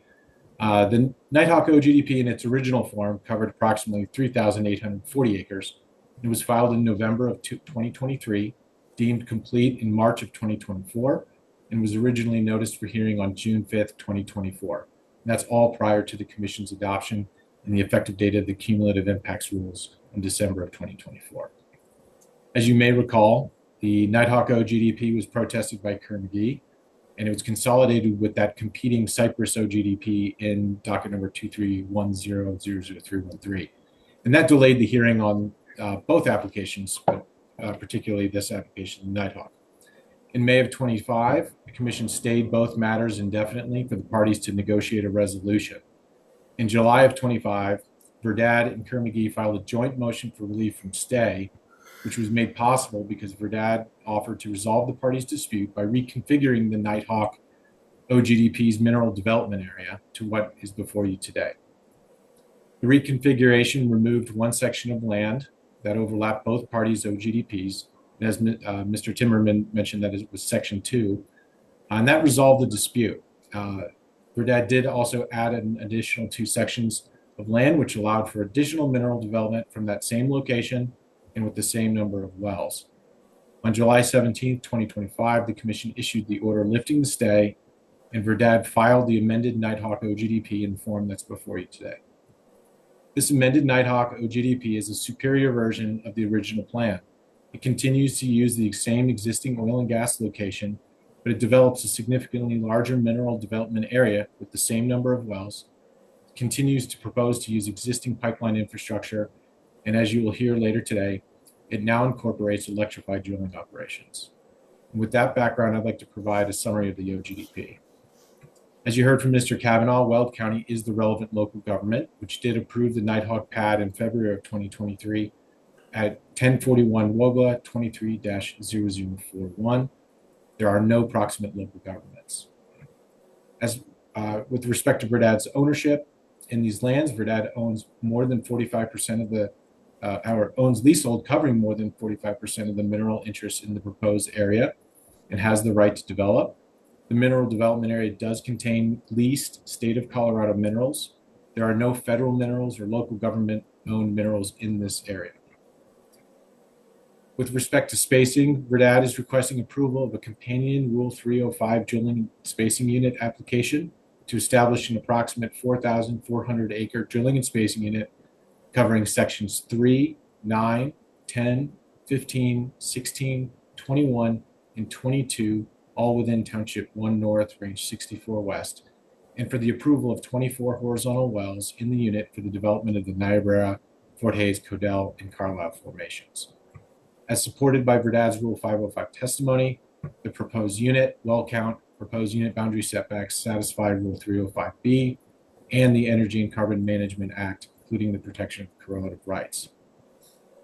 As to the location, Verdad is proposing to develop the unit from the Nighthawk pad. This is an existing location with 3 producing horizontal wells, which all will continue to be produced and pay according to their governing orders. The pad will be expanded to a total disturbance of approximately 13.12 acres to accommodate the drilling of the 24 new horizontal wells, and that would make a total of 27 wells on the pad. The pad is located on fee surface, and Verdad does have an SUA with this surface owner. Oil and gas production will be connected to existing pipeline infrastructure. The Nighthawk pad does not meet any of the Rule 304 B2B criteria in effect at the time of submission and completeness. Therefore, Verdad was not required to perform an alternative location analysis. Nevertheless, Verdad did evaluate potential alternatives and thoughtfully selected the Nighthawk pad with the primary goal to avoid impacts to public health, safety, welfare, the environment, and wildlife resources. This evaluation confirmed that the pad is ideally suited for this development. There are no RBUs, high occupancy building units, schools, or other human receptors within 2,000 feet of the location. It's sited outside of high priority habitat. The location uses an existing pad, thereby avoiding an entirely new disturbance. The location is connected to existing oil and gas pipeline infrastructure and has an existing access road, and it's cited with the agreement of the surface owner. The Commission's review here today is therefore under Rule 301A. As you'll hear, for those impacts that could not be avoided by citing, Verdad will deploy a suite of best management practices to protect and minimize adverse impacts to public health, safety, and welfare, the environment, and wildlife resources that satisfy Rule 301A. A highlight of those BMPs include electric drilling rig, which is a recent commitment from Verdad that it was able to make as it secured line power for the location, and that's an upgrade from a rig powered by electric natural gas generators with battery backup. Quiet completions fleet powered by off-location electric power or on-site natural gas-powered engines that are CDPHE Reg 7 compliant. Group 3 drilling mud, oil and gas pipeline takeaway, as I mentioned, continuous emissions monitoring during drilling completions in the first 6 months of production, electrified production equipment. The location is away from any water resources, and again, it's outside of wildlife high priority habitat. Proper notice was given pursuant to Rules 504A and 303E1. No petitions. Well, after the resolution of the Kerr-McGee matter, there are no additional petitions or interventions that need to be resolved. Going back in time, May 15th, 2024 is when the director issued the recommendation finding that the application does comply with all ECMC rules and recommended that the commission approve the application. And as you heard previously from Mr. Timmerman, this director and staff remain supportive of the Nighthawk OGDP as it's been amended and continue to recommend approval. We would request that the commission adopt the director recommendation and approve this application. And with that, I will turn the presentation over to Ms. Mitchell. Thank you. Assuming everyone can see the first slide. Yes. Okay. Yeah, we wonderful. can. Great. We'll get started. My name is Heather Mitchell. I am the Director of Regulatory Affairs for Verdad Resources, and I'll be running through the Nighthawk Oil and Gas Development Plan. Also joining today, we have Mike Cognetti and Jeff Berghorn to help answer any questions that you may have at the end of the presentation. Today, I'll go through the development plan, the proposed location, alternatives, best management practices, benefits of the development, permitting and operational timelines, as well as changes from the original application. Here we show our proposed development plan comprising of 7 sections or 4,480 acres that will be developed from this one location. There'll be 15 3-mile laterals in section 10, 15, 22, 9, 16, and 21 of Township 1 North, Range 64 West. And we have 9 1-mile laterals in section 3. We do have 3 existing wells. They're shown here in blue in section 10 and 15, and they will remain for this development. We'll be developing the Niobrara, Fort Hays, Codell, and Carlisle formations. This slide orients you to the proposed location within Weld County. There's a 2.5-mile radius around the location, and our unit is outlined in red. We have disproportionately impacted communities shown here in pink using maps at the time of submission in 2023. The RBUs are the black diamonds, and our nearest RBU is 2,063 feet to the northeast. We're greater than 1 mile from any schools. We're about 1.5 miles west of Keensburg, and we'll be accessing this location from Highway 52 and Weld County Road 55. No Rule 304B2B criteria were triggered for this location, and SUA was signed, and we're not asking for any setback variances. This zooms in a bit closer to our Nighthawk pad, which is the expansion of an existing oil and gas location. It's adjacent to existing roads, Highway 52 and Weld County Road 55. Our access road also exists, but it will be modified slightly for this development. There's oil and gas line already in place for this location. We'll be using 14.16 acres of total disturbance, including access, to develop 4,480 mineral acres. Again, we amended our SUA with this surface owner, and our surface owner preferred this location because it's sort of tucked into this corner, allowing him to farm more land. Again, this is outside of disproportionately impacted communities, high priority habitat, away from schools, water receptors, and greater than 2,000 feet from any RBUs. An ALA wasn't required for this per ECMC regulations, but we did review some locations for the Weld County process. The picture to the right shows an overview of the unit, and up on the upper left-hand corner, we zoom in closer to the alternatives reviewed. RBUs are represented by the capital letter R, and there's a 2,000-foot yellow buffer around each RBU. Again, 2023 DIC maps are shown here in the pink hatch to the north of the unit. A bald eagle's nest is in green, and Banner Lakes are shown in blue on the west of the proposed location. As we do with all of our units, we review what pads we have existing that we could use to develop the unit. At the time of the application, Verdad had 2 active pads, and we reviewed both of those, ultimately choosing the existing location further from homes. Alternatives 2 and 3 were located within disproportionately impacted communities and would be brand new disturbance. I'll review in a little more detail over the next few slides. But our first alternative is in Section 10, Township 1 North, Range 64 West, and it's also an existing pad. We would have to expand this pad to add all the wells that we needed to develop the entire unit. However, this pad was closer to more homes, closer to the schools to the east, and it requires longer access road. Our surface owner did not prefer this location either because of the longer access road and kind of deeper into his farmland. Alternative 2 is in Section 35, Township 2 North, Range 64 West, and this was reviewed as part of the Weld County process as potentially being a little further away from RBUs. However, this location still had houses within 2,000 feet. It was closer to Keensburg, closer to surface water. It was within disproportionately impacted communities at the time of the application, and it was too long of a reach to get to our southern and western sections. All new disturbance for this pad, access, and infrastructure. Our last alternative was in Section 4, Township 1 North, Range 64 West. We did have an SUA with this particular landowner, but it predated any emission change rules, and we were unable to find a place greater than 2,000 feet from any homes. Section 4 was and is within disproportionately impacted communities, and it's closer to Banner Lakes. The access road was through residential drives, and it would be all new pad access and infrastructure.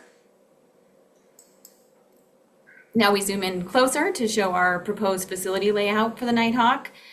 Again, this is sited away from all receptors, and we are expanding an existing pad with an existing road, also existing oil and gas line already in place. We plan to use an electric drilling rig for drilling and modify our production equipment here to make it tank light and electrify the production equipment as well.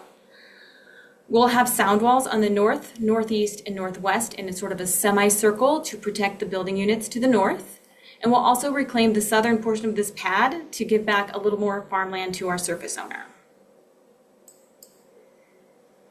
Just running through BMPs again, we will have power and use an electrified drilling rig here. We have a frac fleet powered by natural gas engines. We'll connect to an oil line to reduce traffic and emissions. We'll use Group 3 drilling mud to reduce emissions and odor. We'll maintain noise and light thresholds per Weld County and ECMC regulations. Again, install sound walls on the north, northeast, and the northwest. We'll have a temporary lay flat line to reduce truck traffic during completions, and we're also able to recycle a modest amount of water on this pad due to the large number of wells. This pad is designed for detention. We have robust inspection protocols. We'll use SCADA monitoring and remote shut-in capabilities, as well as have air monitoring during pre-production and 6 months post-production. We'll have a LAC to transfer the oil directly into the pipeline. For benefits of this development, we do plan to plug one existing Verdad well and decommission its related facility. We'll also be plugging one orphan well from the orphan well program at the request of ECMC, and we'll be modifying our current facility to reduce the tanks and electrify the production equipment. We'll reclaim our pad to the east and the Tersic State pad, which will result in approximately 12 acres of land reclaimed, the removal of production equipment, and we'll eliminate some truck trips in that area. This bottom table on the slide shows our current emissions from the existing pad and the facility that we plan to decommission. What we did here was we added up the production emissions on those locations and then subtracted them from our proposed production emissions on the Nighthawk. And we end up with 1.63 tons per year of NOx, a net reduction of CO, and 1.73 tons per year of VOCs. Running through our permitting timeline, in early 2023, we had our pre-meeting with Weld County, and in June of 2023, we sent notices and amended our SUA. Our applications were submitted in November of 2023, and our WOGLA was approved at hearing in February of 2024. Our OGDP passed completeness, and we consulted with CDPHE in March of 2024. We received our director recommendation in May of 2024. As you know, a dispute arose between competing OGDP applications because both applications sought to develop one common section of land. So about a year after our director recommendation was issued, the commission decided to continue both applications indefinitely and for the competing parties to negotiate a solution to their dispute. In July of 2025, a motion was filed to lift the stay, which was made possible because FERDAD chose to amend the Nighthawk OGDP application and remove that common section of land that caused the dispute. Upon approval of the Nighthawk OGDP, FERDAD will file permits and expand this pad in Q1 of 2026. Current plans have us drilling in Q2 of 2026. We'll complete, drill out, and flow back these wells in Q3 of 2026, and we'll have these wells online and producing by the end of the year. We were asked to show some changes to our application, and this first slide shows that after our resolution with Kerr-McGee to remove Section 2 from our OGDP, we had to amend our application. At that time, we decided to add 2 additional sections to the south of our originally permitted unit and incorporate 3-mile laterals to maximize this location and develop as many minerals as possible. This increased our mineral development from 3,840 acres to 4,480 acres, and both of those are shown here. I want to go through some of the changes that we made, but I also wanted to start with what we did not change in our application. Our surface disturbance, access, proximity to oil and gas infrastructure did not change, nor did our number of wells, the approved haul route, the facility layout, a single occupation, and ALA criteria did not change from this application. With the removal of Section 2, we did make some revisions. We shortened the 9 2-mile laterals to 1-mile laterals, but increased the 15 2-mile laterals to 3-mile laterals. An update in lateral length changes our operational days. All of our estimates are based on the number of days and the phase of operations. So the longer overall that the lateral length, the longer you're there and the more truck trips and emissions. In addition to that, about 2 years ago, we reviewed and updated our transportation plan to more accurately account for the trucks by operation. This increased our overall estimated truck trips, but we believe it more closely represents the planned trucks on location. So again, we had a net increase of lateral length, and so all of our 2B estimates were updated. And we also increased our mineral development area. We updated our schedule, and we did have to remove 1 well that we planned to plug from beneficial impacts because it's no longer within the unit. So any plan that referenced an estimate from the 2B or operational days or the schedule, we updated. We updated those plans as part of this development, part of this application. So in summary, the Nighthawk pad protects and minimizes adverse impacts to public health, safety, welfare, the environment, and wildlife resources by being sited away from all receptors, using an existing pad with existing infrastructure and access to develop 4,480 acres. We'll use an electrified drilling rig. We'll claim approximately 12 acres of land and plug 1 FERDAD well and decommission its related facility, as well as modernize our current facility. This will offset some of the emissions of the planned Nighthawk development with a net reduction of CO. That's all I have for you today. Appreciate your time and your review of the application, and we're happy to answer any questions that you may have. Thank you very much for the presentation.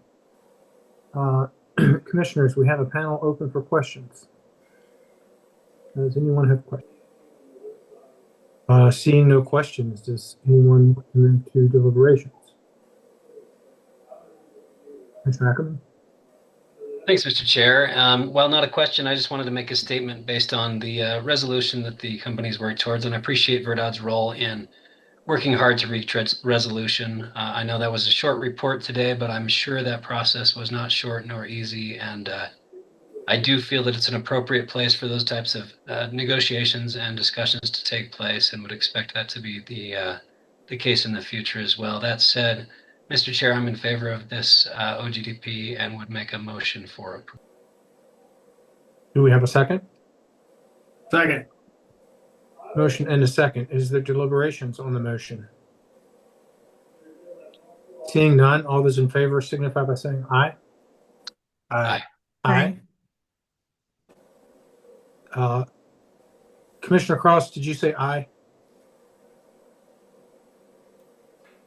I did. Okay, thanks. Yes. I know you're off video, so just wanted to check. That's 5 ayes and 0 nays. The motion carries. Thanks to Verdad for putting together an approvable OGDP and bringing it before us. Thank you very much, commissioners. And thanks to staff again for their work with this. With that, commissioners, we have reached the end of our agenda. Does anyone want to make a motion to adjourn? So moved. Second. Motion and a second. All those in favor signify by saying aye. Aye. Aye. Any Aye. opposed? That motion carries as well. We will be back in gear next Wednesday, the 21st. See everybody then.